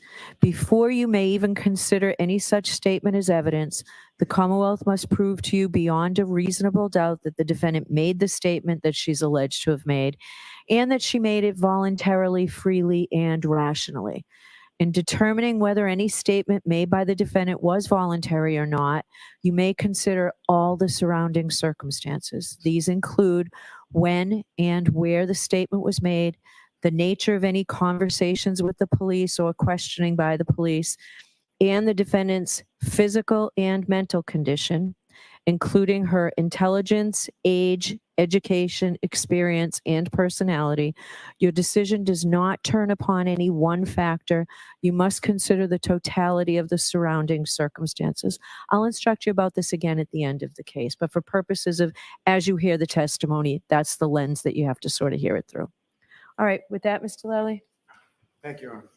Now, Sergeant Buchanan, when you began to speak to the defendant, prior to any sort of substantive conversation, what, if any, conversation did you have with her about the conversation you were going to have? I just asked her to recount any events and the history between the actions that were taking place. And how did she initially respond to that? She stated that she's willing to answer our questions. She just doesn't want to go into too much detail about what transpired. And given the circumstances that she had just lived through, I understood and gave her that courtesy. And as far as that interview or that conversation went, can you describe that conversation or the contents of that conversation to the jury? Absolutely. The conversation was normal tone of voice like I am speaking to you right now. Ms. Reed responded in the same tone of voice, answered questions. The content of the conversation began with her saying that, as I stated, she doesn't want to go into too much detail, but she was willing to answer our questions. We asked what she had for plans, what she had for as far as activity the night before, leading up to Mr. O'Keefe being discovered. She stated that she was in a relationship with Mr. O'Keefe that morning, meaning the 28th of January. She got into a fight with Mr. O'Keefe over what the niece and nephew were being fed for breakfast, or what they had for breakfast. She went on to say that she met Mr. O'Keefe at C.F. McCarthy's approximately 9 p.m. the night of the 28th of January, 2022. She stated that the gentlemen were drinking, consuming beers, Bud Lights, and she was drinking vodka soda. Prior to moving on to the bar at Waterfall, the defendant was asked where she parked her vehicle. She told me that she parked her vehicle on Washington Street across the street from C.F. McCarthy's, facing northbound. So the vehicle was on the side of Waterfall Bar and Grill. We went on through the conversation, the interview, to the Waterfall restaurant, at which point she was asked if she left C.F. McCarthy's with a beverage or a container from that establishment, to which point she stated that she did not. She also confirmed that Mr. O'Keefe did not have any injuries on him when she interacted with him at C.F. McCarthy's or the Waterfall. He did not get into any verbal or physical altercations with anyone to have sustained those injuries. She stated that once at the Waterfall, they stayed for approximately an hour, hanging out with acquaintances. And then they left the Waterfall. She drove them to, after they were invited to a residence, she drove them to a location in Canton where she dropped Mr. O'Keefe off. She was asked if she saw Mr. O'Keefe walk into the home at 34 Fairview, and she stated she did not. She stated that she made a 3-point turn after dropping him off and left. She was asked whether or not Mr. O'Keefe, excuse me, let me back up. She was asked if she knew, how she found out about the damage to her vehicle, to which she stated, quote, "I don't know, it happened last night," end quote.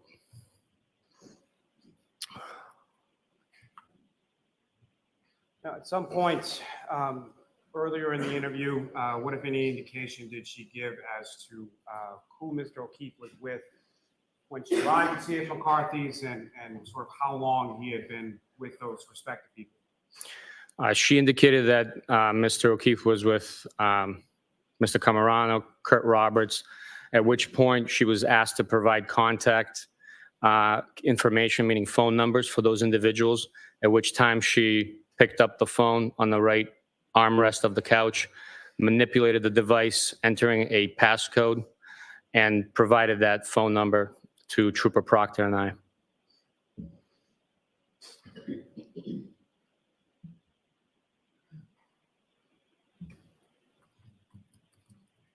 At any point in time in the conversation or interview you had with her, what, if anything, did the defendant say in regard to why she had not gone into the residence at Fairview Road herself?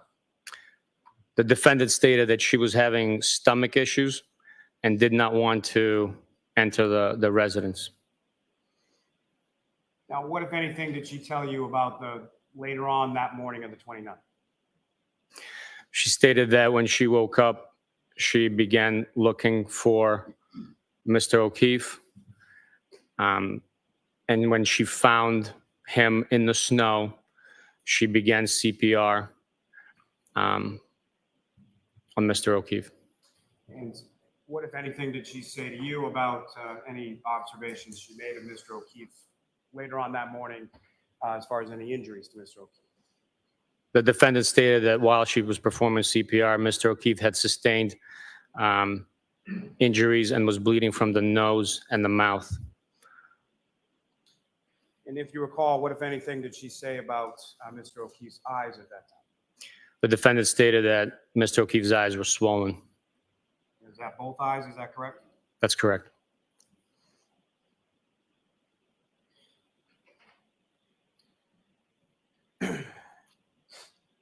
Now, as the interview progressed, at some point, did you ask questions seeking further details?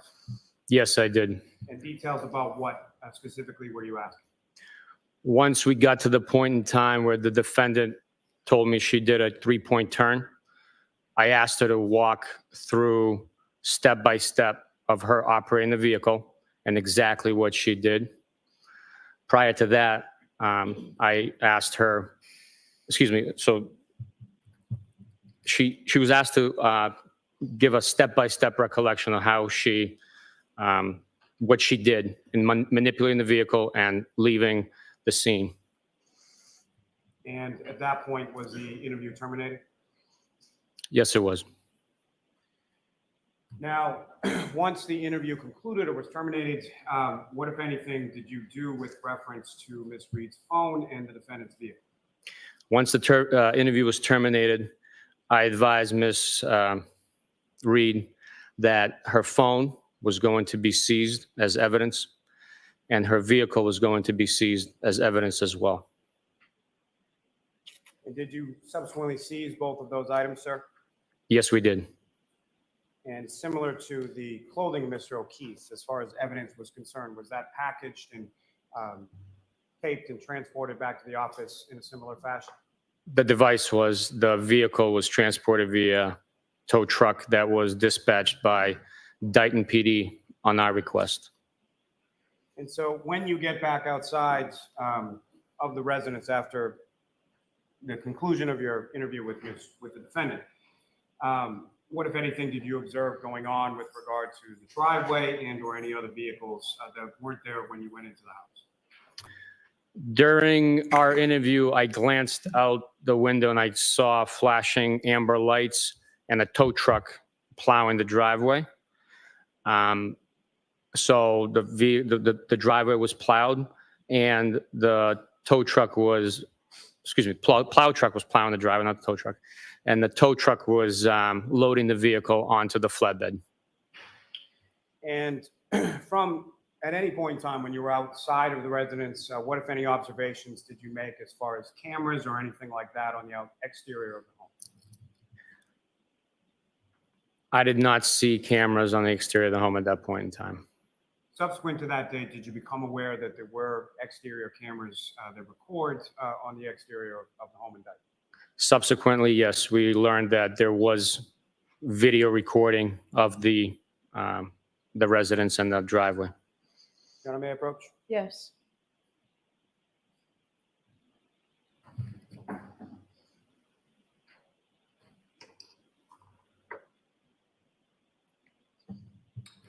I'm showing you a disc. Do you recognize that, sir? Yes, And what do you recognize that to be?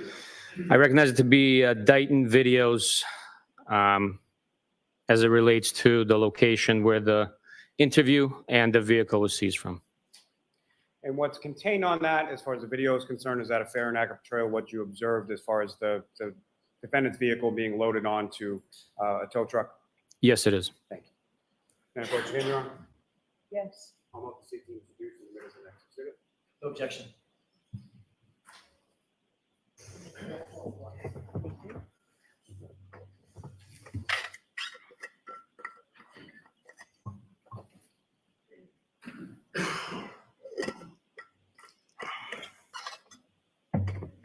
And Your Honor, with the court's permission, if I could publish those 2 short clips for the jury?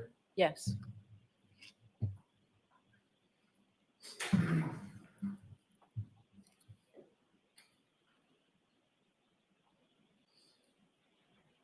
Just come in if you could, click on it and then pause when it permits.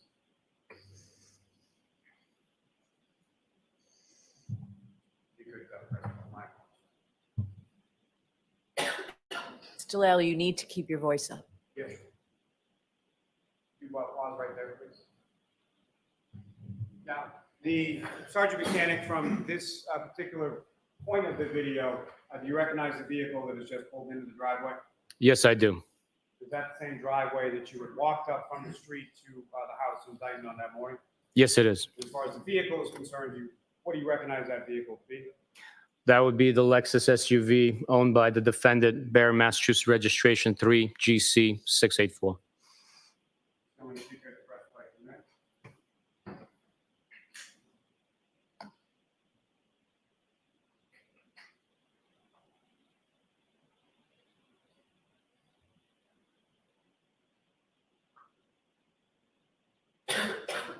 This woman, if you could pause right there. 2 individuals just exited that vehicle, is that correct, Sergeant? That's correct. Do you recognize who those individuals are as far as who they are and from what part of the vehicle they exited from? Yes, the passenger side exit was the defendant, and then the driver's side vehicle was Mr. Reed. That'd be the defendant's father, is that correct? That's correct. And Ms. Gilman, if you could play this again.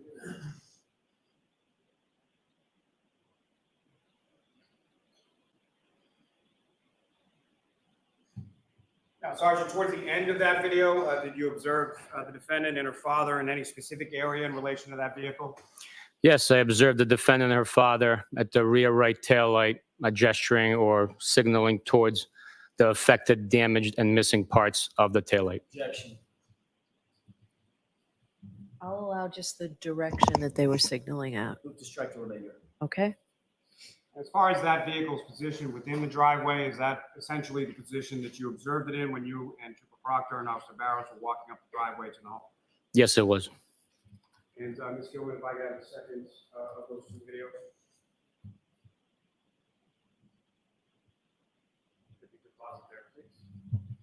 Again, Sergeant Mechanic, if you could describe to the jury what you observed of significance within this particular video. This video captures the vehicle being moved into position to be loaded up onto the flatbed for transport from the scene. Gentlemen, if you could play for them.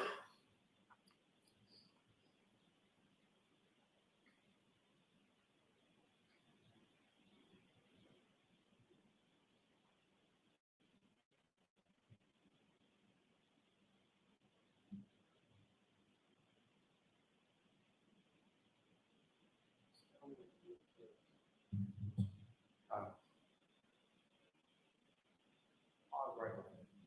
I'm sorry. I just asked her to pause right there. Yeah, you really have to keep your voice up. Yes. Sergeant Mechanic, from this still image from this video, what, if anything, of significance do you observe in relation to the vehicle at this time that is being loaded onto the tow? The rear taillight is illuminated. You could see a white light coming from that taillight. If you could, using that laser pointer you have before you, just direct the jury's attention to the specific area you're talking about. Right there. Okay. Just do it if you could play this through the.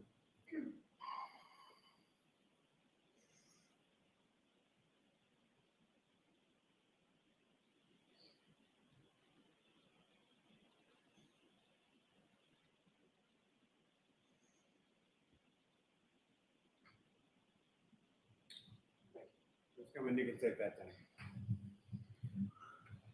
Now, Sergeant Mechanic, as far as when you left the residence in Dayton, where is it that you went? Can we turn the lights on, Mr. Lally? Yes, my apologies. Once we left the residence in Dayton, we proceeded following the tow truck back to the Canton Police Department. And was there anywhere else that either you or the tow truck went between Dayton and the Canton Police Department? No, sir. And when you say we, it's yourself and Trooper Proctor, is that correct? That's correct. Now, once you arrived at the Canton Police Department, where did the vehicle go? The vehicle was unloaded and put into a heated sally port located at the Canton Police Department. And in reference to the Canton Police Department and putting it in the sally port, why was it that it was taken to that location?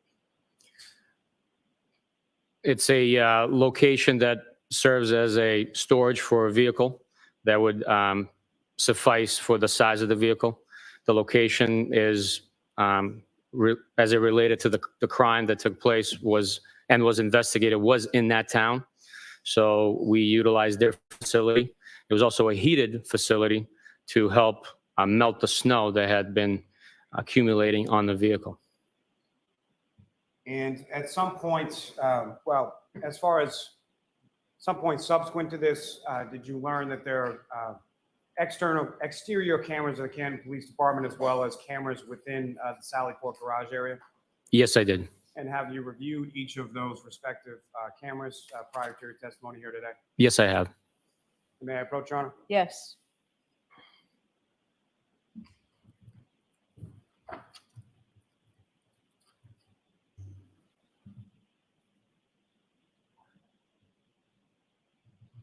So I'm showing you a disc, just have to look at that, look up when you're finished.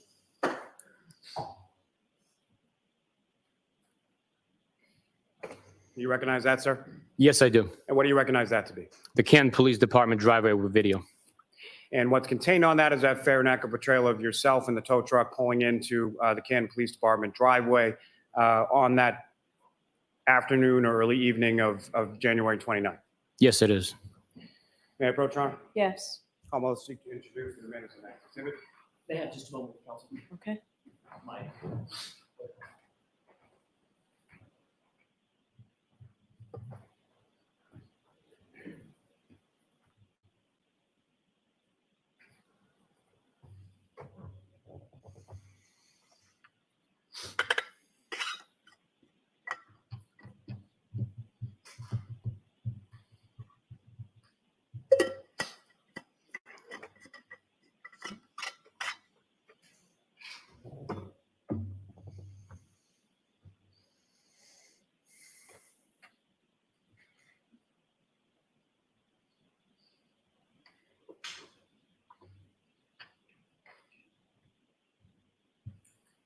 Thank you for that, Your Honor. No objection. Okay.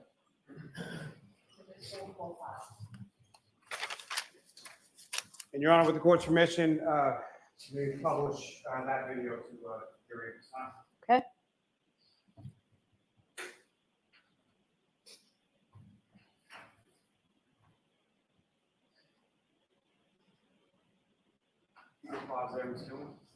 And just for reference points, in regard to this view of this camera, Sergeant, you're familiar with the Canton Police Station? Yes, I am. And so where is this camera view in relation to the Canton Police Department and the Sallyport garage where the vehicle eventually goes? This camera is capturing the driveway entrance to the Canton Police Department. As viewed from Washington Street, that driveway there is on the left side of the structure. The camera itself is pointing towards the entrance of the driveway to the Canton Police Department. As you can see, the brake light illuminated in the shot. That is a Canton Police cruiser sitting at the edge of the driveway right by Washington Street. So for orientation purposes, as far as the tow truck and your vehicle, is that coming from the top of the screen to the bottom or the bottom to the top? It's coming from the top left to the bottom right of the screen towards the rear of the building where the Sally Port is located. Thank you, Ms. Gilman, if you could.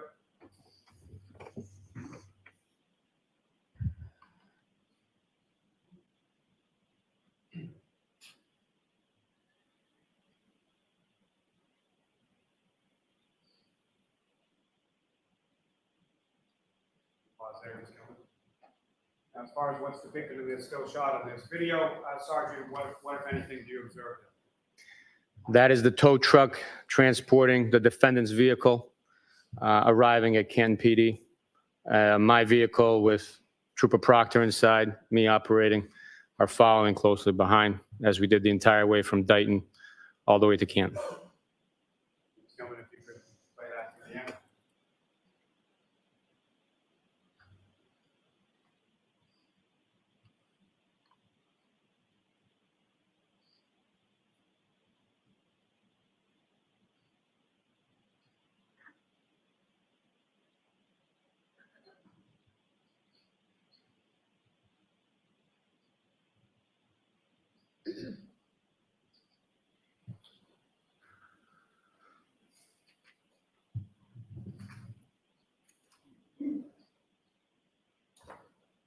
Thank you. Now, as far as the interior of the Sally Port garage, Put the lights. Thank you. as far as the interior Sally Port of the garage, you mentioned that that is a heated area. Is that correct? That's correct. And as far as the heat within that, do you know how that is produced or how hot it gets in there as far as the time that you spent within there? I do not know, but it was a standard garage heating system that blows hot air. As far as temperature, when the doors were open, that day it was freezing cold. It was, I believe, like 18 degrees with, winds blowing. So inside the garage inside the Sally Port with the doors open, it was quite cold. Once the doors shut, the temperature rose above freezing, and the snow began to melt off of the vehicle. And from the arrival of that vehicle into the Sally Port garage area, are you aware or have you reviewed video in reference to that? Yes, I did. And Your Honor, may I approach? Yes.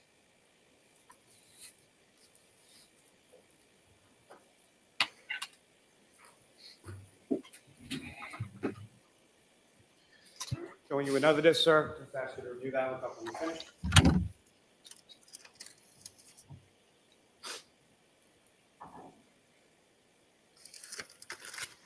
And do you recognize that, sir? Yes, I do. And does that contain the video that you were just testifying about as far as the arrival of the vehicle at the Canton Police Department Sally Port garage? Yes, it is. Thank you. May I approach, Your Honor? Yes.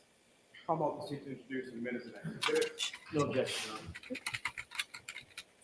Your Honor.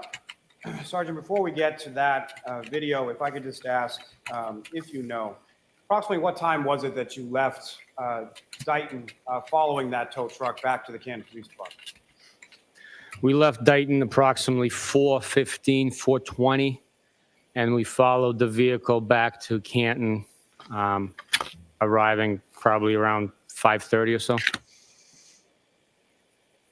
p.m.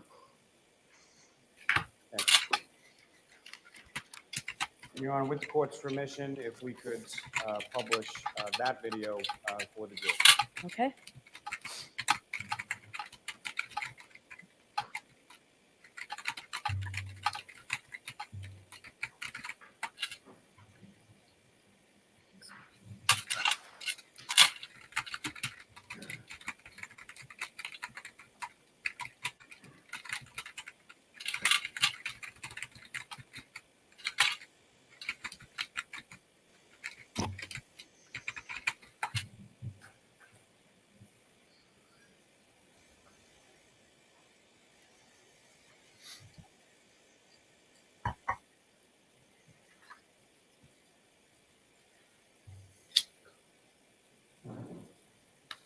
Gilman, if you could just pause there for a moment. Sergeant, direct your attention up to the video on the screen just for orientation purposes again. First of all, do you recognize what's depicted in this video? Yes, I do. And what do you recognize it to be? That is the Sallyport two-bay garage at Canton Police Department with the antique Canton Cruiser on the bottom of the screen, and the open spot for a vehicle in the middle of the screen with the four-wheel drive all-terrain vehicle at the top. Now, as far as for orientation purposes, the driveway that the jury just witnessed in the prior exhibit, is that to the left of the screen, the right of the screen, or something else? The driveway is to the right of the screen. And this vehicle, the defendant's vehicle, is sort of taken into the garage from the opposite side or from the left of the screen, is that correct? Correct. Please tell me if you could, quickly. You want to maybe approach briefly? Okay, could you pause that, Ms. Gilman?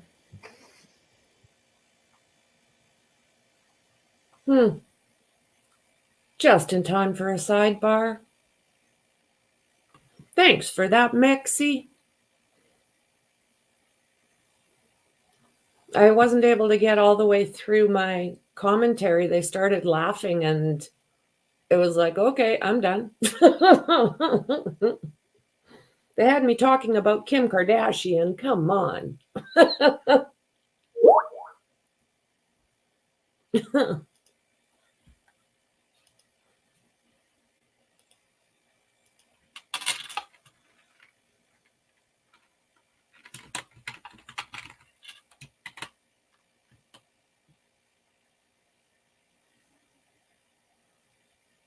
Yeah, they started laughing.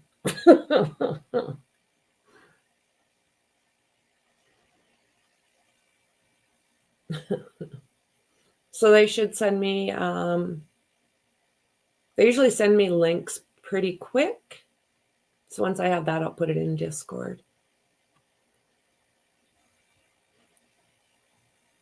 How do you talk about Kim K? Like, what? Okay.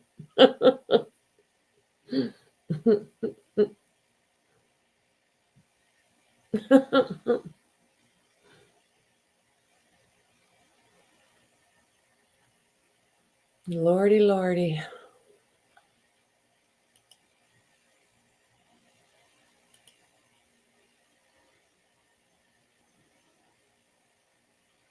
A short afternoon break on our long days at about a half an hour, but I think the better use of our time is to give you a 10-minute break now.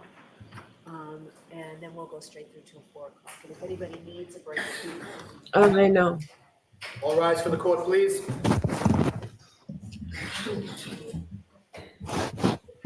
Follow me, please. Thank you for that.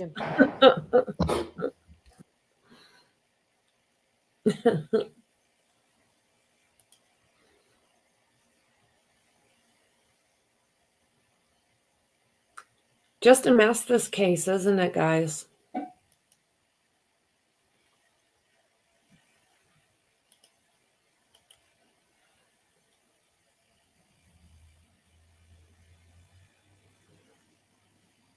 I was supposed to talk about North as well, but I didn't get there.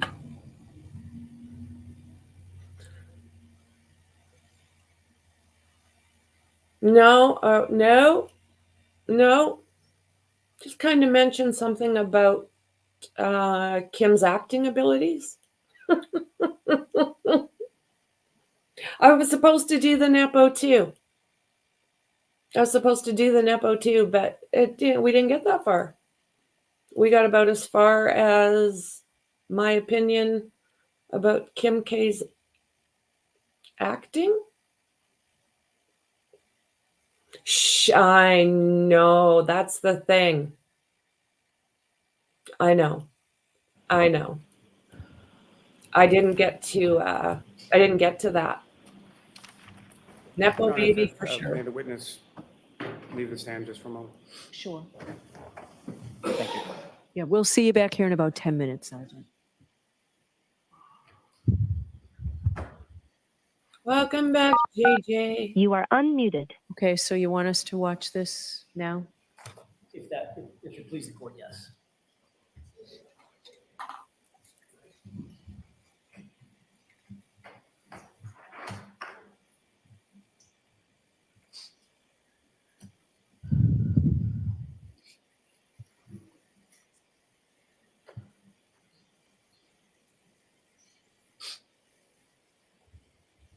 Oh, look at that. No. Are you kidding me?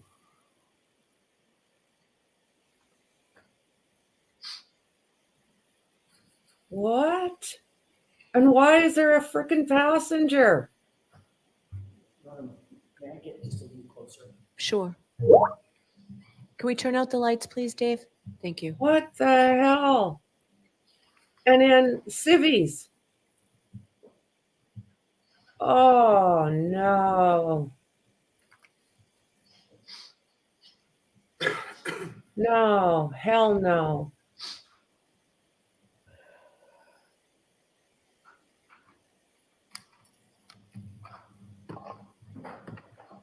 Hell no.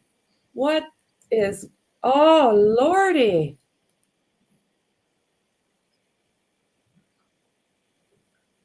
That's insane. Why are they wearing their civvy clothes?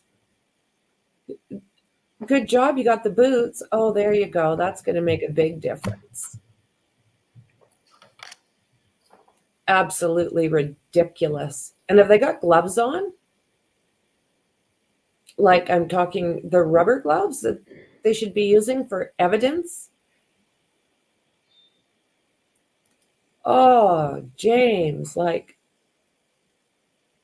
they're not even wearing like a suit so that they don't spread. Oh, Lordy, Lordy. Mexi, are you having a fit yet?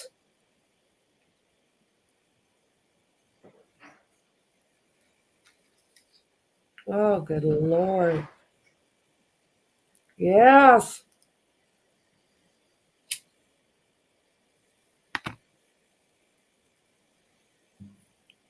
Yeah.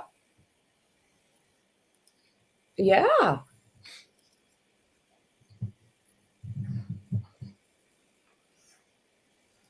Exactly. Oh my God, are you kidding me? All the memos. Like, look at them. Did he? Did he? I didn't catch it. I was trying to get organized. Oh, this is disgusting. Absolutely disgusting.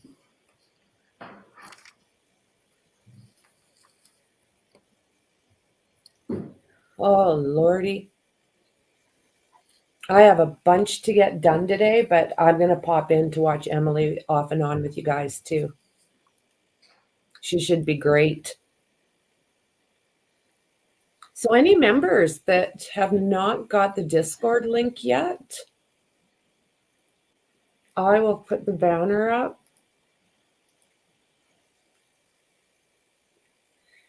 And email Discord.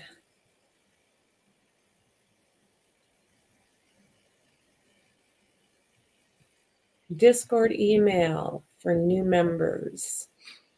Think Tank Discord1@gmail.com.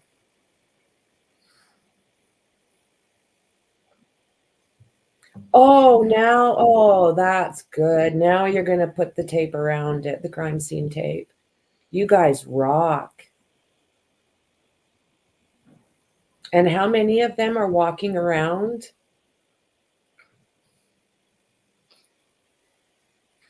Oh, Lordy. Professionals here, right? Yeah. I thought you'd be feeling that way, Maxie.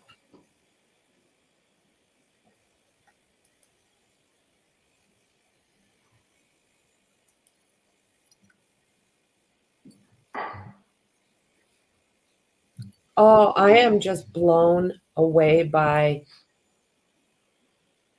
yeah.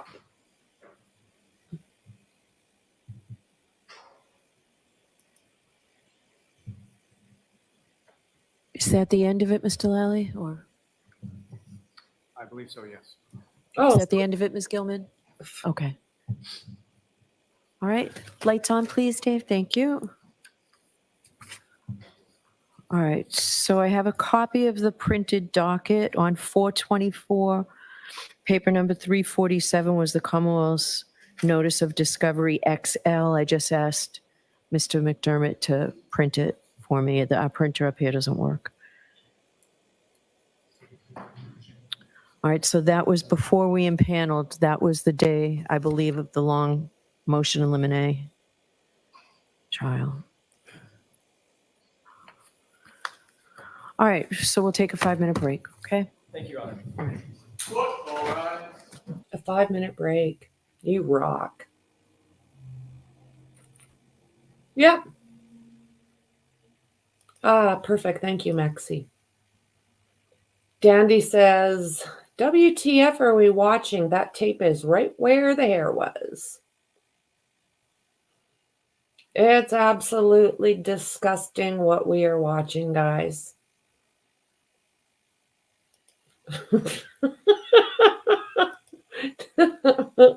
Oh, James, I wish I could highlight some of those. I just can't, but damn, those are good.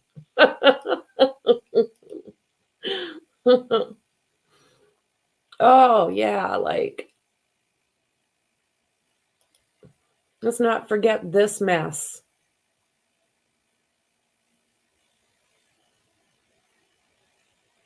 Good God.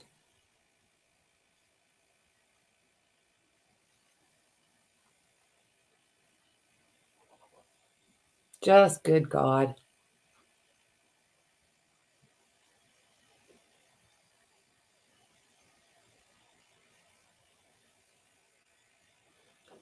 I don't even know what to say, you guys, about this shit show of a trial.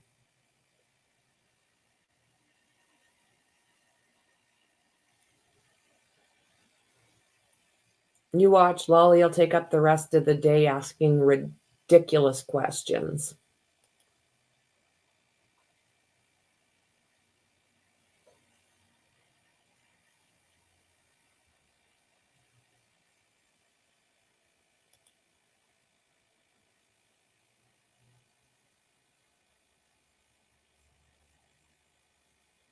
That's a good question.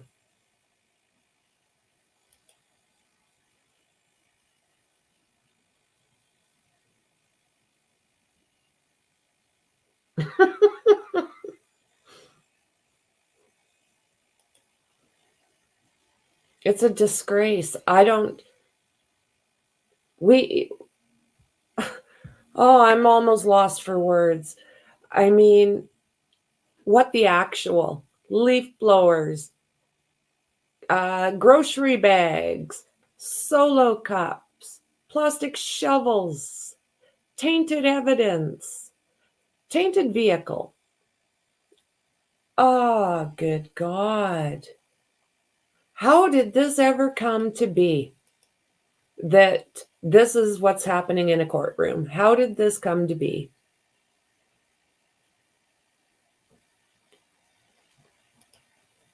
I say objection.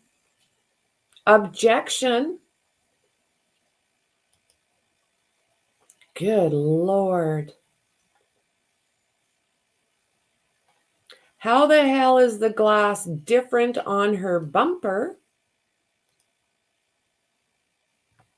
I know.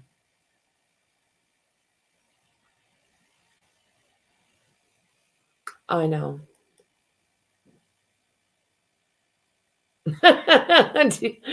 Do ya?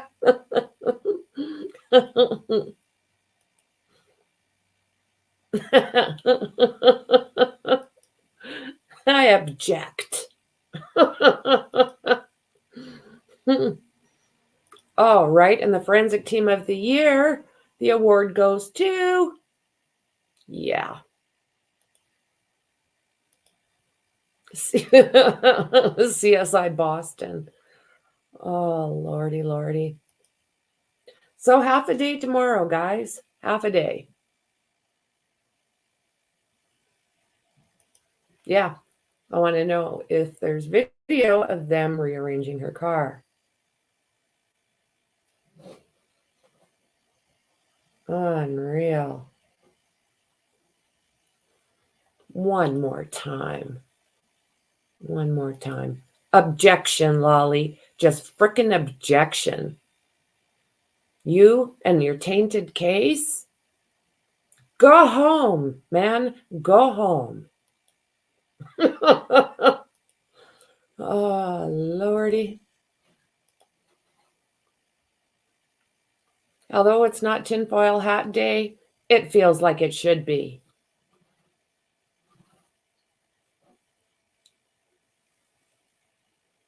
Oh, I'm with you, friend. I'm with you. We've only got about another hour or so to go. And we've made it through another day. So yeah, again, guys, if you're members, you really should send an email to this address here and we'll get you set up in Discord. Because you really want to get yourself over there. Not only is it the best perk that you get with your membership, but it is totally enjoyable. We've got everything from case reviews to movies to new information being dropped every day, all day. And on top of that, there's a great bunch in there, like an absolute great bunch of people.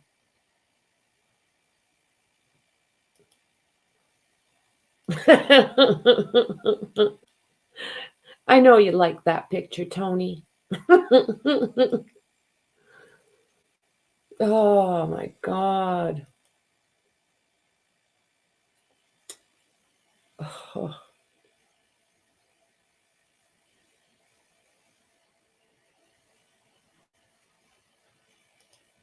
Mm.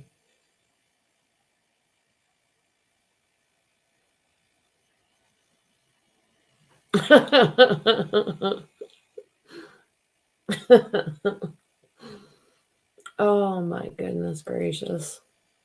I'm going to just put John's face up there. This is what this case is about. The death of Officer John O'Keefe.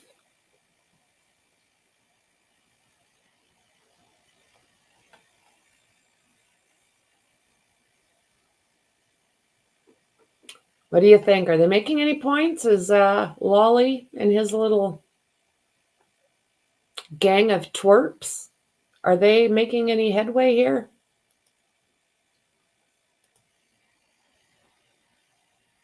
Yep, back to your number one fan, friend.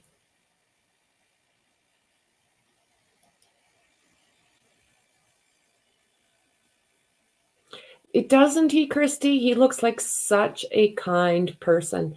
And that's what everybody has said.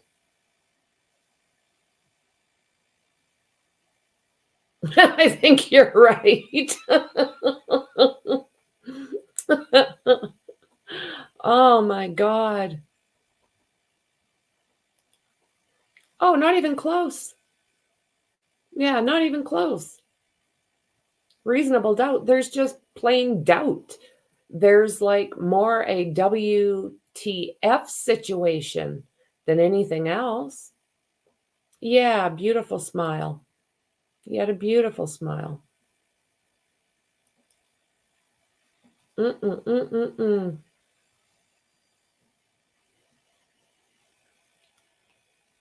Good question. I think probably, if not, it's a base rate of $1,000 a month. if it's based on performance.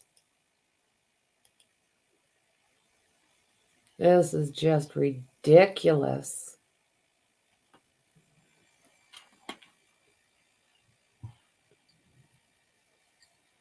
My comment about Kim Kardashian, they said they couldn't tell if it was a compliment or an insult.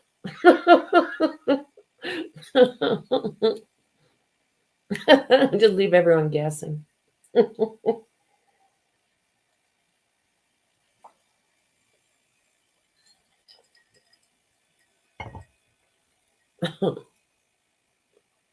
And of course, Jazzy started barking just before, but not during this time.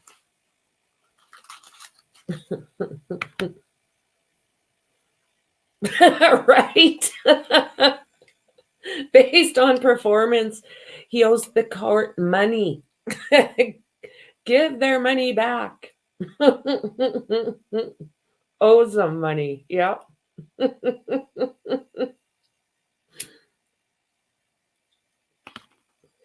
It's absolutely ridiculous what we're watching with our very own eyes. Just something else. So this is Bev's 5 minutes, right? This is Bev's 5 minutes. She will be late for her own funeral, that woman. She would drive me absolutely batshite crazy.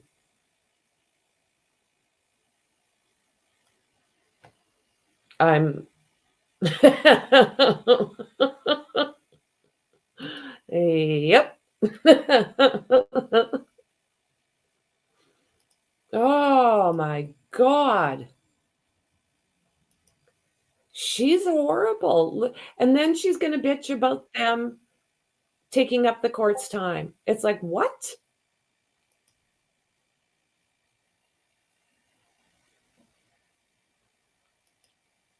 I'm starting to think that he needs to try this case to throw it.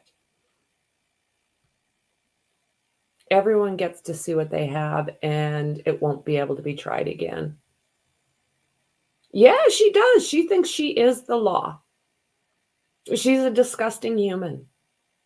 It's just my opinion. Everybody can have their own, but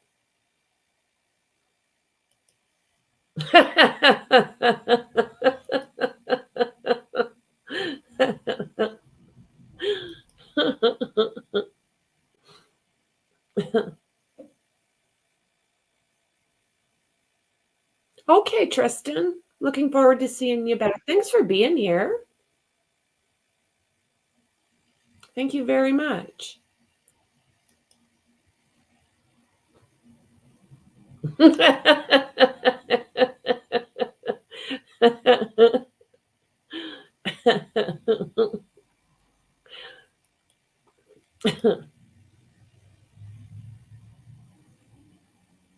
Holy shite, Bev.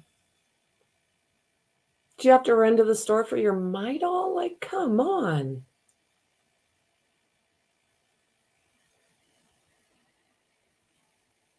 Yeah, come on. Join us over in Discord, you guys. It's awesome. Oh, movement. A soup opera. I never even noticed that.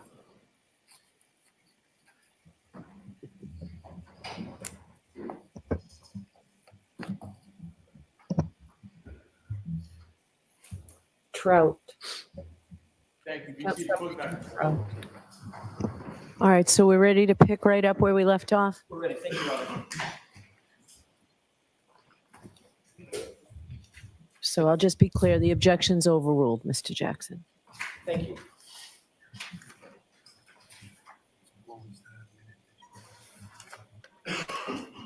Sergeant, we're going to start up again with the video. Your Honor. Your Honor, for the record, I believe we're picking up where it was paused, which was 5:35:36. Okay?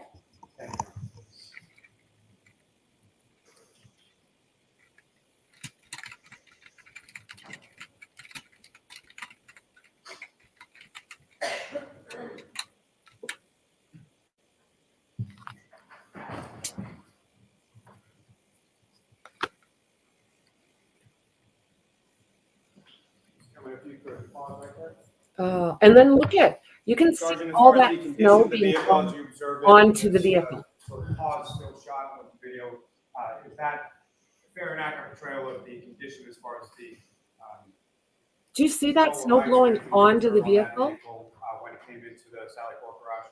Yes, it is. As soon as they open the bay. Oh my God. Nope, they didn't. And as soon as they opened that, you could see the snow from that drift going straight onto that vehicle. If you could just pause there for a moment. Oh my God. Almost falling in the video. All right, so keep your voice up. Sergeant Mechanic, with reference to any individuals you see in this video, do you recognize any of those individuals? I can recognize Trooper Proctor myself. Other than that, I don't remember exactly who else was present at this moment in time. If you could start using the laser pointer before you just direct your attention to where you observe yourself and where you observe Trooper Proctor.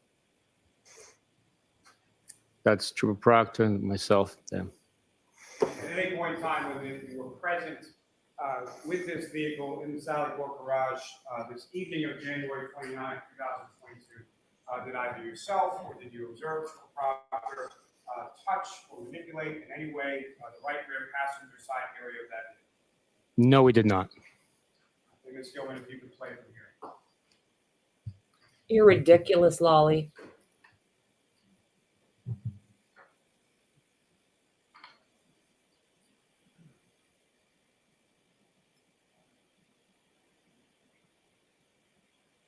Well, if you're not involved there, mister, then the idea would to be make sure you didn't catch him. Just saying.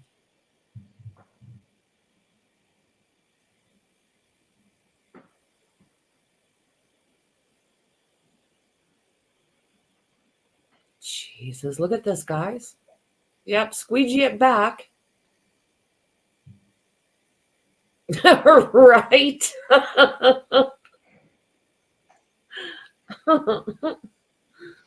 Oh, good Lord.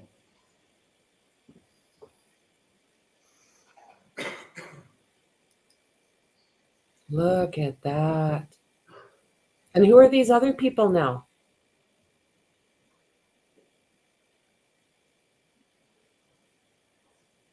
Oh my God. What a flippin' disgrace.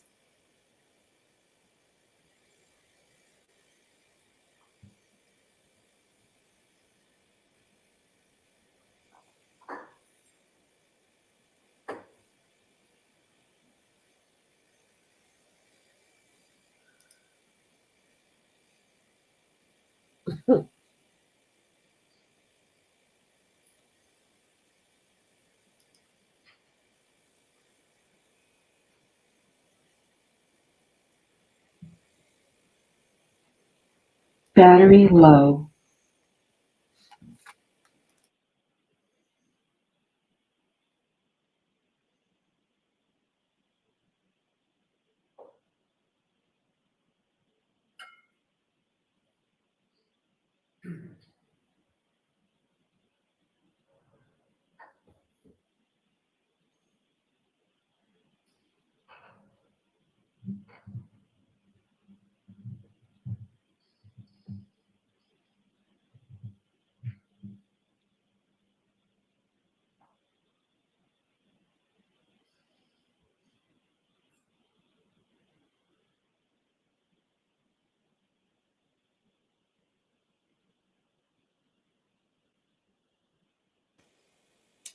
Holy.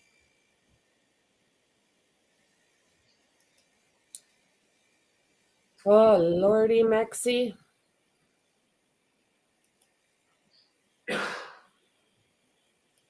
Yeah. Fired. Fired.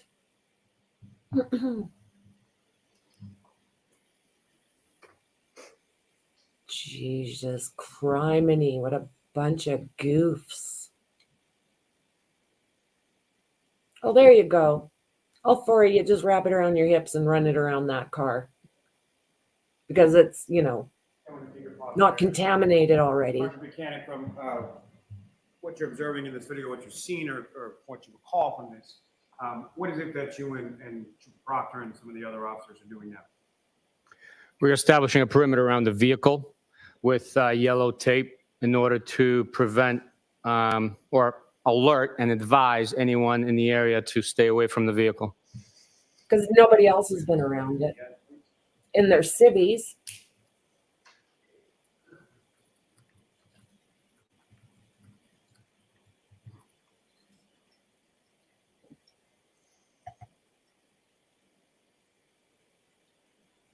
Unreal. Will you have a drink for me tonight, Maxie?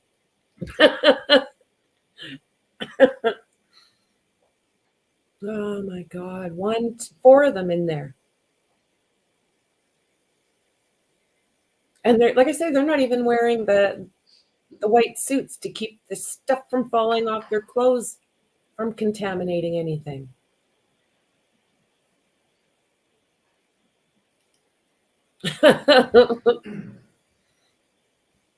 Oh my God. Oh, what happened there? Did you see that guy just disappeared? What the hell was that? You can take that down, Mr. Officer. We can have. Did you guys see that? Now, Sergeant Mechanic, are you aware of a warrant that was executed on that vehicle on February 1st of 2022? I am aware. And you yourself were not present for that, is that correct? I was not present for the execution, no, sir. Trooper Proctor was, as far as you're aware, is that correct? That's correct. Now, the next time that you were within the Canton Police Department Sallyport garage with the vehicle was on February 2nd, is that correct? That's correct. And on that day, where did the vehicle go from the police station? From the Canton Police Station, I escorted the vehicle to the Milton Barracks for safekeeping. And why was it taken from the Canton Police Station on February 2nd to the Milton Police Barracks? Or what had occurred in the intervening part between January 29th and February 2nd?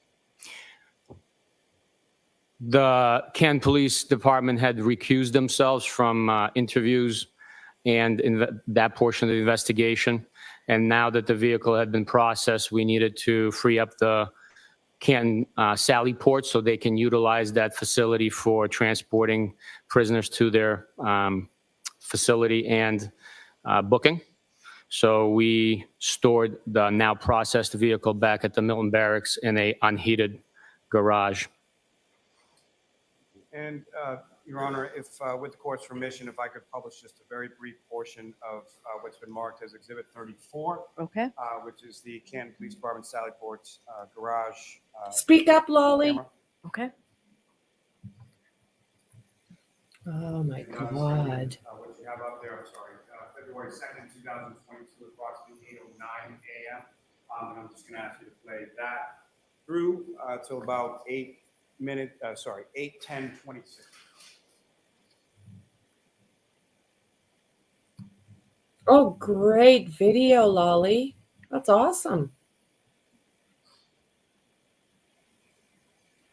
Because we know exactly what's happening from this footage. Sergeant, just for orientation purposes, again, this is another camera from within the same Sallyport garage, is that correct? That's correct. It's the opposite view from what we just viewed in the previous video. And as far as any of the people in this video, do you recognize any of the individuals in there? I believe that's myself and then another officer. I don't know who that other officer is. And just again, using the laser pointer, if you could, direct the jury's attention to where you see yourself. And as far as the condition of the vehicle from January 29th, when you saw it on that day, to February 2nd, when you saw it on that day, as far as the exterior of the vehicle, what, if anything, was different, or what, if anything, did you note or observe? I noted the taillight removed and the evidence collected. And as far as the snow and the caked on ice that you observed on that prior day, was that still present on February 2nd? No, that had melted away. And Ms. Gilman, if you could again, I'm sorry, just play through to 8:10:26. I'm glad you can make yourself out in that video. And is that not snow? And if it wasn't there, what was in that snow? And where did the stuff that was in it go? You useless people, you. So do I.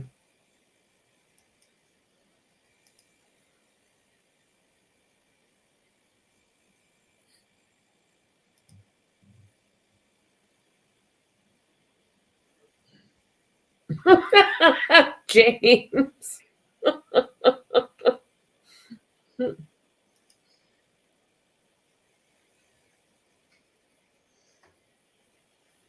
Stop it right there. And what are you guys doing there? I want to know. It is chitty.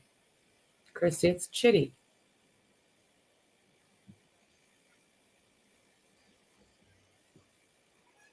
Is that not snow in the middle there?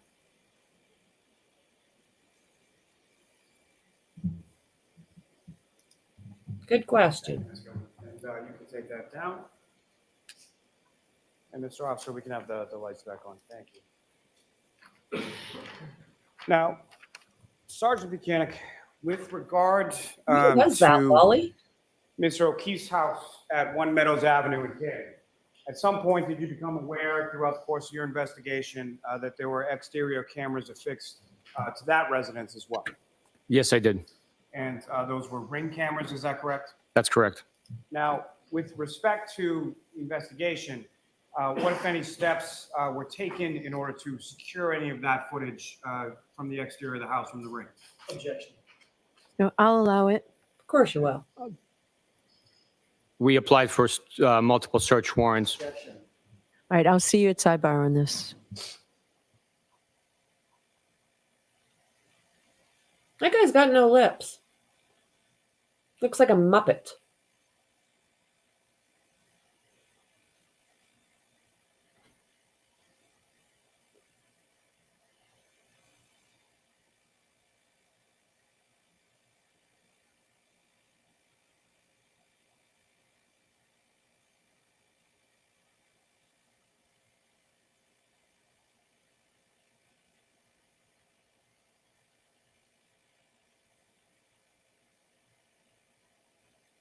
You would think that he would be sitting by his mother, not sitting where he's got access to Karen.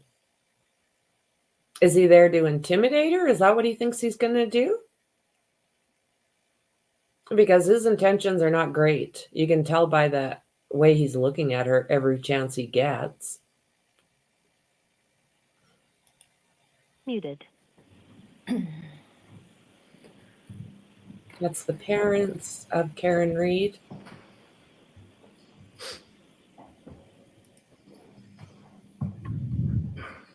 And so, sir, during the course, well, let me ask you this. As far as this or any other investigation is concerned, how is it that members of your unit sort of work through an investigation or work on a case? We, Objection, Your Honor. No, I'm going to allow that. Of course you are. as a case comes in, we address each case on individual basis based on the evidence that is presented through testimony and physical evidence that is recovered. That is what guides our investigations, and we then develop leads and process information collected. Sometimes information needs to be collected from third-party holders of data or service providers, at which point to access that data, we apply for search warrants, which are guided. Okay, so leave it, move on from that.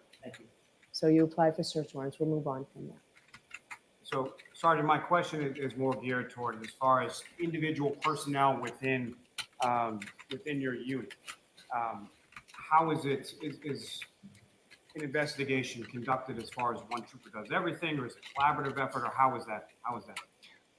The reason I say we is because every investigation takes the entire unit typically to put an effort in to conduct interviews, analysis, and so forth. So it's a team effort each and every time. No investigation is a one-man show. That's why we call it a case officer, not a lead investigator. because the case officer organizes the individuals to assign different tasks and collect and organize the data that comes back from the third-party providers and from the interviews that are conducted. As far as the interviews that are conducted through the course of this or any other investigation, is there ever an interview that's conducted just by one trooper or one person in any investigation that you've done with this unit? It is, no. We conduct interviews with two people, whether it's a trooper and a local detective, or two troopers assigned to our office, other state police agent unit within the agency. Now, as far as the case officer, who was the case officer on this particular investigation? The case officer in this investigation was Trooper Michael Proctor. And Trooper Proctor works under your supervision, is that correct? That's correct. So as far as a search warrant for the ring video from One Meadows Avenue, who specifically sat down, put pen to paper, and wrote the search? Trooper Proctor was the affiant. And as far as from that search warrant, are you aware of the materials that were provided by Ring in response to that search warrant? Objection. I'm going to allow it. I am aware of it. Of course you And are. you reviewed both the material as well as the videos that were provided by Ring in response to that search. I did. You were a good girl. Now, with reference to those, He's a good girl. He's a very with reference to those videos, specifically, You're go big dad. You're a good girl too. You don't go baby too. did you observe a, if you know, with respect to those videos, how were they sort of ordered sequentially, when in the manner in which they were provided, as far as date, time, things of that nature? Ask it differently. Ask it differently, Mr. Lally. So the videos that you received from Ring, I you did reviewed, say that. correct? Yes, I did. Yes, really? No, I'll allow that. So he's course reviewed you will. videos from Ring. Next Yeah. question. What, if any, information did they contain as far as date or time? The data provided back from Ring provided videos. There was no date and time on the labeling of the identifier, unique identifier for each video, but it was presented in a sequential order, knowing that the last video presented from the provider was the last video within the scope of our request, and the first one being the first in that timeline. In the scope of your request, the scope of the request of the warrant, what time frame are we talking? Objection. I'll allow that. The first warrant we requested from January 24th at midnight through January 30th at midnight. And with respect to those videos that were provided, you reviewed each of those, is that correct? That's correct. And Your Honor, with the court's permission, I would ask to publish certain of those videos for the public this time. So are these, why don't we come to sidebar?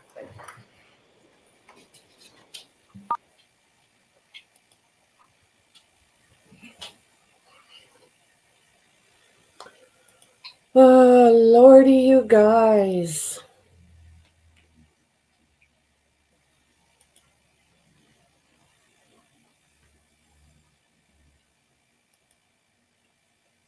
Yep.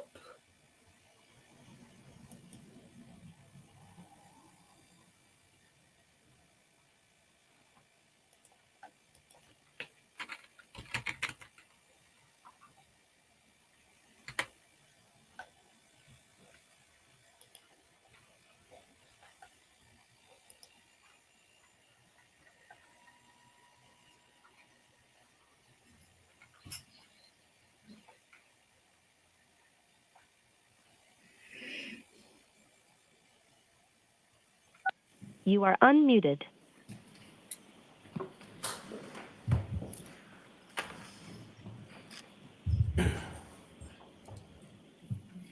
Ms. Gilman, if I could have from what's been previously marked as Exhibit 6, first video 119.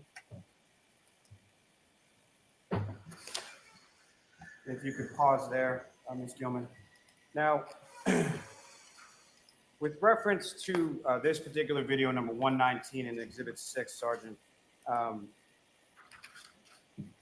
What, if anything, can you tell the jury as far as the timing of this particular video? Based on the appearance of the driveway, we know that this recording took place prior to the blizzard of January 29th.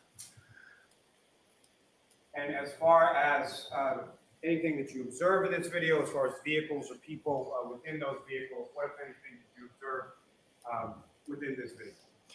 I observed Mr. O'Keefe's car parked in the same location as he typically parked it, and then Objection.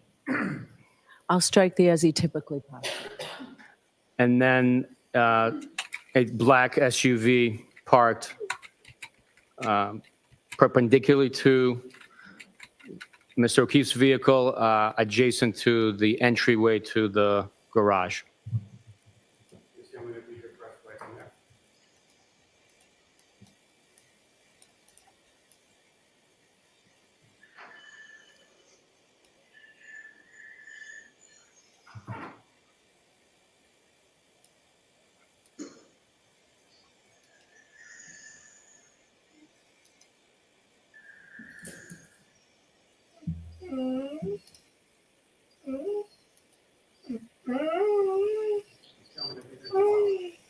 At some point in the course of your viewing of this video or the video surrounding it, you'll be able to identify the operator of the vehicle, black SUV. Yes, that is the defendant operating her black and color Lexus SUV bearing Massachusetts plate 3 GC 684.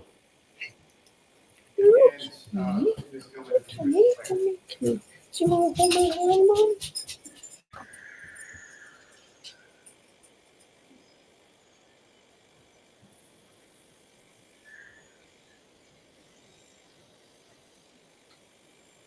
It's okay.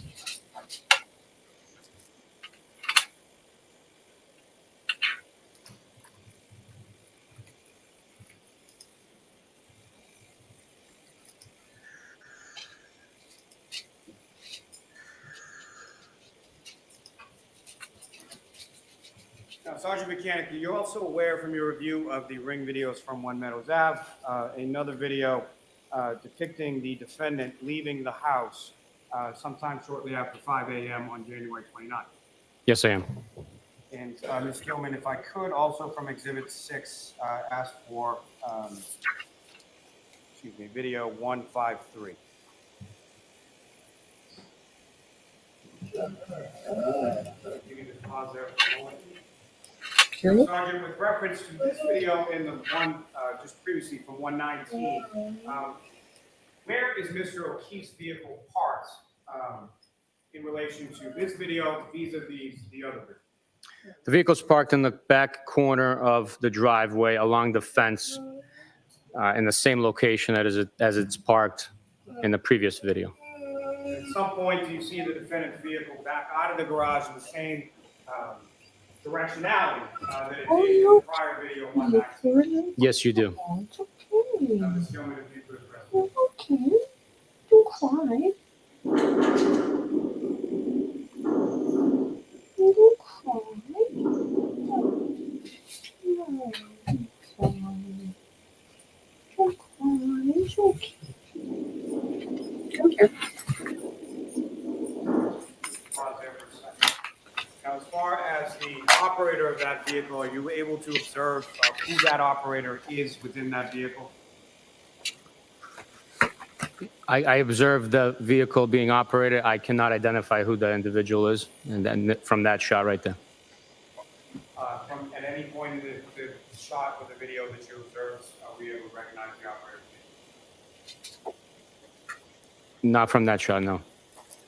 Now, with respect to the timing of this video, what time in the morning is this video? The timing of this video is approximately 5:07 a.m. when the defendant left the home through the garage via her vehicle. Ms. Gilman, if you could play through.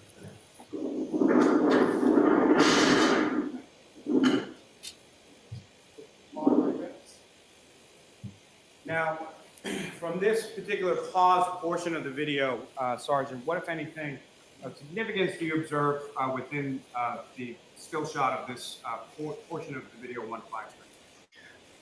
The portion of this video in the still shot presented identifies a missing, damaged rear right taillight, exposing the white light coming from the right side of that taillight. And if you could, using the laser pointer before you, draw the jury's attention to what you're talking about as far as that area of the defendant's vehicle. Now, earlier in that video, did you observe the defendant's vehicle coming close to or coming into contact with Mr. O'Keefe's vehicle? Yes, I did. And as far as Mr. O'Keefe's vehicle, at least from this video, what, if any, damage did you observe to Mr. O'Keefe's vehicle? No damage. And as far as the ground area around where Mr. O'Keefe's vehicle is parked, specifically the rear of that vehicle, what, if any, red pieces or anything do you observe on the ground around Mr. O'Keefe's vehicle? Nothing was observed. Just come in if you could press.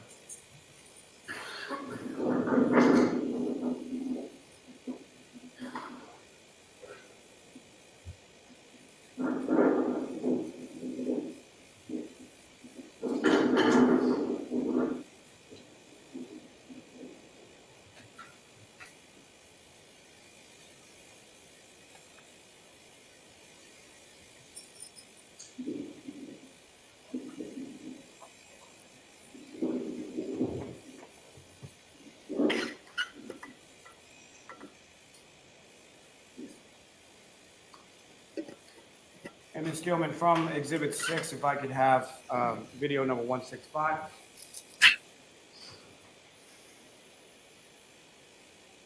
You can pause there, please.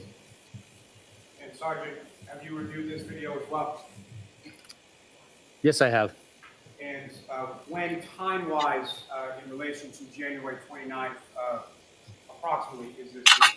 It's approximately like 12:30 in the afternoon. And as far as the vehicles in the foreground area from this particular camera shot, you know whose vehicles those are? Yes. The vehicle in the top left corner is Mr. O'Keefe's vehicle. Vehicle in the middle left is the defendant's vehicle. And I do not know who the other two vehicles are. Ms. Gilman, if you could press play.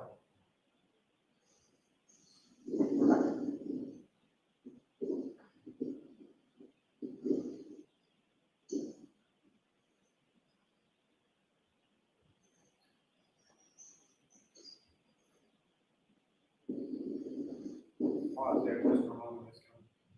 And Sergeant, from the two individuals exiting from that vehicle, do you recognize who those individuals are? Yes, I do. And if you could, just using the laser pointer, direct the jury's attention to whom you recognize and identify who that person is. That there is the defendant, and that there is Mr. Reed. Again, this is the defendant's father, is that correct? That's correct. And Ms. Gilman, if you could press play.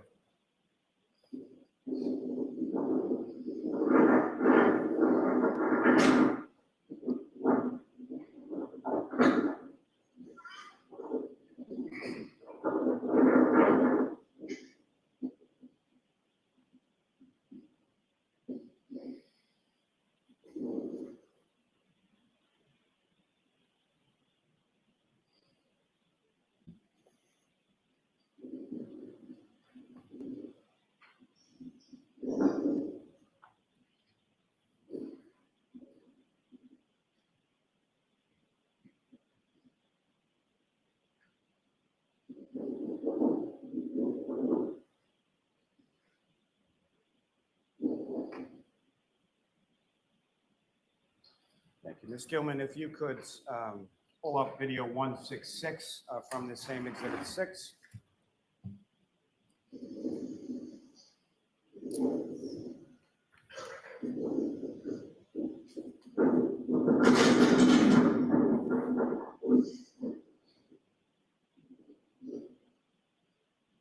Ms. Gilman, if you could pause there just for a moment.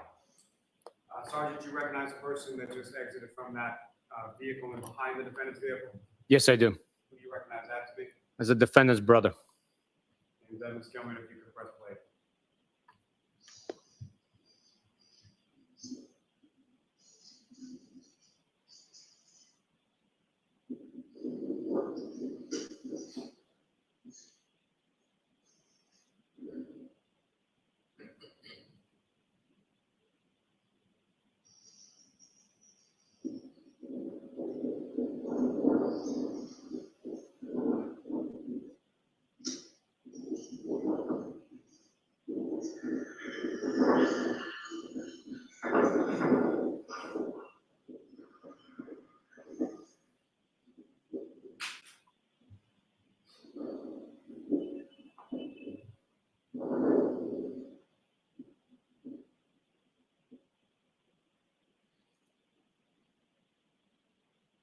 Ms. Gilman, if I could have from the same Exhibit 6, video 171.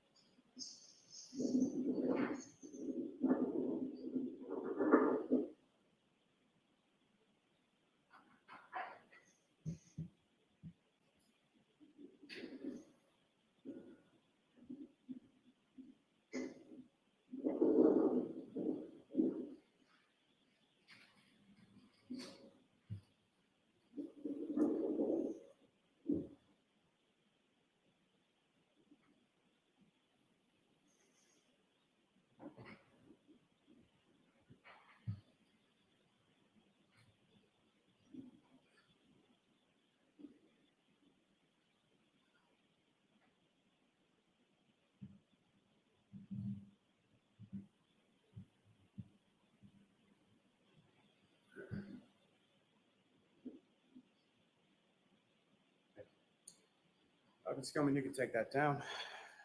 Mr. Officer, we can have the lights back on.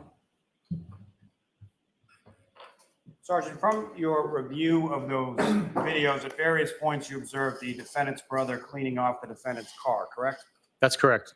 At any point in time, did you observe the defendant's brother cleaning off the area of the right rear passenger side's taillight of the defendant's car? I did not.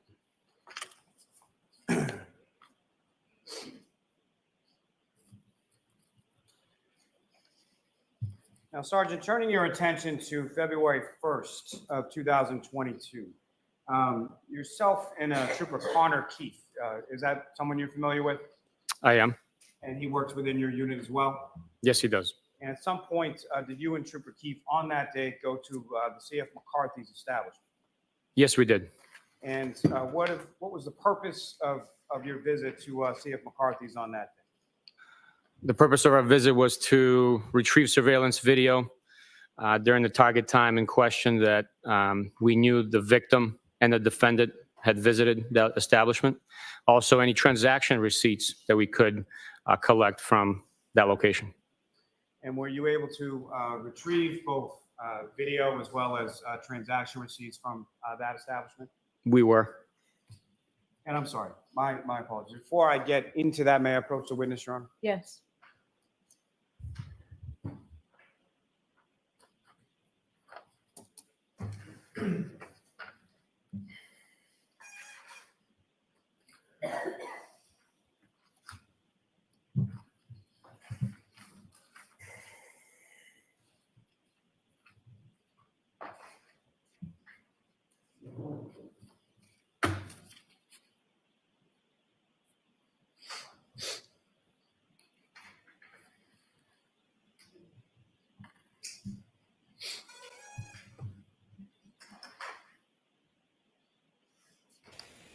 Look at how he's watching them like, oh my And Sergeant, I'm God. showing you a series of 14 photographs or still shots. If you could just look at those and look up when you finish.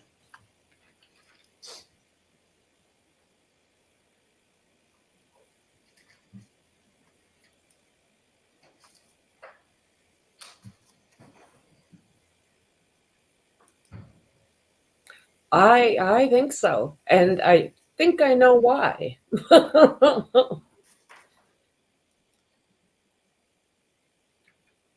This is batshite crazy. I just want the proof. Where's the beef? And do you recognize those, sir?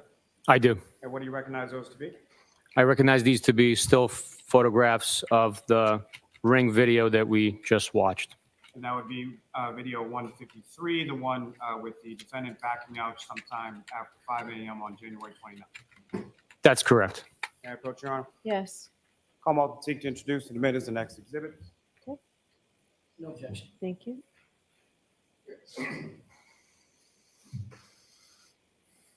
It would be no fun working with against a moron. You want a little bit of a chance, like a little bit of a fight. You're right, Carrie.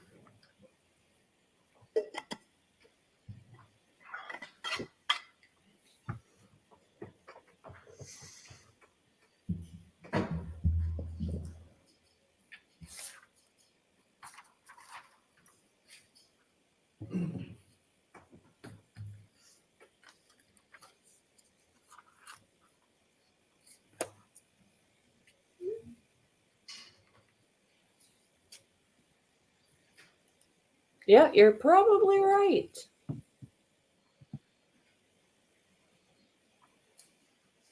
It's just unreal what we're watching.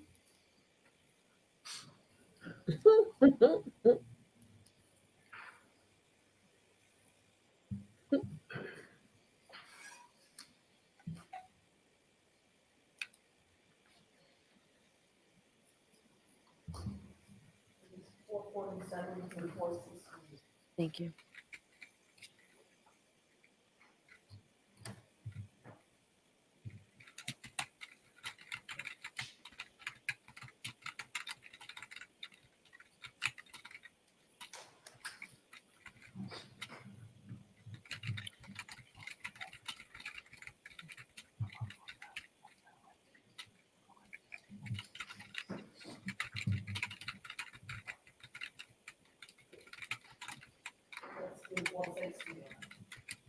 Thank you.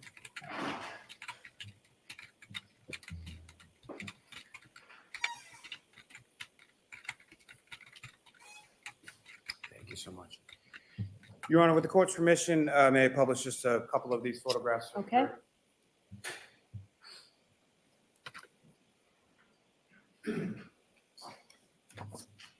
You watch, he'll finish just before the clock.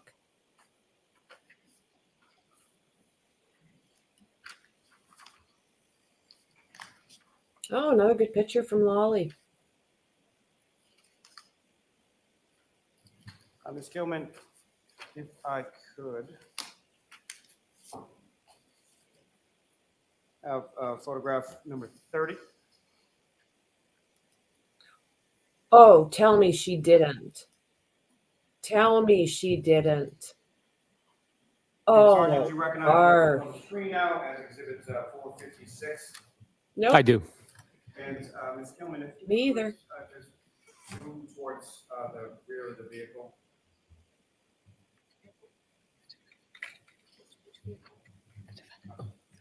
Have a moment, Your Honor. Yes.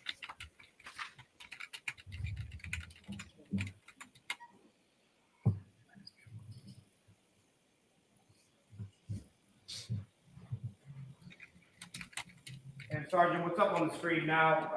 If you could direct the jury's attention with that laser pointed to the area of the rear passenger side taillight that you were describing damage.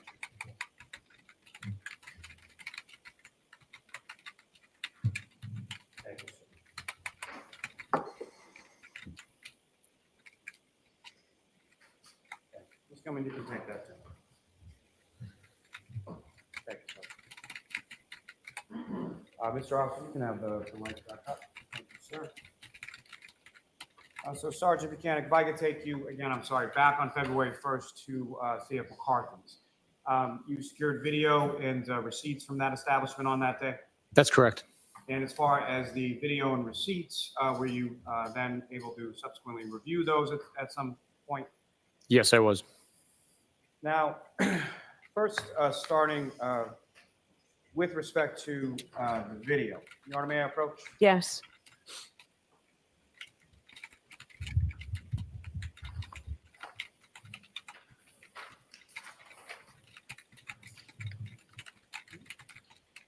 I'm showing you two photographs of still shots. Just actually look at those, look up when you're finished.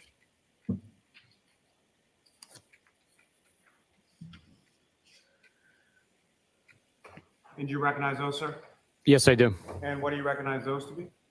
Those are still shots of the CF McCarthy's surveillance video that we collected from that establishment, from the dining room camera angle. May I approach again, Your Honor? Yes. I'm about to sit to introduce in a minute as the next exhibit. No objection. Thank you.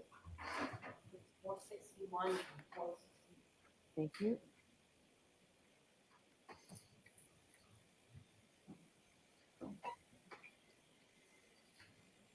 Your Honor, with the court's permission, if I could ask that those be published to the jury at this point. Okay.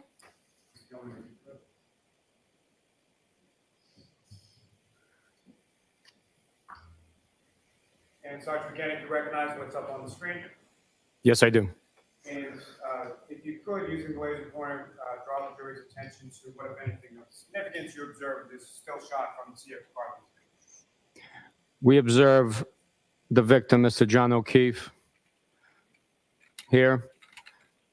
Appears to be communicating with the defendant here. Mr. Camerano is over here as well. Mr. Sullivan is down here as well.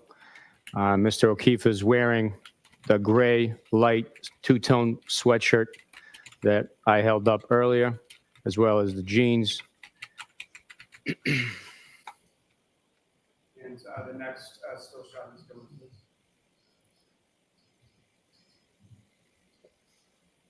And similar to this, similar to the previous one, excuse me, Sergeant, do you recognize what's depicted in this still shot here? Yes, it's, again, the victim on the other side of the defendant, still dressed in the same outfit, and the defendant standing in front of him. And as far as the bar area adjacent to the defendant, what, if anything, of significance do you know there? The bar area is located near the taps, the draft beer taps at CF McCarthy's. So if you were to look at the bar from the street, that is the left side of the bar orientation on the way to the restrooms. And I'm sorry, I should have been more specific. As far as the sort of shelf of the bar immediately adjacent to the defendant's left arm, what, if anything, do you observe that? Here, I observe a cylindrical vase-style cocktail glass on the bar, as well as other beer bottles. Okay. Ms. Gilman, you can take that down. With reference to the CF McCarthy's video, Your Honor, with the court's permission, I would ask to publish certain portions of that. It's already been marked as Exhibit 50. Okay. Ms. Gilman, if you could, from the first video.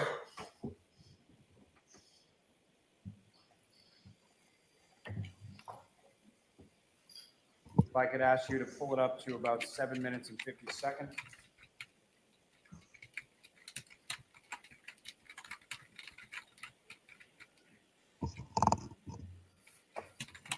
And Ms. Gilman, if you could pause just for a moment, I'm just going to ask you to play from 7:50 to about 8 minutes and 20 seconds in, but I may ask you to pause it.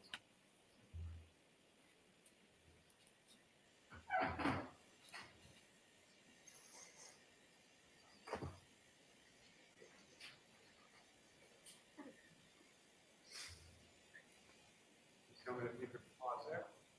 Sergeant, as far as just, again, for orientation purposes, with reference to the entrance or exit, point of ingress, egress for the bar, do you observe that somewhere within this video? Yes, at the top of the screen is the front door to CF McCarthy's bar. And as we just viewed the two gentlemen walking in, they walked in through the front door, heading to the taps area, draft beer location of the bar. And if you could, just using the laser pointer, direct your attention to that front door area we're talking about. The front door area is located right here. And with respect to those two individuals that came in, do you recognize those two individuals?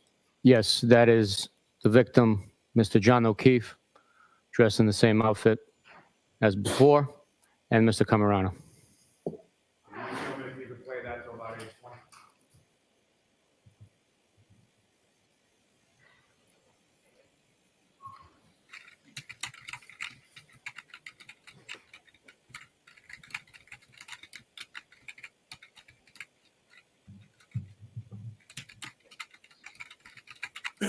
Ms. Gilman, if I could ask you from the same exhibits,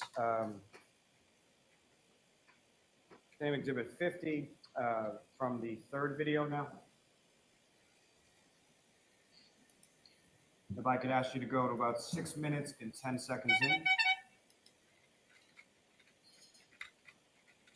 And I'm going to ask you to play that till about 6 minutes and 43 seconds.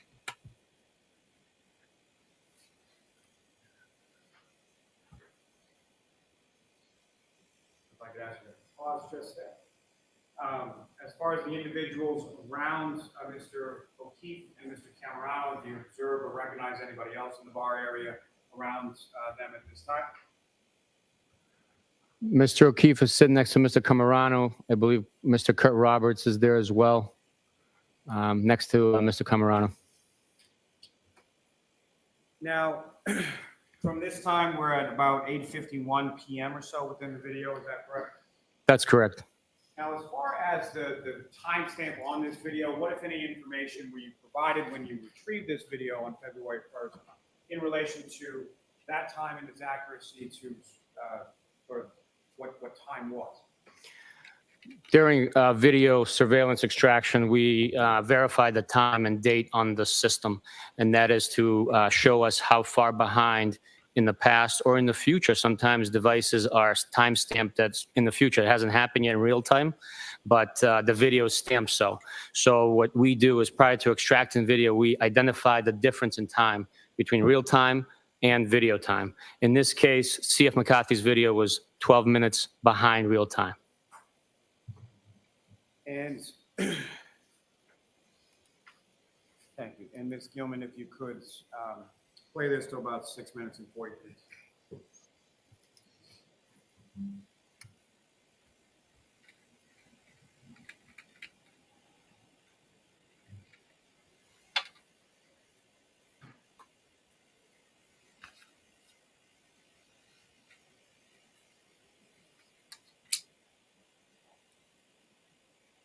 Just pause there briefly, Ms. Gilman.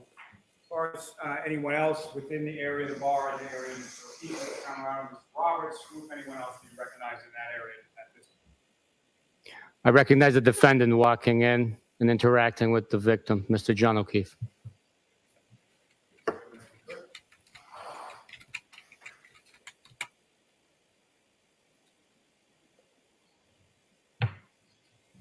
Ms. Gilman, if you could, within that same video 3, I would ask you to go to about 13 minutes and 15 seconds.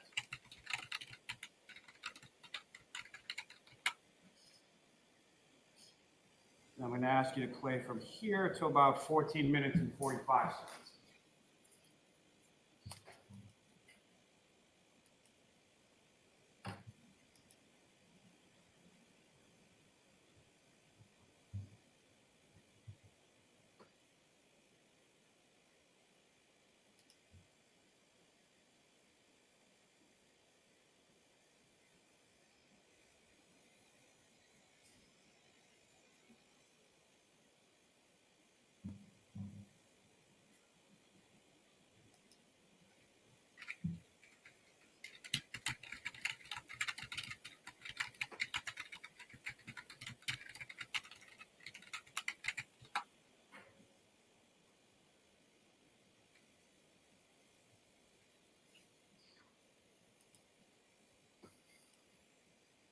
Pause there. Now, from your review of this video, what, if anything, of significance do you observe in this part of the video? This part of the video, I observed the defendant reaching over and retrieving a cylindrical, tall cocktail glass from the bartender. And again, given the understanding that the video is about 12 minutes off as far as the timestamp, the defendant entered about 8:51 p.m. and is receiving this drink about 8:58 p.m. Is that correct? That's correct. And if you could, Ms. Gilman, play that to.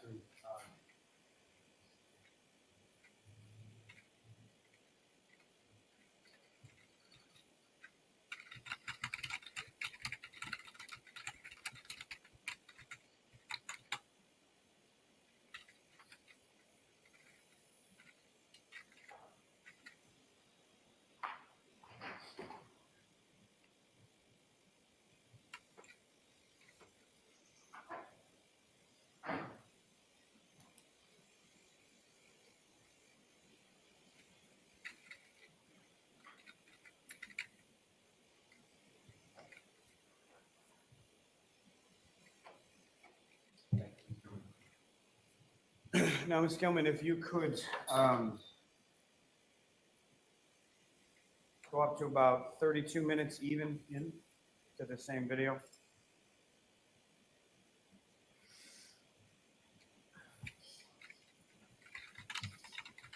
Now I'm going to ask you to play that for the next 30 seconds or so, to about 32 minutes and 30 seconds.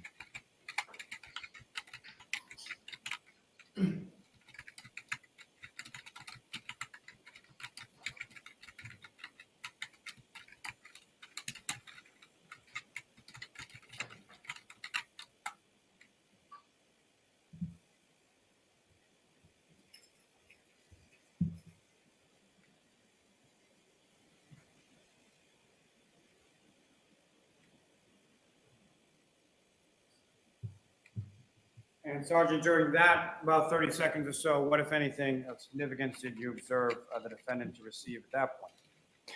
A cylindrical cocktail glass.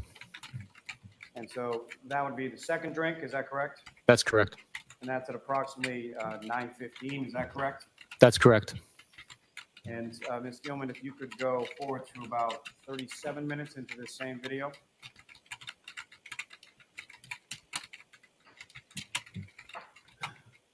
If you could play that for about the next minute or so, for about 38 minutes.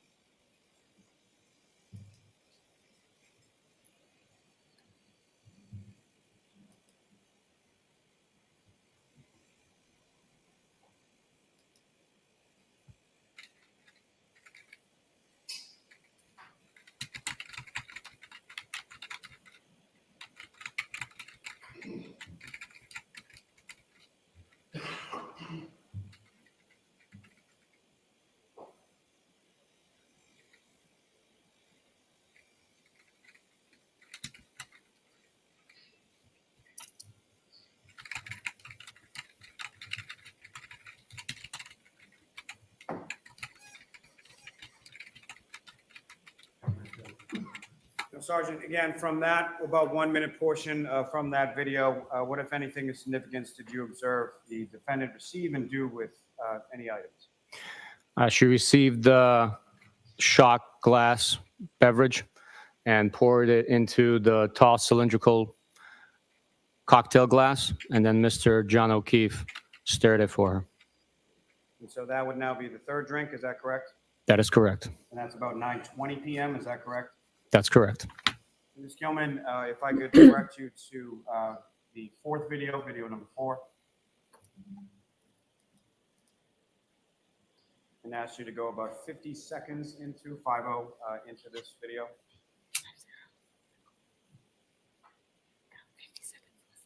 And I'm going to ask you to play this, Ms. Gilman, from 50 seconds to about 1:30.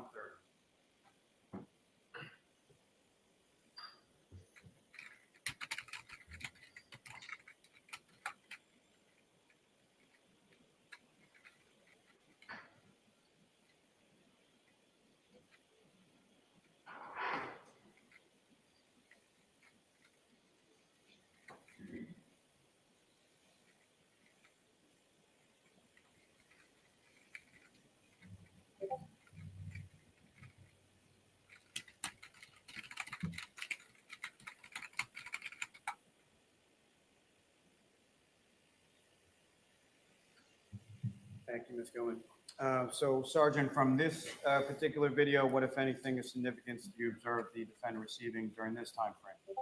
She receives another shot glass beverage and then places that liquid into her tall cocktail glass and stacks the second shot glass into the first shot glass into the first tall cylindrical cocktail glass she had previously received and consumed.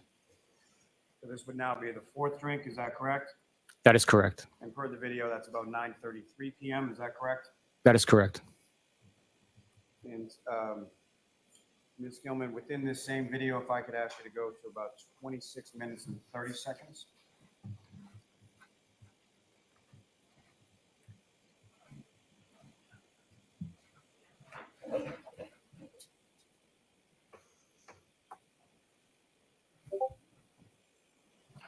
Ms. Gilman, if you could pause there for just a moment. I'm going to ask you to play this until about 27:40.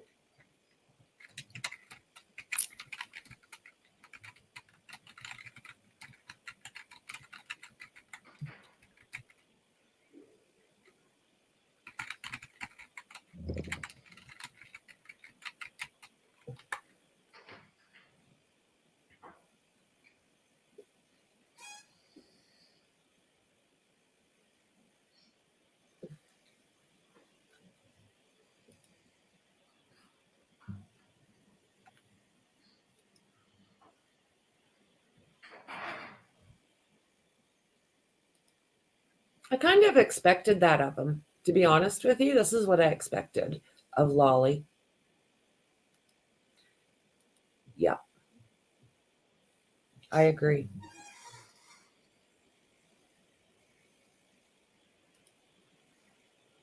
Depends who you talk to, Carrie. Everyone's got different. During that period, Sergeant, what, if Thoughts. anything, of significance did you observe the defendant to receive during that time frame? She received a tall cylindrical cocktail glass. And in addition to that, what, if anything else, did she receive from the bartender during that time? A shot glass size beverage. And what, if anything, did she do with the shot glass in regard to the larger cylindrical glass? It was placed inside the tall cylindrical cocktail glass. So that would be drinks 5 and 6, is that correct? That's correct. And per the timestamp on the bar video, this is now about 9:57 p.m., is that correct? Correct. And Ms. Gilman, if I could direct you to video number 5.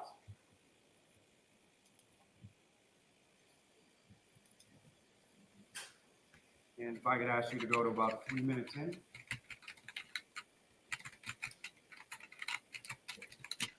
And ask you to play that till about 3:30 or so.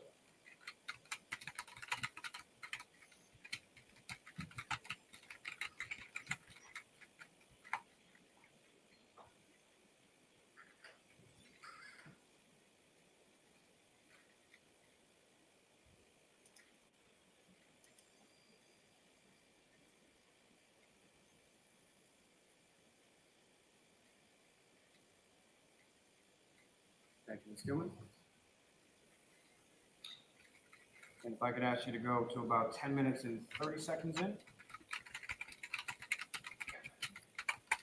And I would ask you to play that for about a minute to about 11:30 or so.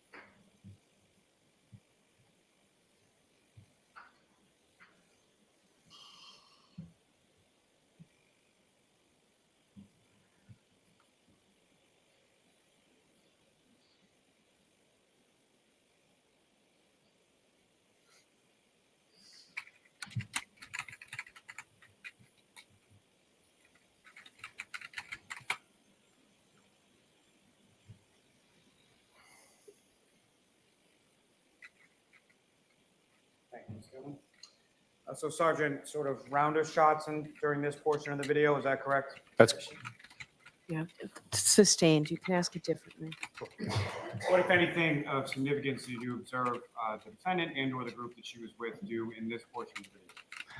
in this portion of the video, the two gentlemen to the right of the defendant consume a shot size beverage. And as far as the shot glass that the defendant received, what, if anything, do you observe her to do with that? Objection. I'll allow it. Or strike that. Just what did you observe, not what she had. What did you observe the defendant to do during that portion? Prior to the Does shots she being know what she's taken, a doing? shot glass was poured into the cylindrical tall glass. Jesus Lord, Murphy Okay, so that woman. would be drink number 7 at that point. That would be drink number 6.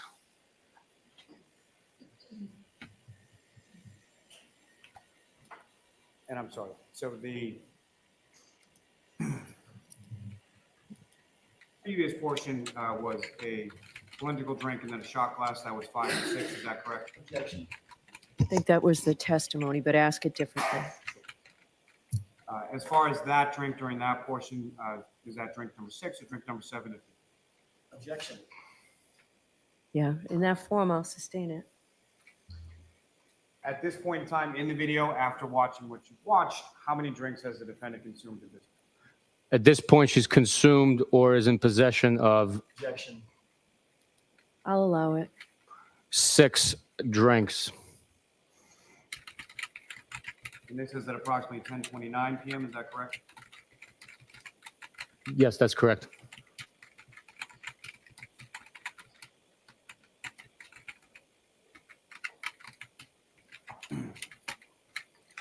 Ms. Gilman, if you could go to about 20 minutes and 30 seconds in.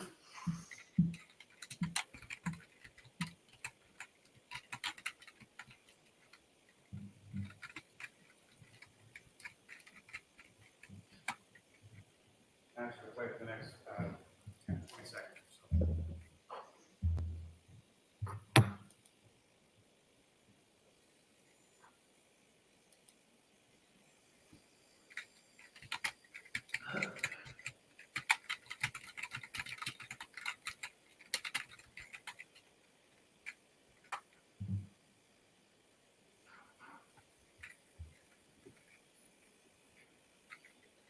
So during that portion of the video, what, if anything, do you observe as to the drink the defendant has and how full it is at that point? She has a cylindrical tall cocktail glass in her hand. And can you observe, or did you observe how full that glass was? Drink number 6 is empty, or near the bottom, almost empty. And Ms. Gilman, if I could ask you to go to about 22 minutes and 40, I'm sorry, 22:40 or so within per the time stamp, I'm sorry.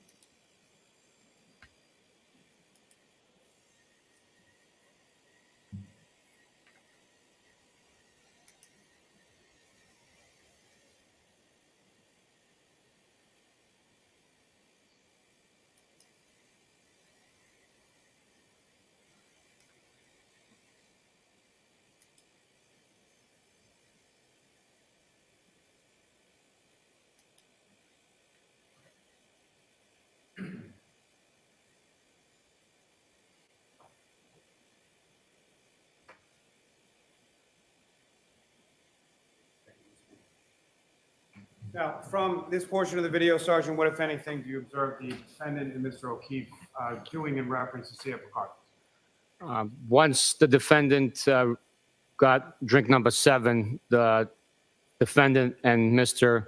O'Keefe walk out of C.F. McCarthy's, the defendant holding the beverage, tall cylindrical glass in her hand.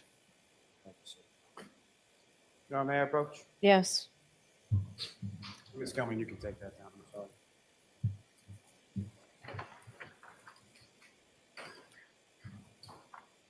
I'm showing you the 5-page document. Ask me to review that, look up when you finish.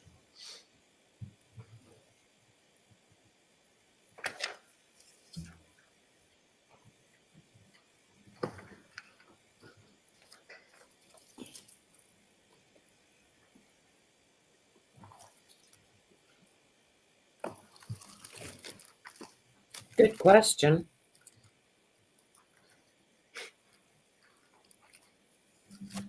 I got a little sidetracked. So how is he counting her drinks?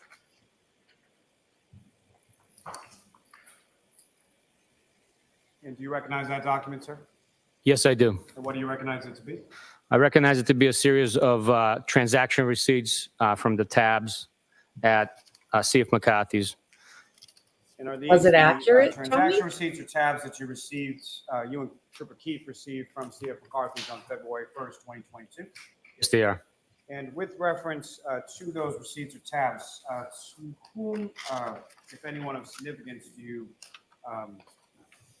do those tabs pertain to? The first one for $52.80 was opened under the bar tab Karen A. Reed. And is there also a receipt from John O'Keefe?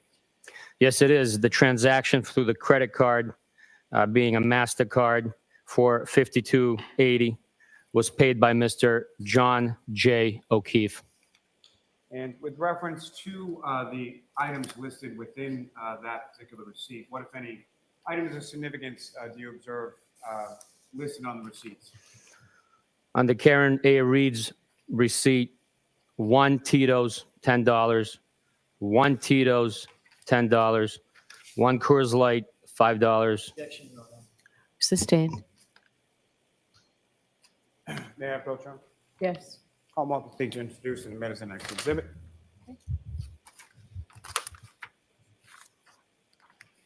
We probably should approach Okay. briefly.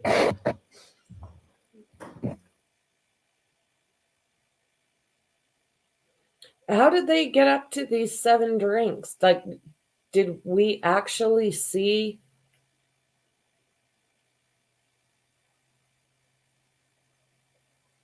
Did we actually see the transactions? Was he going to come up with a number of drinks?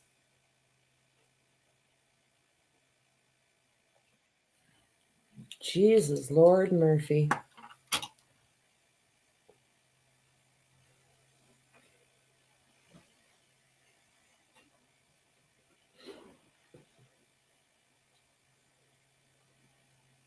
One Coors Light, is that what they're saying? So what, then he turned into... I don't understand how her glass ended up there, if that's what they're saying. Is there going to be DNA from that?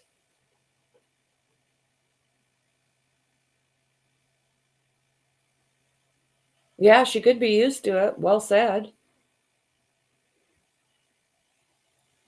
You are unmuted.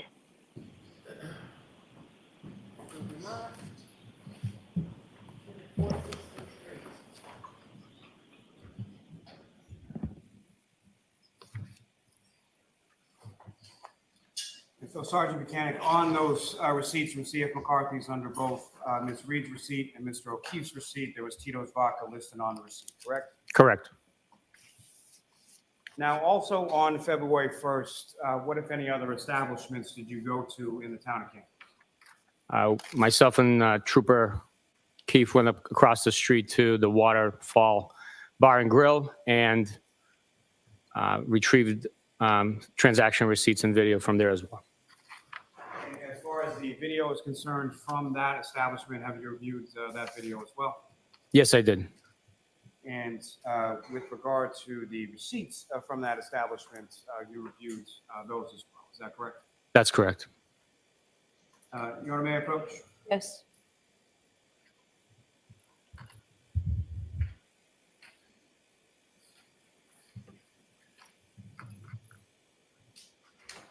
So I'm showing you 4 photographs of still shots. You can review those and look up when you're finished.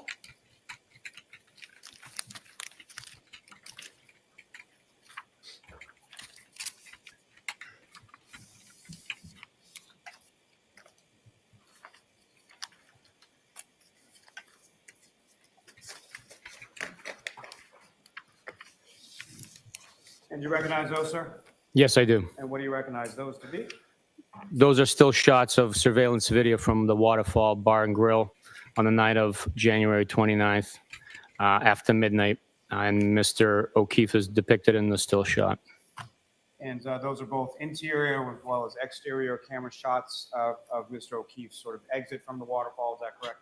That's correct. Interior, him leaving at 12:11 a.m., which the timestamp on the surveillance video at the waterfall was accurate to real time. He is holding a beverage shorter cocktail glass in his right hand as he exits the establishment. He's seen on the exterior camera walking towards Washington Street. Thank you. May I approach, Your Honor? Yes. I'm about to seek to introduce in a minute. No objection. Why is she? Oh, she's got 15 minutes left in her courtroom.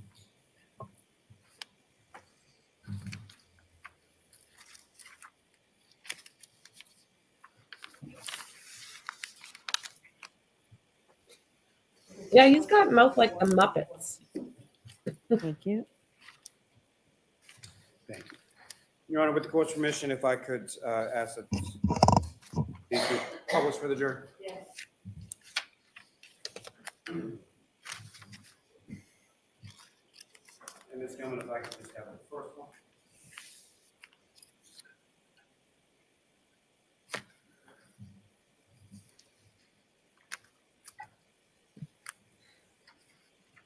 My apologies. Ms. Gilman, if I could have the first one from the interior.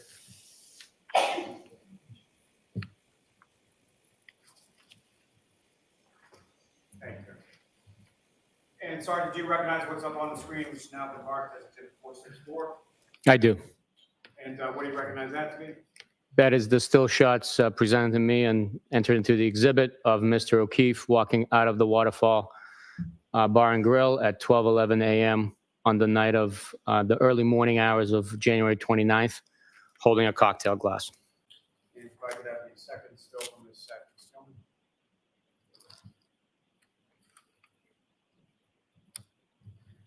And again, do you recognize what's up on the screen, sir? Yes, sir. And if you could, using the laser pointer before you, just direct the jury's attention to where you observed Mr. O'Keefe and what, if anything, you observed Mr. O'Keefe holding as he's exiting the waterfall. Mr. O'Keefe is observed here. He's holding that shorter, fatter cocktail glass as he's walking out of the establishment. And Ms. Gilman, if I could have from the exterior, just the second one, please.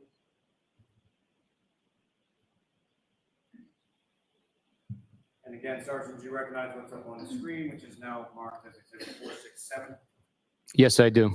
And if you could, using the laser pointer, direct the jury's attention to what, if anything, of significance you observed in this still. This is Mr. O'Keefe walking out of the Waterfall establishment, holding the cocktail glass in his right hand as he walks towards Washington Street. Thanks. Ms. Gilman, you can take that. Mr. Officer, we can have the lights. Thank you, sir.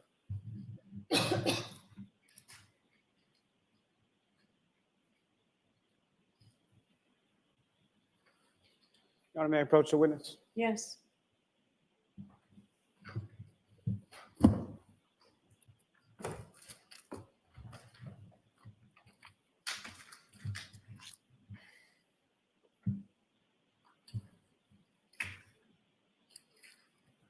Sir, I'm showing you what's been previously marked as Exhibit 54. Just ask you to look at that and look up if you could.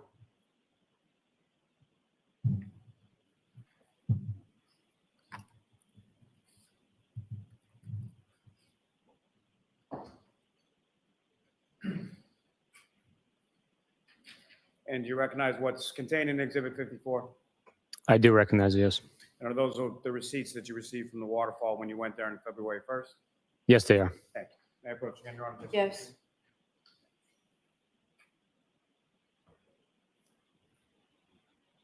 Now, sir, with reference to the waterfall, in regard to the timestamp on that surveillance video, what, if anything, were you told as far as the accuracy of that timestamp when you retrieved that video? That video was confirmed to be accurate in time, as in real time. No discrepancy. And Your Honor, with the court's permission, if I could just publish 3 quick clips from what's been marked as Exhibit 53. Okay.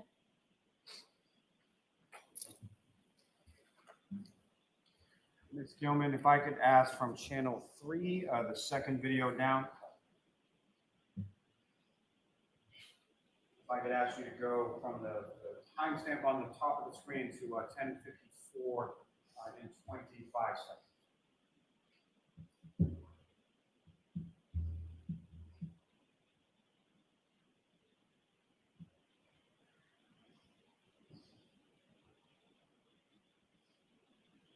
You could play them.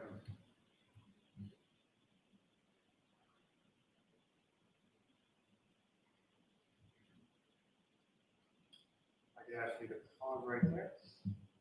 So Sergeant, from that particular portion of the video, what, if anything, of significance did you observe occur there? That portion of video depicts Mr.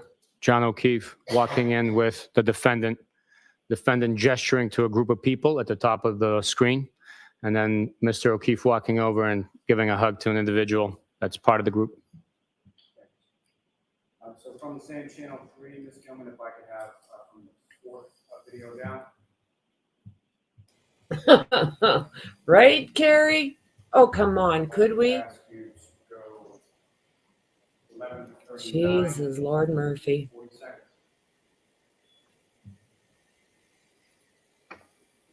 Pause there, thank you. And in about 5 to 10 seconds or so, I'm going to ask Ms. Gilman to pause it, and I'm just going to ask Sergeant if you can direct your attention to sort of the top right corner of the screen.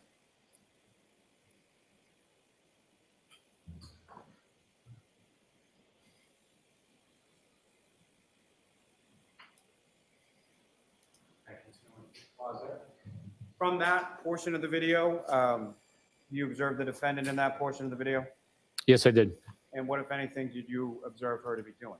She retrieves a drink from the table and appears to consume it. Now, as far as the drink and the tall cylindrical glass that you observed her walking out of C.F. McCarthy's with, what, if anything, do you observe from the glass that she's taking a sip of from this portion of the video, the waterfall? It's a shorter, fatter style glass compared to the cylindrical tall style that she walked out of C.F. McCarthy's with. Thank you, sir. Ms. Gilman, you can take that.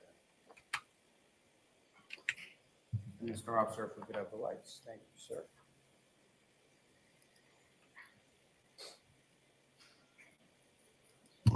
Mr. Lally, why don't we end for the day? It's been a long day. Everybody ready to go home? Yeah, okay. All right, so Sergeant, we're going to meet you back tomorrow, and I'll ask you to just follow the jurors out when they leave. So jurors, those same reminders, please do not discuss this case with anyone. Don't do any independent research or investigation into the case. If you happen to see, hear, or read anything about the case, please disregard it and let us know. We'll see you tomorrow. All rise for the court, please. Jurors, follow me.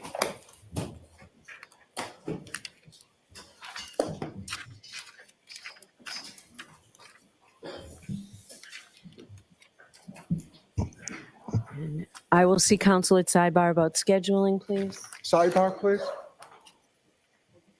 Oh my God.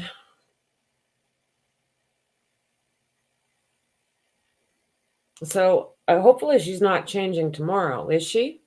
Drink 30 and counting.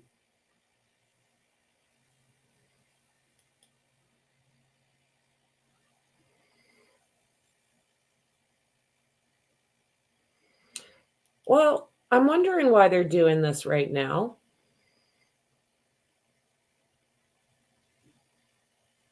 I would have thought she would have waited until tomorrow, but who knows with this woman? She doesn't make any sense.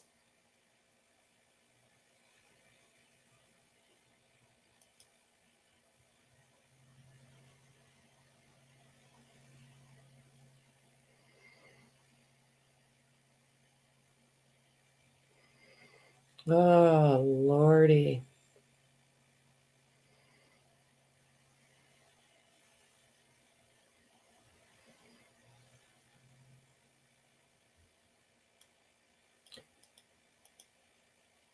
I think you're probably right.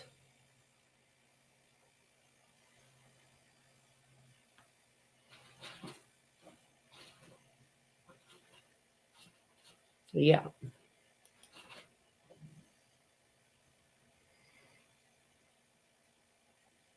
So, guys, Discord and Chit Chat will be Emily Baker.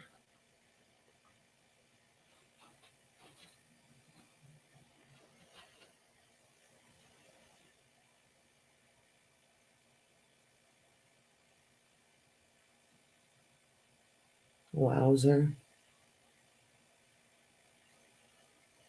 Oh, I like the way she's turned to him.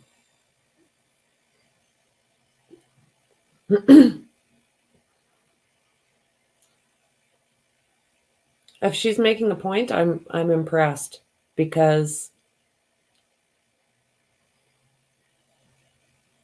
I don't like the way he looks at her.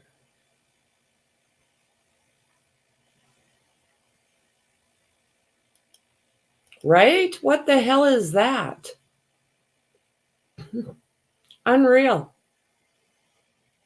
As well as the shite show that was the car episode, her SUV inside of the police station. What the hell was that? So yeah, a couple points here again. I don't know what I think of Lally's last little bit. I'm cleaning off the SUV, right? Oh my God.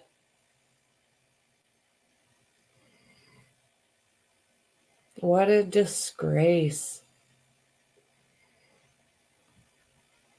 And the thing is we're only, well, I don't know how far into Lally's witnesses, but we haven't even heard from the defense and their side yet. So they're already behind. Like, Lally is supposed to be making points all the way through this. And I don't see that happening.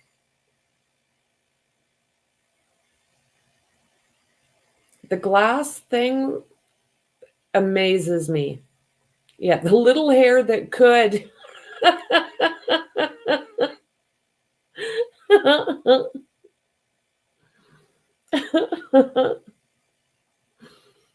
Oh my God.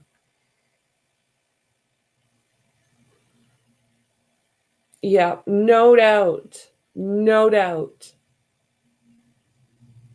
Oh my God.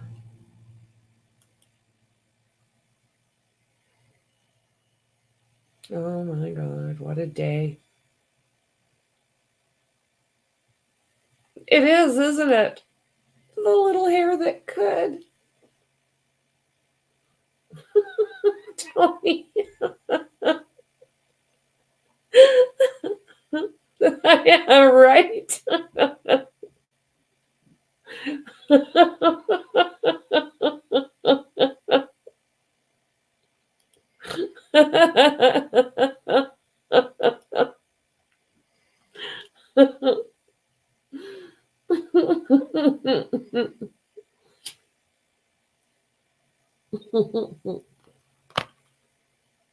Oh my goodness.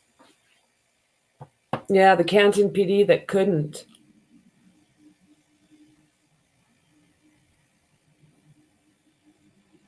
Oh my God.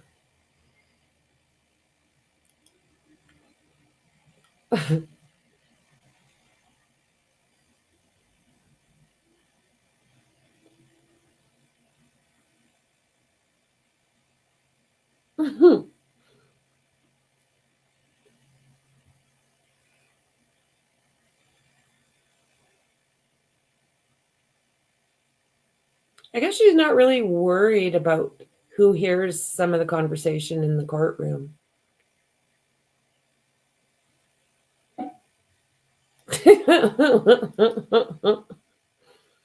What a day. Like, seriously. Are they ever going to make headway, or is it just going to be another, what, 50 people?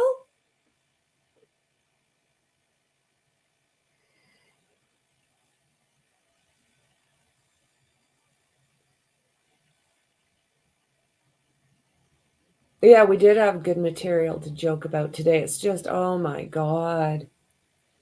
It's hard to take the Commonwealth serious. I mean,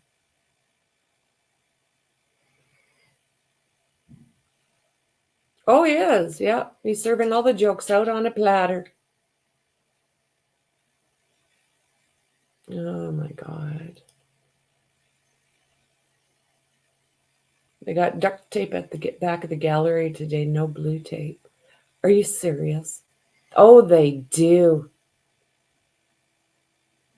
Oh my God. They do too.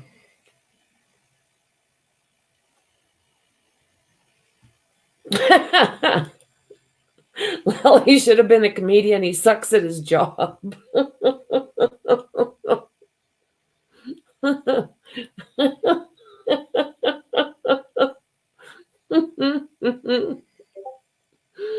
Oh my word.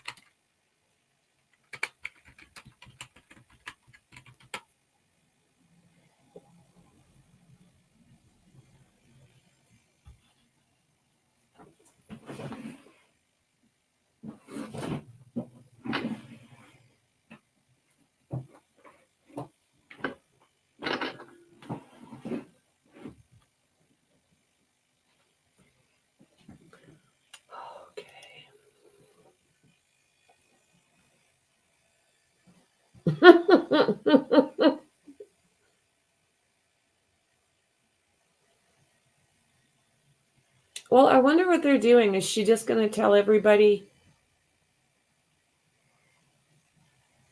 She sent the jury out, and she already said, pardon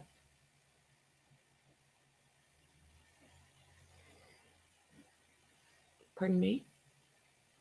The jury's already out, and she's asked them to be there in the morning, so we must be good for tomorrow, is my thoughts. So maybe she's figuring out next week, which, in a normal M case in a court, you wouldn't have to deal with this step because you would be going to trial every day.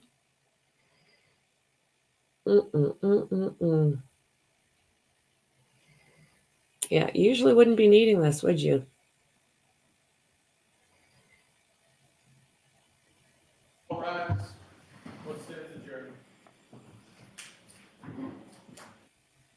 Okay, then.